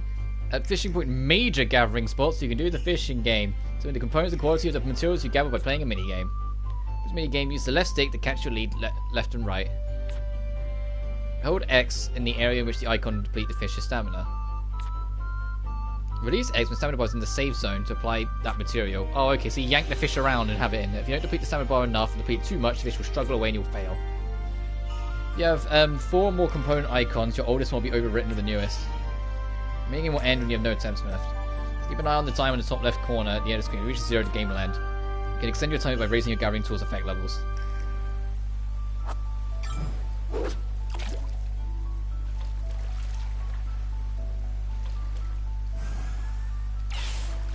Okay, I get it.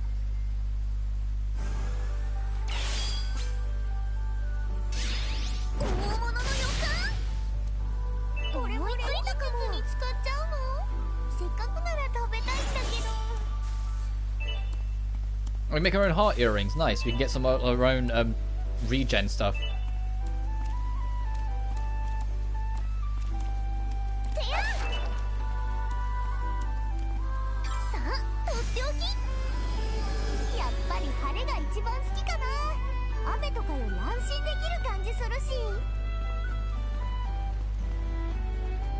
Let's see how quickly I hit a dead end.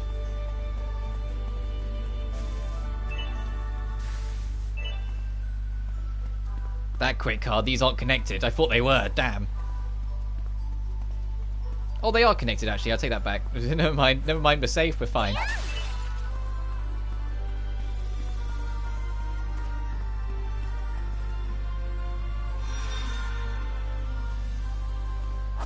Is this the other side of where we just were? Yeah.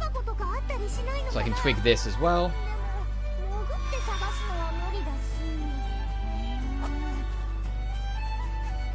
And go around to get all this loot I wanted to get.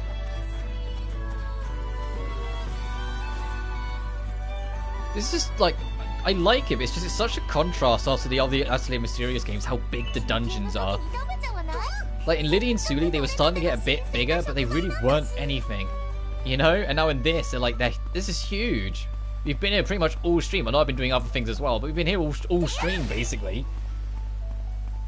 And we're still not done. I don't know how much is left. I think we are getting there, but you know. Oh, I forgot to check that corner. But I was right, it is down there.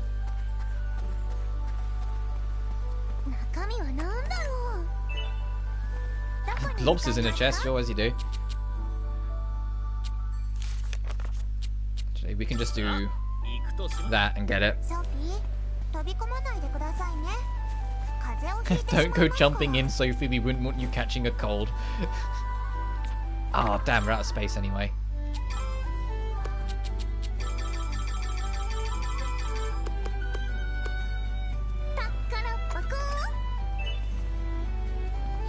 Let's return home and bank it, and then get straight back.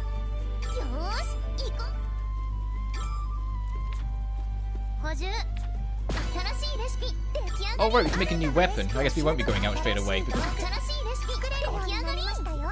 that would be too easy.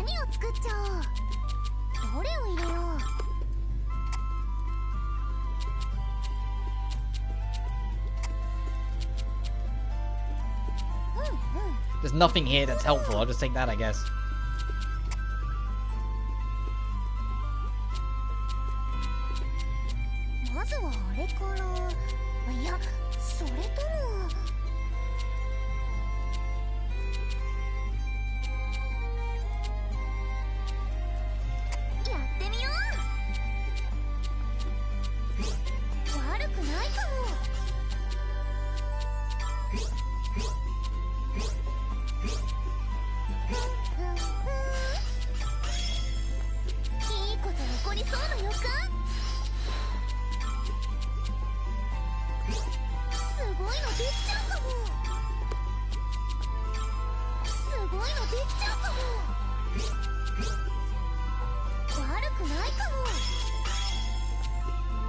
Space is always going to be a goddamn trouble for us.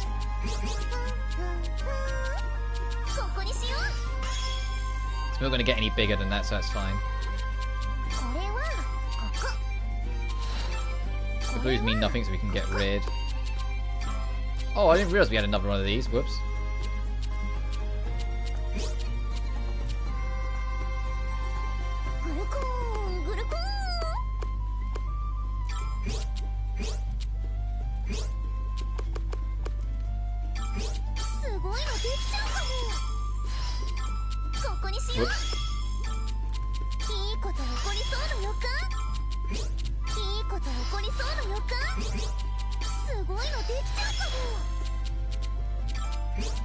Once again, get rid of these blues.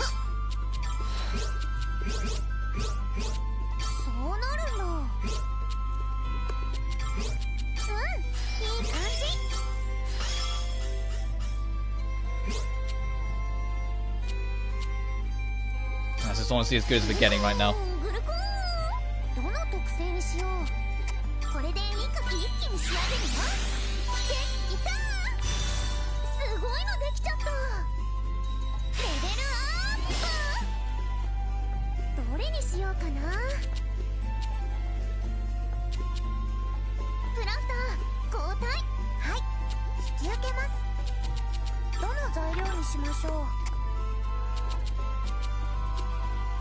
That one's quite crazy red. What have we got later on? Oh, not one of these. What's this? Neither helpful. Alright, so that's actually ideal.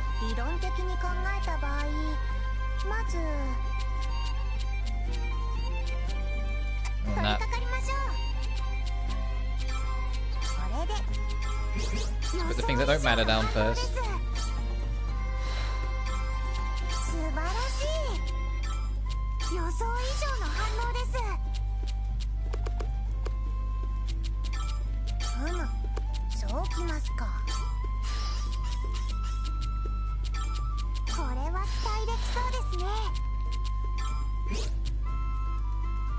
Oh, I don't need that many links, so this is fine.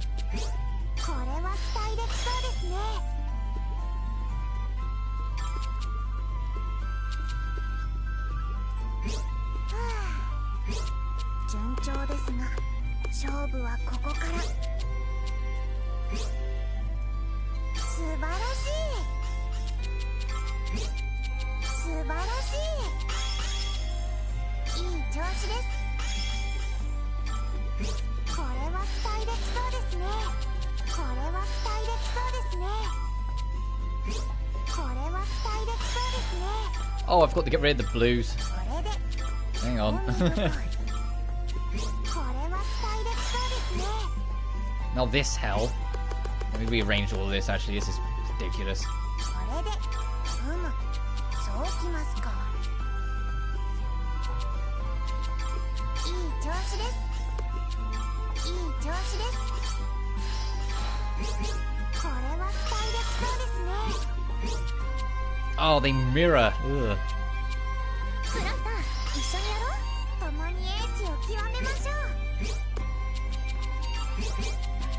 ここにしましょう。これは期待できそうですね。これは期待できそうですね。これは期待できそうですね。これでいい調子です。 That's more ideal, as much as it's not quite what I want. このようなでは仕上げましょう。調合終了。また腕が上がりました。どの道具にしましょうか。 I need more ingots soon. 理論的に考えた場合、まず取り掛かりましょう。ここにしましょう。予想以上の反応です。これは期待できそうですね。素晴らしい。 Oh, I should have thought about this. I didn't realize that there was this crossover piece here. Oh, hang on. これは期待できそうですね。これは期待できそうですね。いい調子です。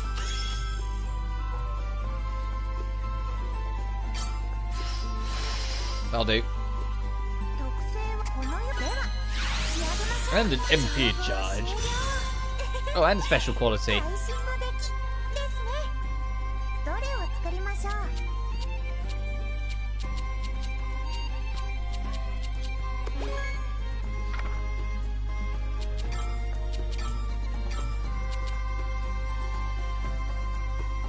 Nice, just good balance.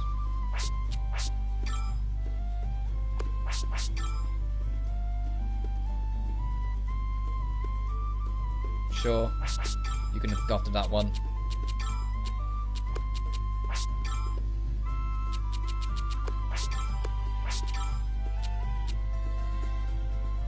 God damn, that attack boost, yeah, absolutely. Even if it's a little bit of a defense drop, that's more than worth the trade.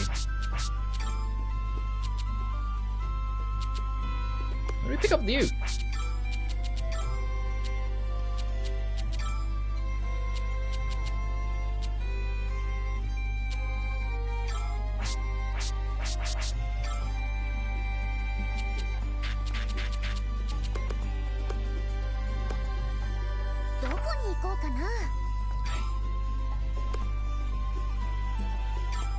There's nothing else here.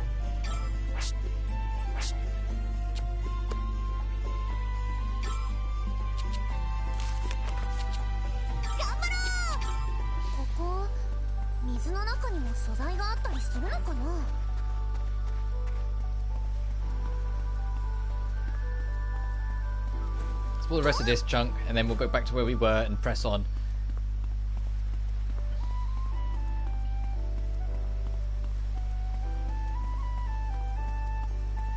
So there really wasn't much left to explore, I don't think.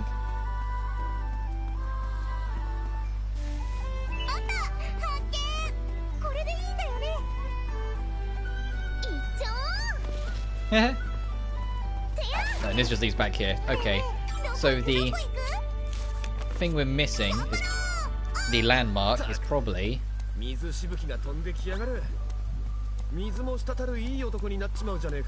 this big flower garden.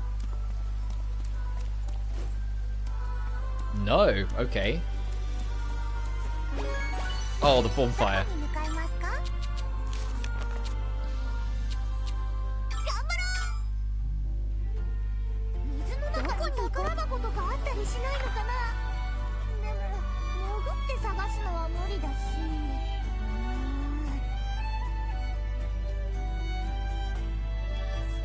Let's try and explore all this, and we need to backtrack, go that way. Got it.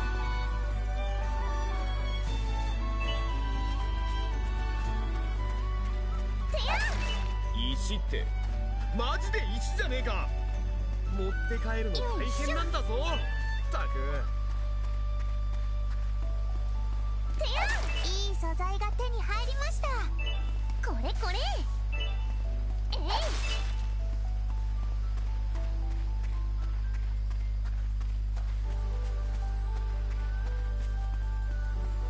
There's a small part of me that kind of wishes there was like a Weatherstone that's already in like the path of fire. Like there's a Weatherstone down here and you can change it to rain and it just like washes you somewhere else. So I think that would be fun just to kind of like have like a system where you could just end up somewhere else sort of thing if you take the risk. And maybe it does because we're only early in. Because like, I just saw on the mini-map like there's an icon, like we're over an icon and it's like it's above us obviously. But it just made me think and I was like, oh what if? You know? What if? こうして見ると綺麗なもんじゃねえか。虫取りなんてガキの頃以来だぜ。何が楽しかったんだかな。 Oh, I was gonna say, how do we get through here?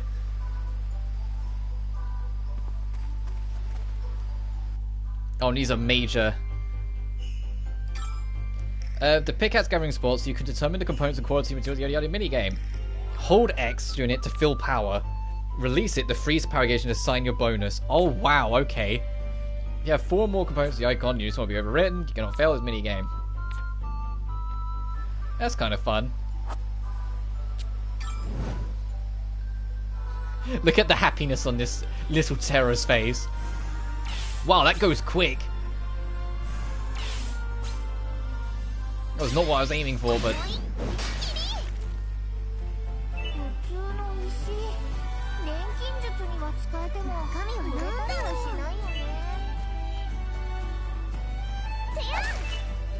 White Punables, that's a new one. There's white punies in this game? Because I'm used to like the blue, red, green, black and rainbow.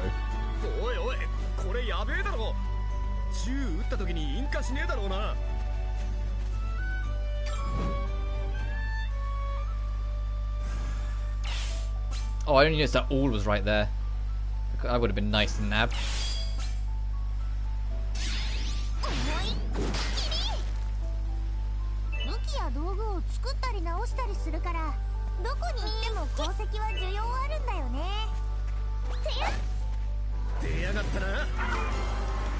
Oh, okay, so it's not a mini-boss thing, it's just every now and then it happens.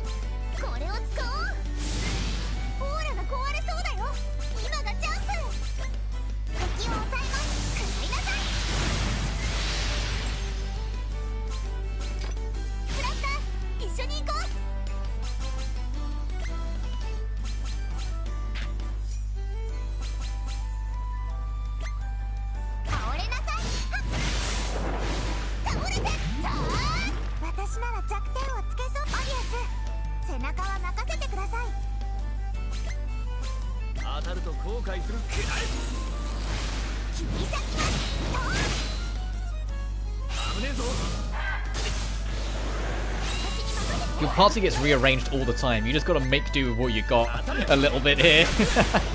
But I like that. So it's encouraging. It makes you want to keep using everyone's different skills and abilities. So it also means no one's really in the party. You really are just picking who starts the fight, and that's it.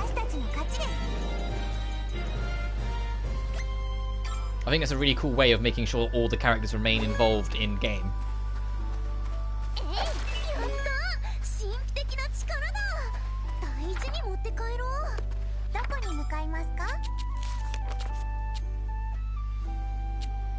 You know, you can use another Weatherstone to make it rain again.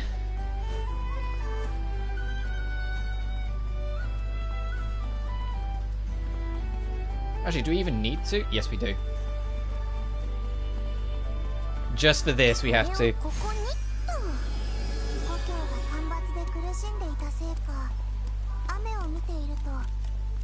Then we can jump across here.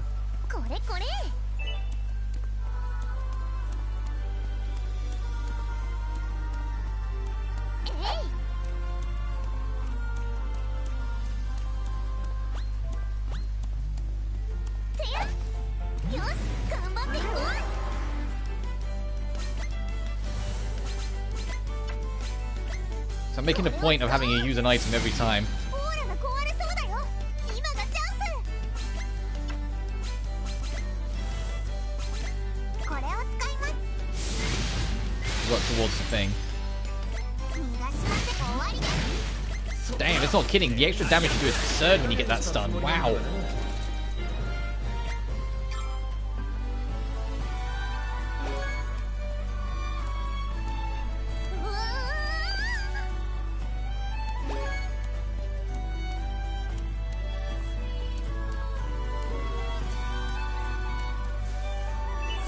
生きがいいんだ。さばいて食っちまおうぜ。さあ、とっておき。一瞬で晴れにできるって便利だな。元の世界でもできればいいのに。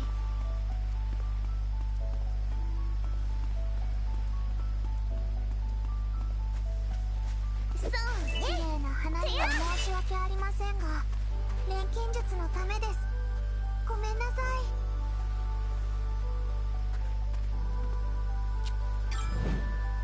What do I fancy? Damn it, I was aiming for quality up, if I'm honest. I'll take it though.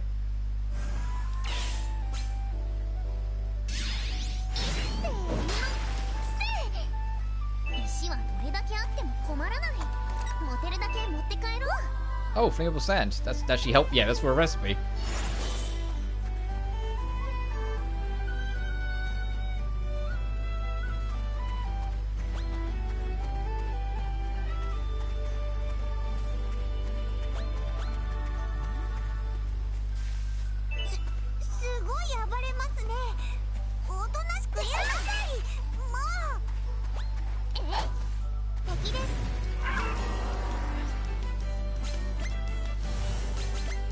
Alright, enjoy your lightning bomb. オーラが壊れそうだよ。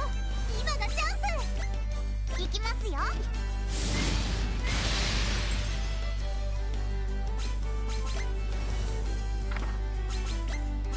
行きますよ。ゴリアスを縦に突っ込む。ちょっと寒いぜ。倒れて。さあ。 気をつけな。弱点を食らったけ。俺様に勝てるわけねえだろうな。 Oh, nice. Everyone leveled up. 強くなるよ。少し強くなれた気がします。Yeah. Learned a new skill, hyper confident. Isn't that him already? 力がみなぎってきた。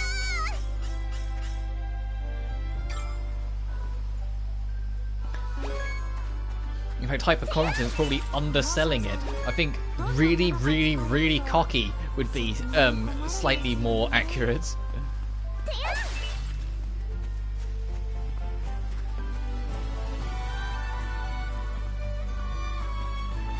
Oh, you have to manually actually get up there first. Okay, I was like, why isn't the auto run starting? I don't think there's anything down here. Other than some basic loot. We need to raise the water, and then we can go get that chest and get along.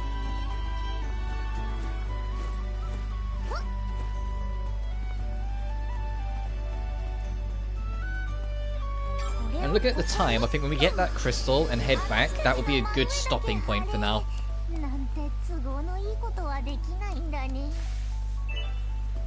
As much as I want to keep playing this game, because this game's fun as hell. But I doubt I have to tell you guys that this game is really, really fun. This game's... I don't know where it will stand on my ratings board of like all the Gust games we've covered so far, but this game is super just kind of chill fun.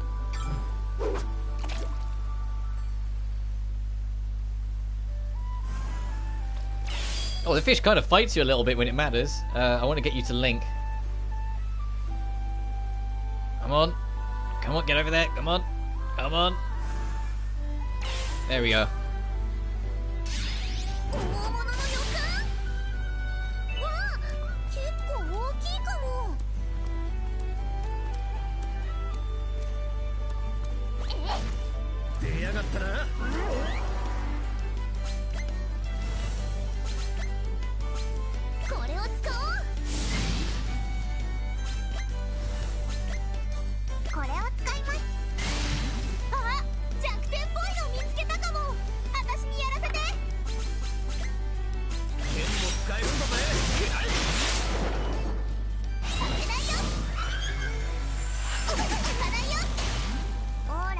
Trophy unlocked. Cross counter. Activate the effect of talismans 15 times. これで That was the trophy I just unlocked. Yeah, so it's not doing too hot because of the status condition. これを使おう 937, my goodness. And then Sophie just smiles away that she didn't just like commit Armageddon with that level of damage. てややった原石だ磨けば高く売れるかもてや Oh, I mean, let's fight a couple more enemies and then we'll go back. よし頑張っていこうこれを使お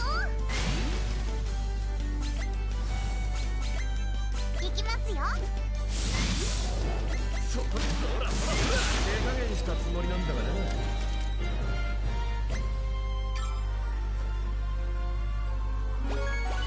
Nice, that's what I wanted. どこに向かいますかよ Let's ーし head home, let's bank things in. 補充 Oh, did you hear that little brrr? That was my cat waking up. She's been a kit next to me, so it's actually perfect timing then. If she's just waking up. どれにしようかな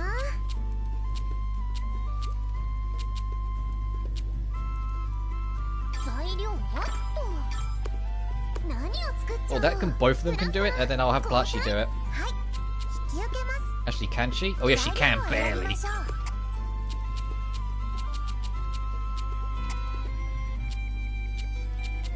さてどこから取り掛かりますか Because we got them in the chest, so I don't want to like use those ones yet. 取り掛かりましょうここにしましょう素晴らしいここにしましょうこれは期待できそうですねいい調子です Actually, no, we do have to kind of go over, so then... そうですね Actually, no, we don't. We'll do that. This can go here. いい調子ですこれで特性はこれでいいですでは仕上げましょう完成です Oh, she wasn't happy with that. また腕が上がりましたどの道具にしましょうか God, yeah, so that's a Sophie thing then for now. ソフィー頼みましたようん任されたどれを入れよう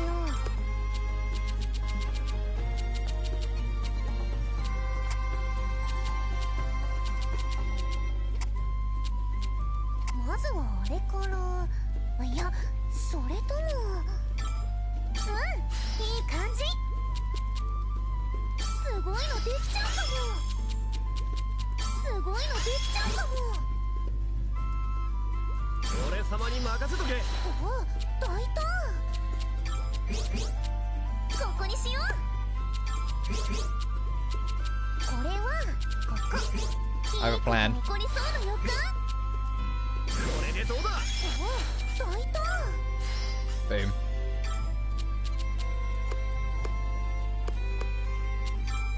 That's not going to make enough of a difference, so I'll actually hold it off. どうだ。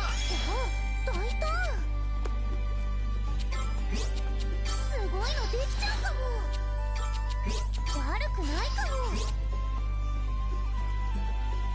いいこと起こりそうな予感いいこと起こりそうな予感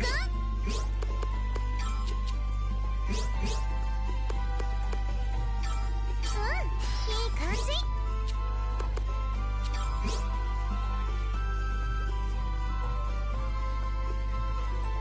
いいこと起こりそうな予感ここにしようここにしよ Almost perfect coverage then. That's more what I was going for at that point, to see if I could get more of the board covered. う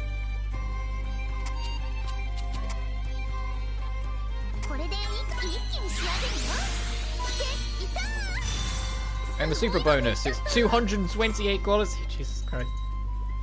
何を作っちゃおう Oh, and the rest of these stuff. 材料はっと Sophie. 何を作っちゃおうか Wait, な really? Can Blatchy not make a moth crop? 引き受けます Oh, she already has. Oh, 頼 okay. みましたよ任された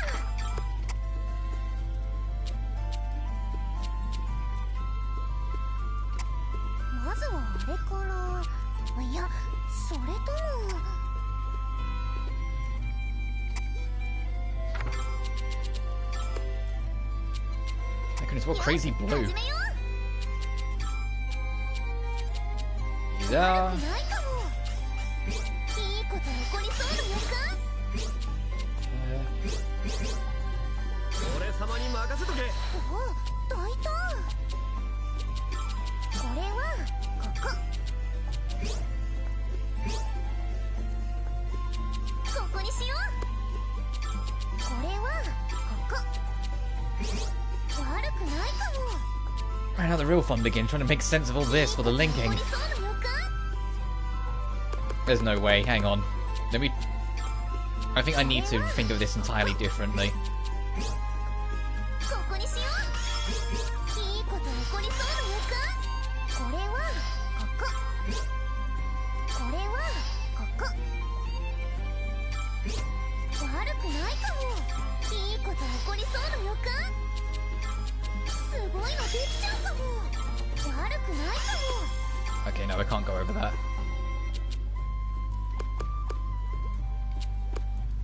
ふんふんふん。いい感じ。すごいのできちゃうかも。私も手伝うよ。私も負けてられないや。これは You there to fill in the gap. Suit for the this corner. Ugh.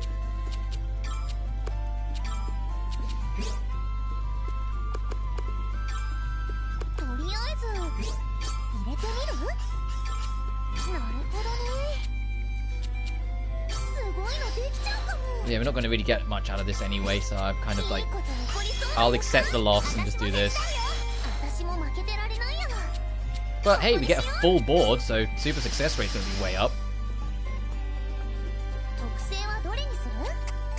これでいいパパッと仕上げちゃえ。できたー。いいんじゃないこれ。レベルアップ。 I wonder what the new alchemy cap is. I imagine it'd be 99. どれを I mean, I hope so. Because it used to be 50, but Sophie starts at 50, so it's just kind of going crazy. まずはあれかな。いや、それとも。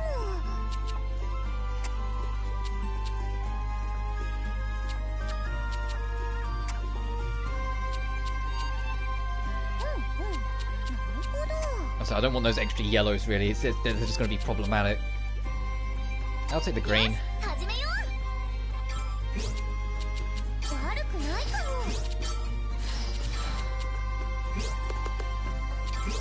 悪くないかも。すごいのできちゃうかも。いいこと起こりそうな予感。ここにしよう。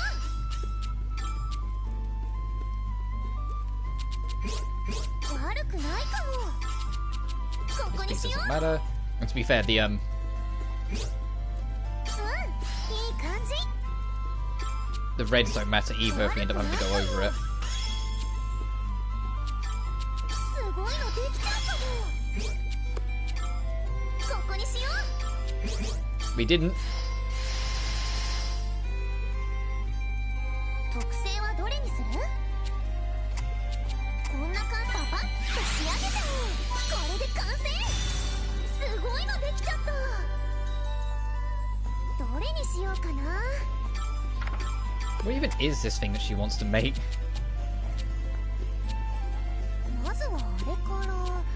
いや、それとも。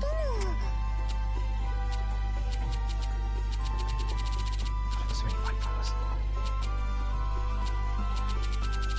まずはあれかな。 Sure, I'll take that one. いや、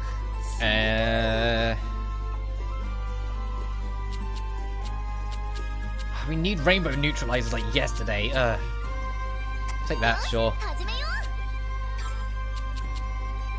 これはここ。そうなるの。すごいのできちゃうかも。いいこと起こりそうな予感。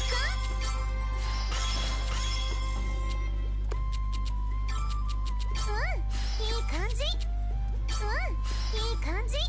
ここにしよう。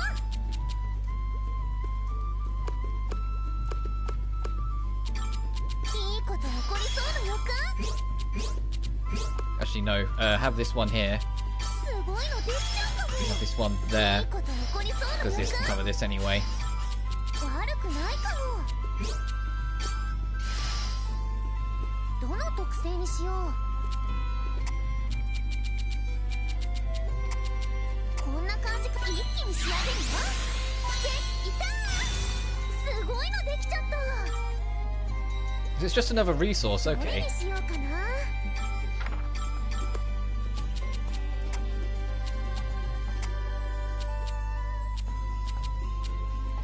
Oh, that's got crazy yellow. We need yellow like so much. よし、始めよう。 Let's get rid of the components we don't need. すごいのできちゃうかも。これはここ。いい感じ。いいこと起こりそうな予感。これはここ。すごいのできちゃうかも。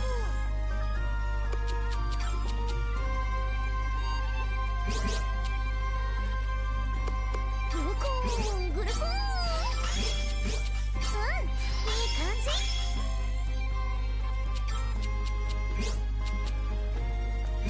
そうなるんだ。いいこと起こりそうな予感。ここにしよう。 Oh, there we go. I was gonna say, where on earth can I put this extra piece? There we go. どの特性にしよう。 What's King of the Hill? Transforms into a trait when a new effect when fused with that trait that Wait, what? Transforms into a trait with a new effect when fused with a trait that stimulates growth. Oh, so it's just saying it will become something else when you boost it こ more. んな感じ。パパッと仕上げちゃ When I first read it, that made no sense to me. Sorry. う。まだまだ Level 上手くなる。 64. どれにしようかな。 Need more leather. Actually, we can make this, and then I'll wrap.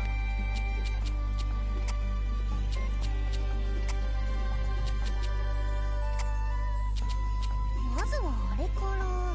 いや、それとも。すごいのできちゃうかも。 Actually, let's put the single one いい here. こと起こりそうな予感。 So then the fire can go over the top like this. いいこと起こりそうな予感。すごいのできちゃうかも。すごいのできちゃうかも。いい感じ。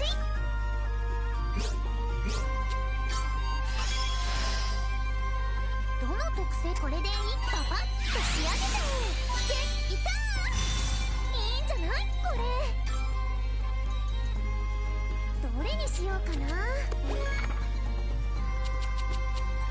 And that's it. Let's check what we're gonna equip after all that chaos.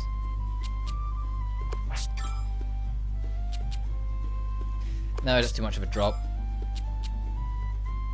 That's hard to argue against, though. Yeah, you have that.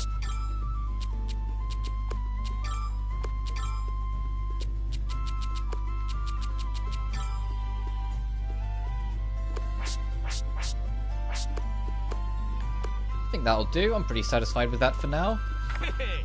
どこに行くんだ。 Oh, there's a new scene in Perka's Emporium, though. We'll go do that first.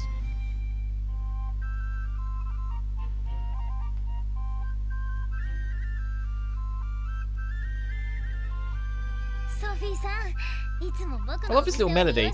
Oh, Sophie, I wanted to thank you for being such a great customer. 私の方こそいつもどうぞ。ところでさ、 How do I turn off auto? ソフィーさんは Hang on. I think I accidentally pressed auto. Hang on.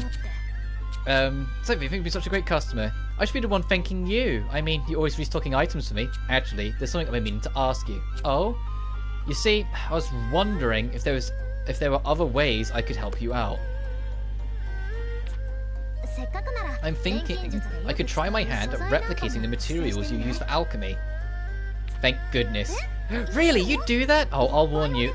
I might put in some big orders. No worries. The local tradesmen ask me all the time. Oh, okay, well, if you don't mind, whenever I get materials I want more of, I'll come straight to you. Sure, just drop by whenever. Remember, though, it isn't free. I know how item duplication works. I'll read it anyway, but you can now get your stuff duplicated. If there's specific stuff you want more of, you can get it duplicated. This includes items and like high-value ores.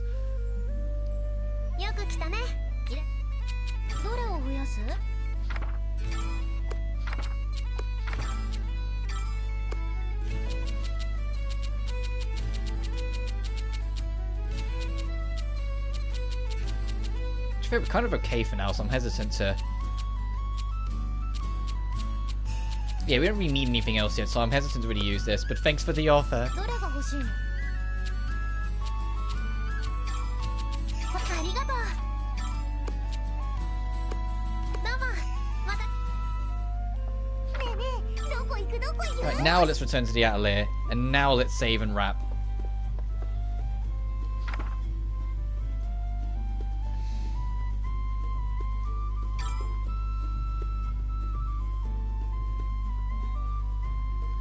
Sec.